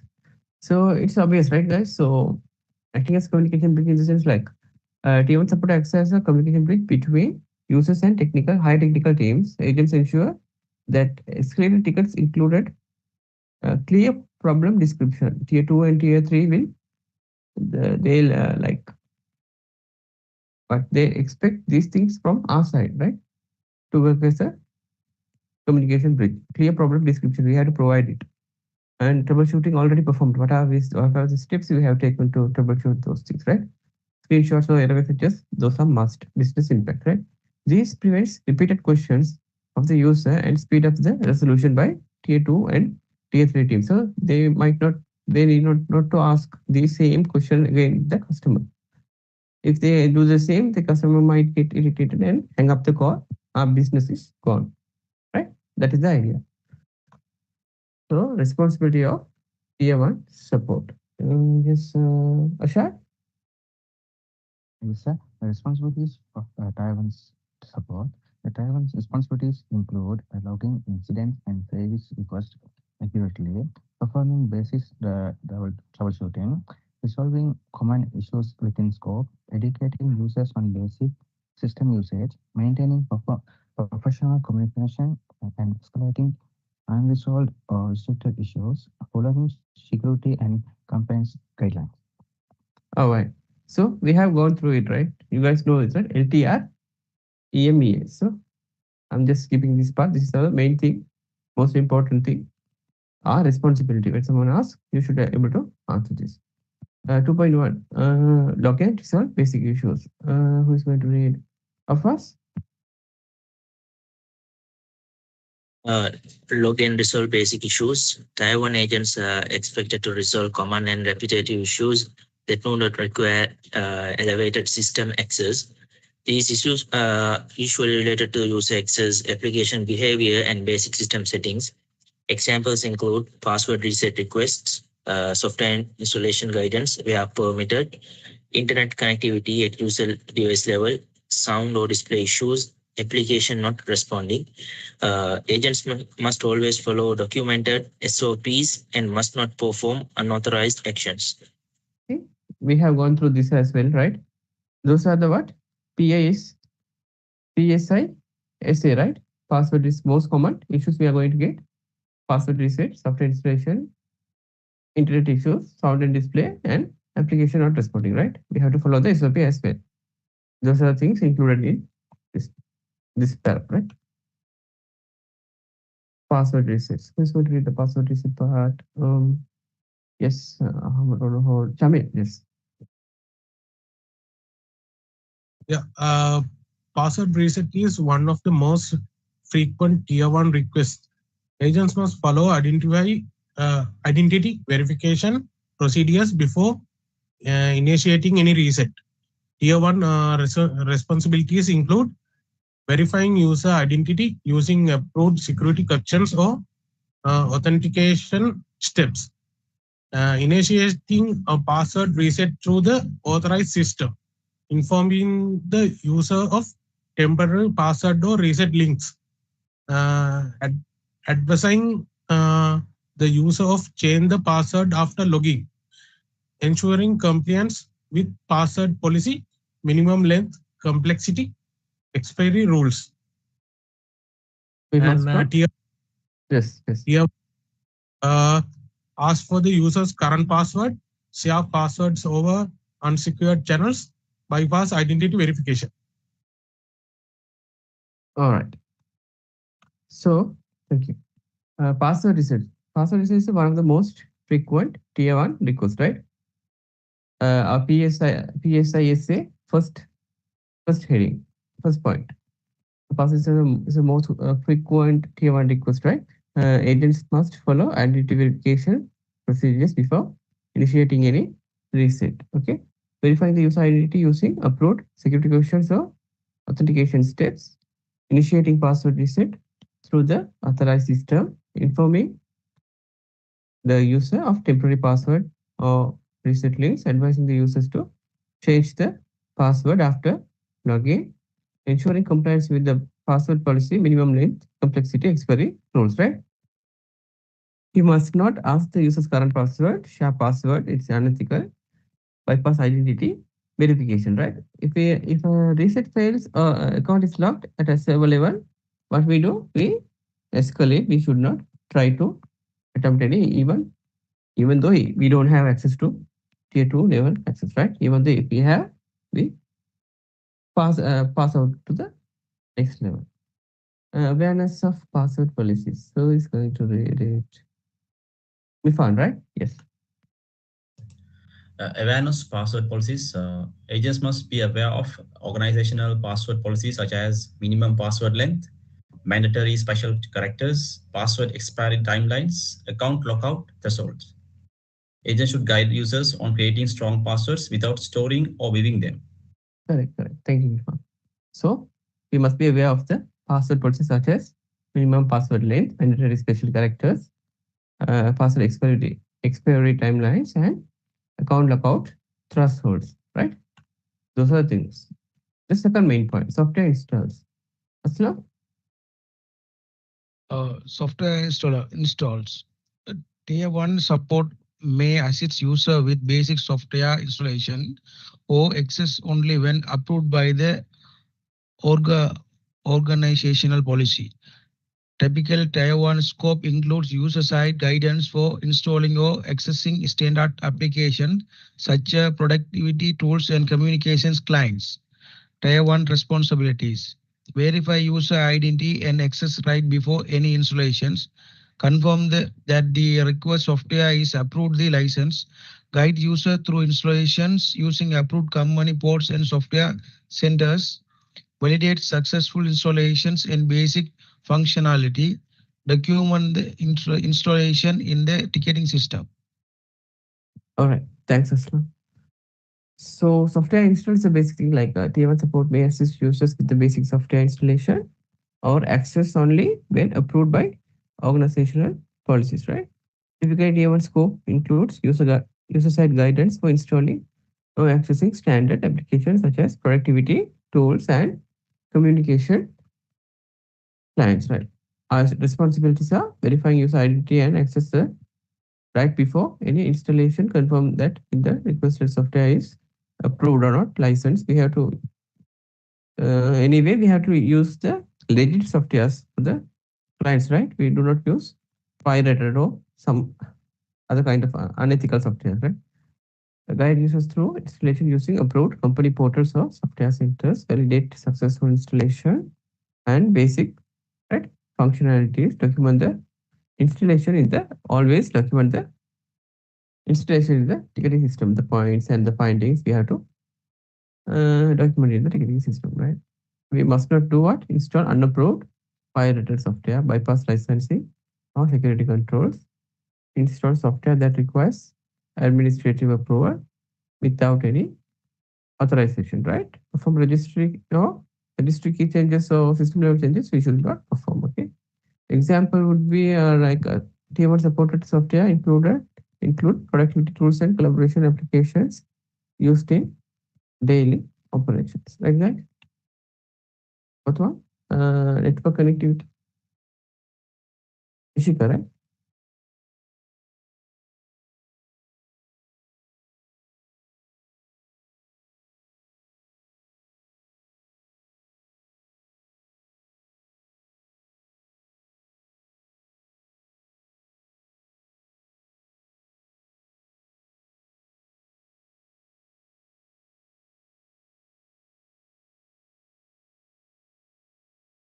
Yes. Tier 1 troubleshooting steps.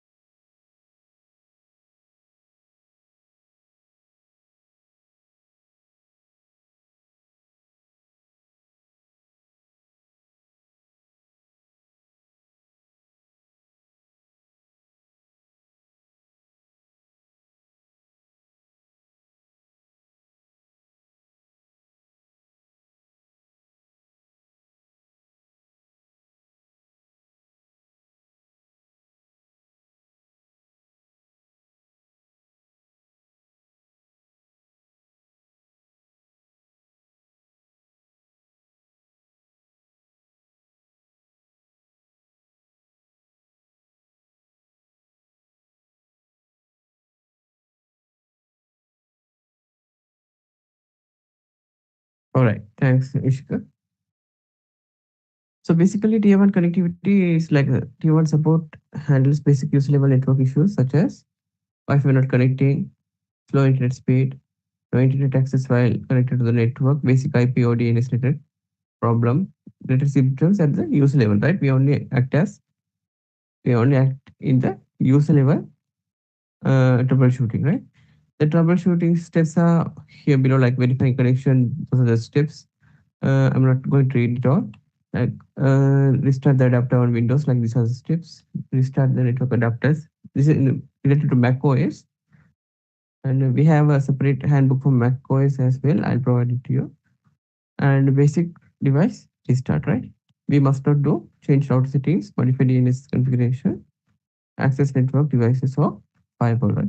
If the issue persists after basic checks, what we do, we're going to escalate it to tier 2. That's it. TCS, that if within our scope, we'll fix it. If not, we're going to escalate it to tier 2. 2.5, Relukshan, 2.5, Yeah, please. yeah. Escalate complex issues to Tier 2 or Tier 3. Tier 1 support must recognize when an issue exceeds basic troubleshooting scope and requires advanced technical intervention. Escalation is required when the issue proceeds after approved Tier 1 steps. The issue requires administrator level access. The issue impact multiple users or business critical services. The problems involve security servers or hardware failures. Examples of complex issues: Taiwan must escalate server-side errors, mm, security incident or suspected breaches, application defects or system bugs, hardware failures, and repeated OS crashes. All right. Thank you, Dikshan. So, what are the escalation complex issues and escalate complex issues? So, T1 must recognize when an issue exceeds basic troubleshooting scope. So, we must know our scope, like what we can troubleshoot, what we are not troubleshooting, and what's not in our scope. Requires advanced level technical intervention, right? We have to identify it first. Escalation is required when the issue persists after approved tier 1 steps. Okay. The issue requires administrative level access. We pass. The issue impacts multiple users or business critical services. We have to pass. Like the problem involves security servers or hardware level failures. We have to escalate it, right? Example. These are examples: server side issues, security issues, application defects or bugs, hardware level failures, repeated OS crashes. We must escalate. Okay. The process. The process is like, who is going to read the process? It's Tarusha, right? Escalation process. Yeah, the first one is document the issue clearly and user details and department, device type, Windows or Mac OS, and error message and screenshots, and the troubleshooting already performed, the business impact. And the second one is inform the user, explain the issue is being escalated, and provide realistic timelines, and set proper expectations. And the third one is assign to tier 2 or tier 3. Attach logs or screenshot if available. Select the correct category and priority, and ensure ticket completeness before assigning. And the fourth one is do not attempt further unauthorized fixes. Do not retry advanced steps, and do not change system configurations. All right, guys. So thank you. We have covered this. Okay. Escalation process is we have to follow this process, right? Document the clear. Document the issue clearly. We have to document the issue clearly by mentioning all these stuff, right? Use details, device type, error messages. We have to include this. Inform the user. We have to explain the issue was escalated, providing realistic timelines. We have to set proper expectations. Okay. Assign to tier 3 or tier 3, 2 or tier 3, right? We have to attach the logs, files, screenshots, collect the correct category and priority, ensure ticket completeness before assigning, right? Do not attempt further unauthorized fixes. Do not retry advanced. We should not try those things, right? I have already mentioned. Do not change system configuration. No, it's not in our scope, right? Providing excellent customer service is a must. Who is going to do Dakshan, right?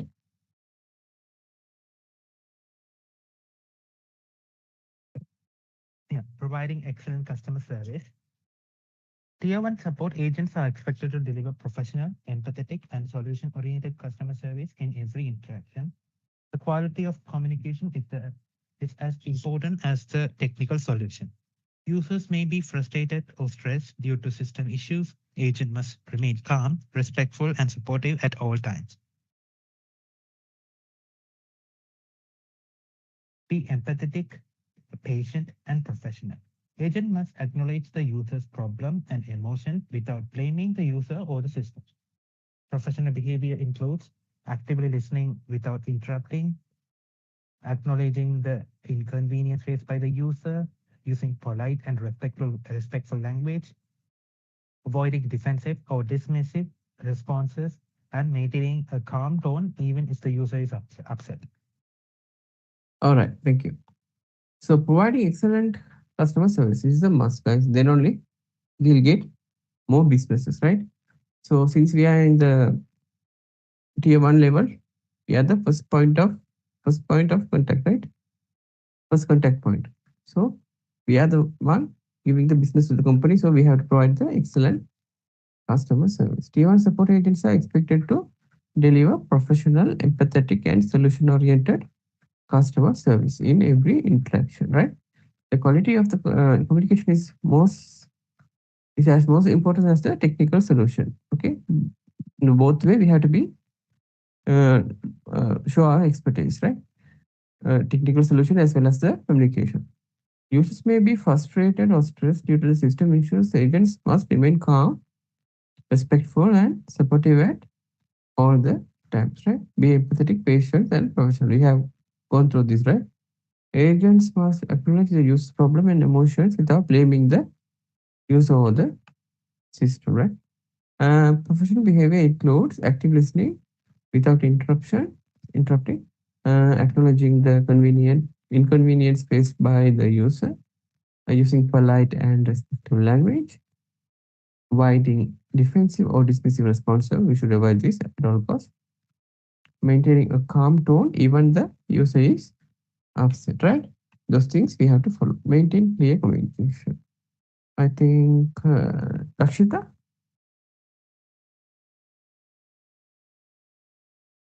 Yes. Maintain clear communication.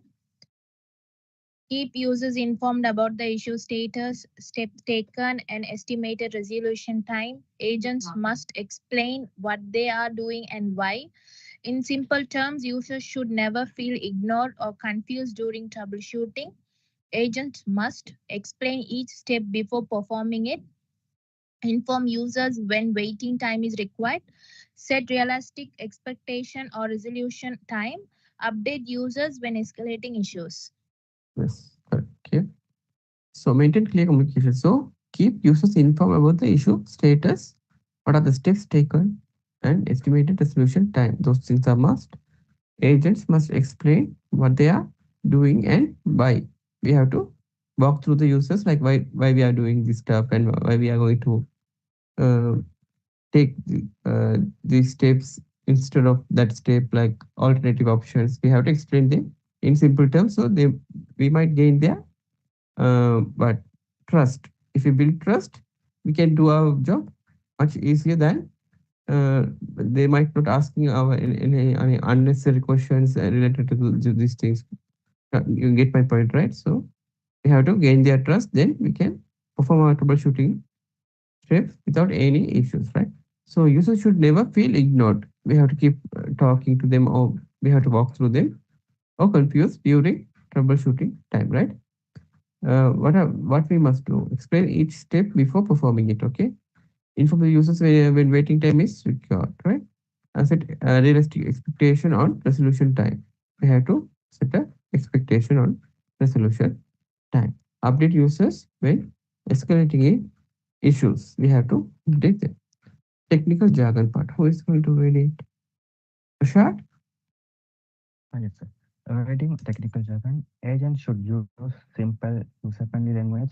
Technical terms can confuse users and increase frustration. Agents may use technical terms internally in tickets, but must communicate in plain language with users. Example, instead of your DNS is failing, say instead your computer is having trouble connecting to the internet service. Instead of we will refresh your IP, say instead of we will refresh your network connection. All right. Thanks, Ashad. So for all the costs, we might avoid the technical jargons as we spoke before. Agents should use simple, user-friendly language. Technical terms can confuse the users and increase frustration. Agents may use technical terms internally in ticket to communicate in between tier two and tier three teams. We can like internal ticket. We can put our notes over there, but we should not uh, communicate with the customers with the technical terms and other things, right? But must communicate in plain language. Yeah, in simple language, we'll communicate with the user.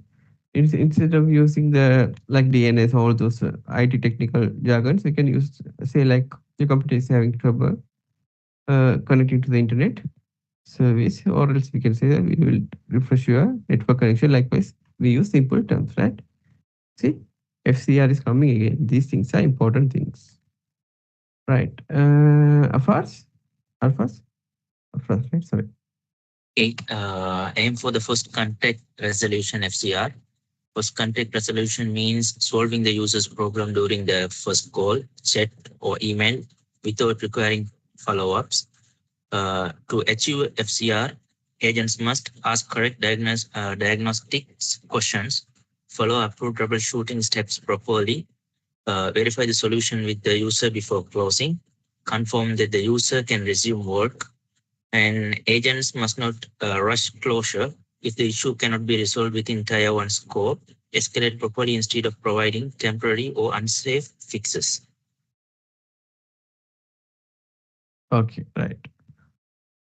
Thank you, of us. So FCR, we have already gone through it, right? First contact resolution, we have to. First contact resolution means solving the user's problem during the first call, chat or email without any follow-ups, right? The agents must ask correct question, diagnostic question, follow approved troubleshooting steps properly, verify the solution with the user before closing the ticket, confirm that the users can resume work. Okay, so it must not rush the closure. We should not rush. If the issue cannot be resolved within tier 1 scope, escalate. That's it. Properly instead of providing any temporary fixes, right? Escalation matrix. Our fourth topic. Okay, who is going to read it? Chamil? Yeah, escalation metrics. The escalation metric is a formal decision framework that guides tier 1 support on when an issue must be escalated and which support level or team should receive the escalations based on issue type, severity, business impact, and access limitations. The purpose of escalation metric is to ensure faster resolutions, prevent unauthorized actions by tier 1, maintain security and compliance, reduce repeated handling of the same issue, ensuring critical incidents receive priority response. All right, thank you. So escalation matrix, we have already gone through it, right, guys? So it's coming again and again in the sense it's important, so it's coming again and again, right?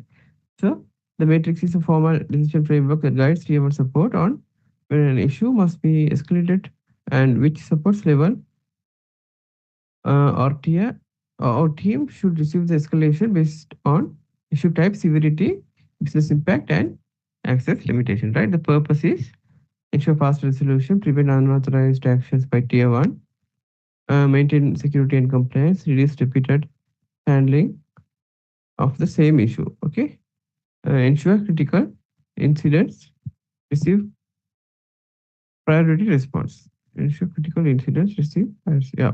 P1 tickets must be handled with a high priority, right? That is the thing. When to escalate? Uh, Bifan, yes. When to escalate, Bifan? Yes, when to escalate. Tier 1 support must escalate an issue when any one of the following conditions is met. The issue is beyond Tier 1 knowledge, training, or authorized access. The issue remains unresolved after completing all approved Tier 1 troubleshooting steps. The issue is approaching or has exceeded the defined service level agreement SLA timeline. The issue affects multiple users, teams, or business services, example, service outage. The issue involves security risk, potential data loss, malware, or unauthorized access. The issue requires system level configuration, server access, or administrative permissions. Tier 1 must not delay escalation in order to try more fixes. Delaying escalation can increase business impact and breach compliance requirements. Yes, correct. Thanks, Bifan. So when we have to escalate, guys, the issue is beyond tier 1 knowledge, training, or authorized access. We have gone through it, right? The issue remained unresolved after completing all the approved tier 1 steps. The issue is approaching uh, has exceeded the defined service level SLA timeline. The issue affects multiple users, teams, or business services, service outage. The issue involves security risk, potential data loss, malware, unauthorized access. The issue requires system level configuration, server access, administrative permission. We do not touch it because we know that's tier 2's problem, not our problem. Tier 1 must not, we should not delay the escalation, right, guys?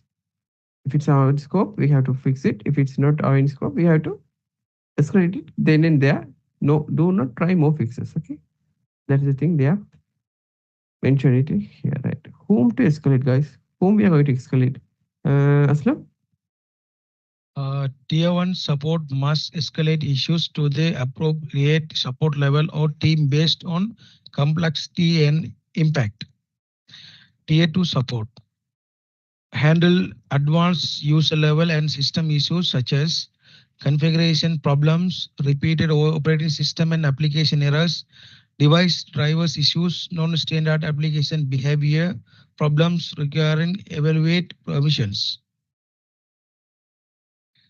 Tier 3 support handles highly technical, specialized in infrastructure level issues such as core system failures, application defects or core level bugs, server or backend server issues, enterprises platform failures, complex integration platforms, management or incident response teams involves for the critical business impacting incidents such as widespread outage, security incidents and suspended breaches, compliance evaluations, data loss incidents, high priority excuse user impact. All right, thank you, Aslam. So we have come to the final part. Oh no, there's another part. No, no final part.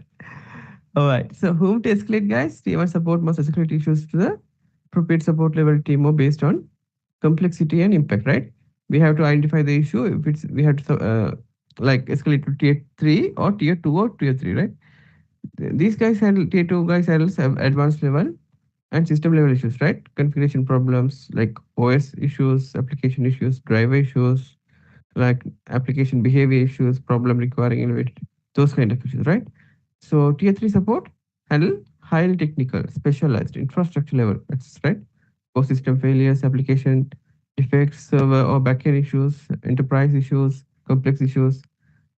Those things are handled by the tier three teams, right? Management of incident response teams. Those are separate different teams, right? For those teams, I don't think we might get any chance to escalate the issues.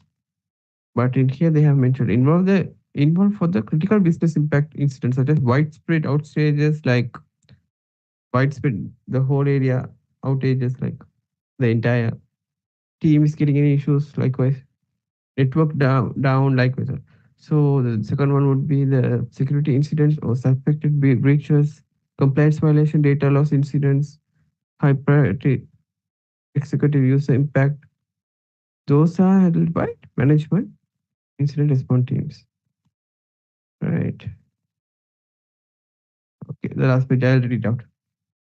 So escalation etiquette, right, guys? So team one support must follow professional escalation etiquette. So to ensure fast resolution and avoid rework by higher support levels, agents must always provide full context and complete documentation when escalating. Ticketing, right, guys?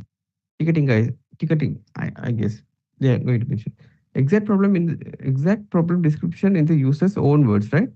Like device types, error messages, screenshots. We have already gone through it, right? Steps already taken by tier one business, impact, urgency.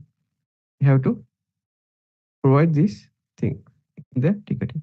We must follow. It must follow the defined escalation protocol, including correct ticket priority selection based on the impact, use of approved communication and channels, like ticketing system in incident bridge on call process.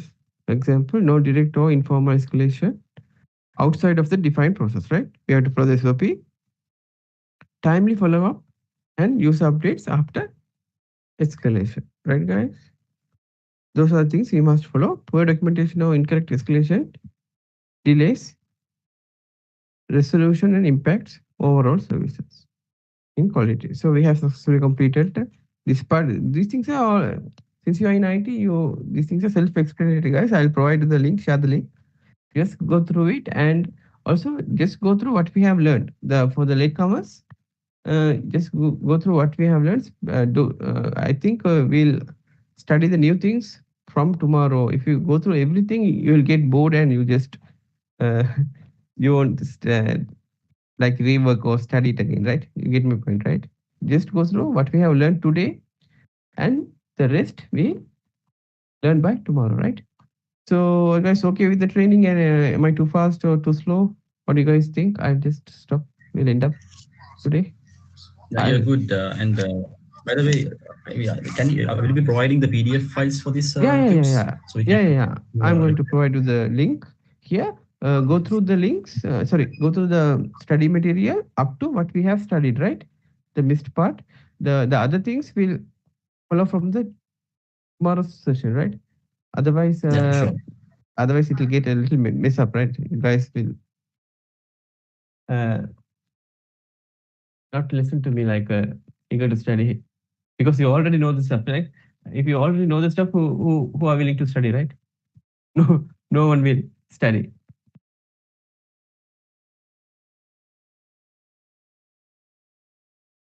I'll provide you the link.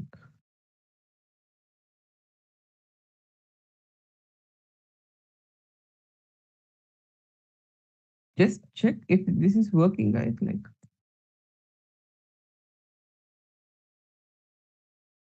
um,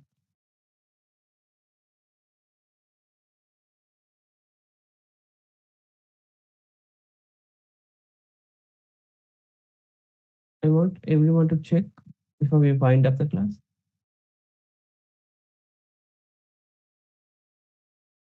Yeah, it's working. It's working, right? The same thing is coming again and again. That's why I just uh, that moved so fast. If it's a new thing, it's okay, but the same things are coming again and again, right? So there's no point in wasting our time in what you guys say.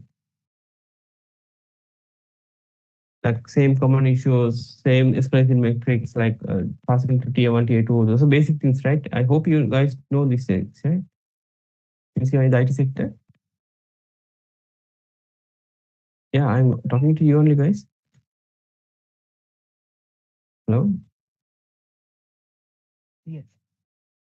Yes, thank you, Laksha, for acknowledging. Yes. All right. So how about her? Rakshita, is it good? Did you able to understand the issue? Yes. Before we wind up the class, can you please give us a small introduction about yourself? So get late, we don't know about you. Yeah, my name is Hari Rakshita Udaychanda.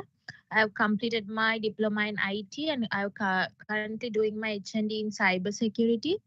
I worked for 4 months as a customer care executive and currently working at a AR collector, the US based client. It's a RCM industry. It's almost going to be 1 year. All right, good, good, good. Thank you, Rakshita. And also, so you guys have gone through this link, right? It's all working. So Yes, okay. yeah, so try to go through these things and what we have studied covered. If there's any doubt, you can ask me by tomorrow. By tomorrow, we'll be completing the other steps, right? I think before at the lunchtime, we can finish it off. Like most probably, you have to study it self studies, like the Windows. By tomorrow, we'll start the Windows OS. Like what are the Windows OS, the basic OS things, Windows Home, Pro, and Enterprise. You know, right? Like the idea. You get the idea, right? What are the features that only we're going to cover, and there are some troubleshooting steps. That's it. Okay, guys. So have a nice So day. what time tomorrow? Yeah, yeah. At the same time, Mifan, I'll send you the link. I'll just prepare it. Okay, sure. Because yeah, yeah, sure, sure. No worries. Yeah. I'll prepare it and I'll send it to you all, of you, right? So, is there any questions before we leave?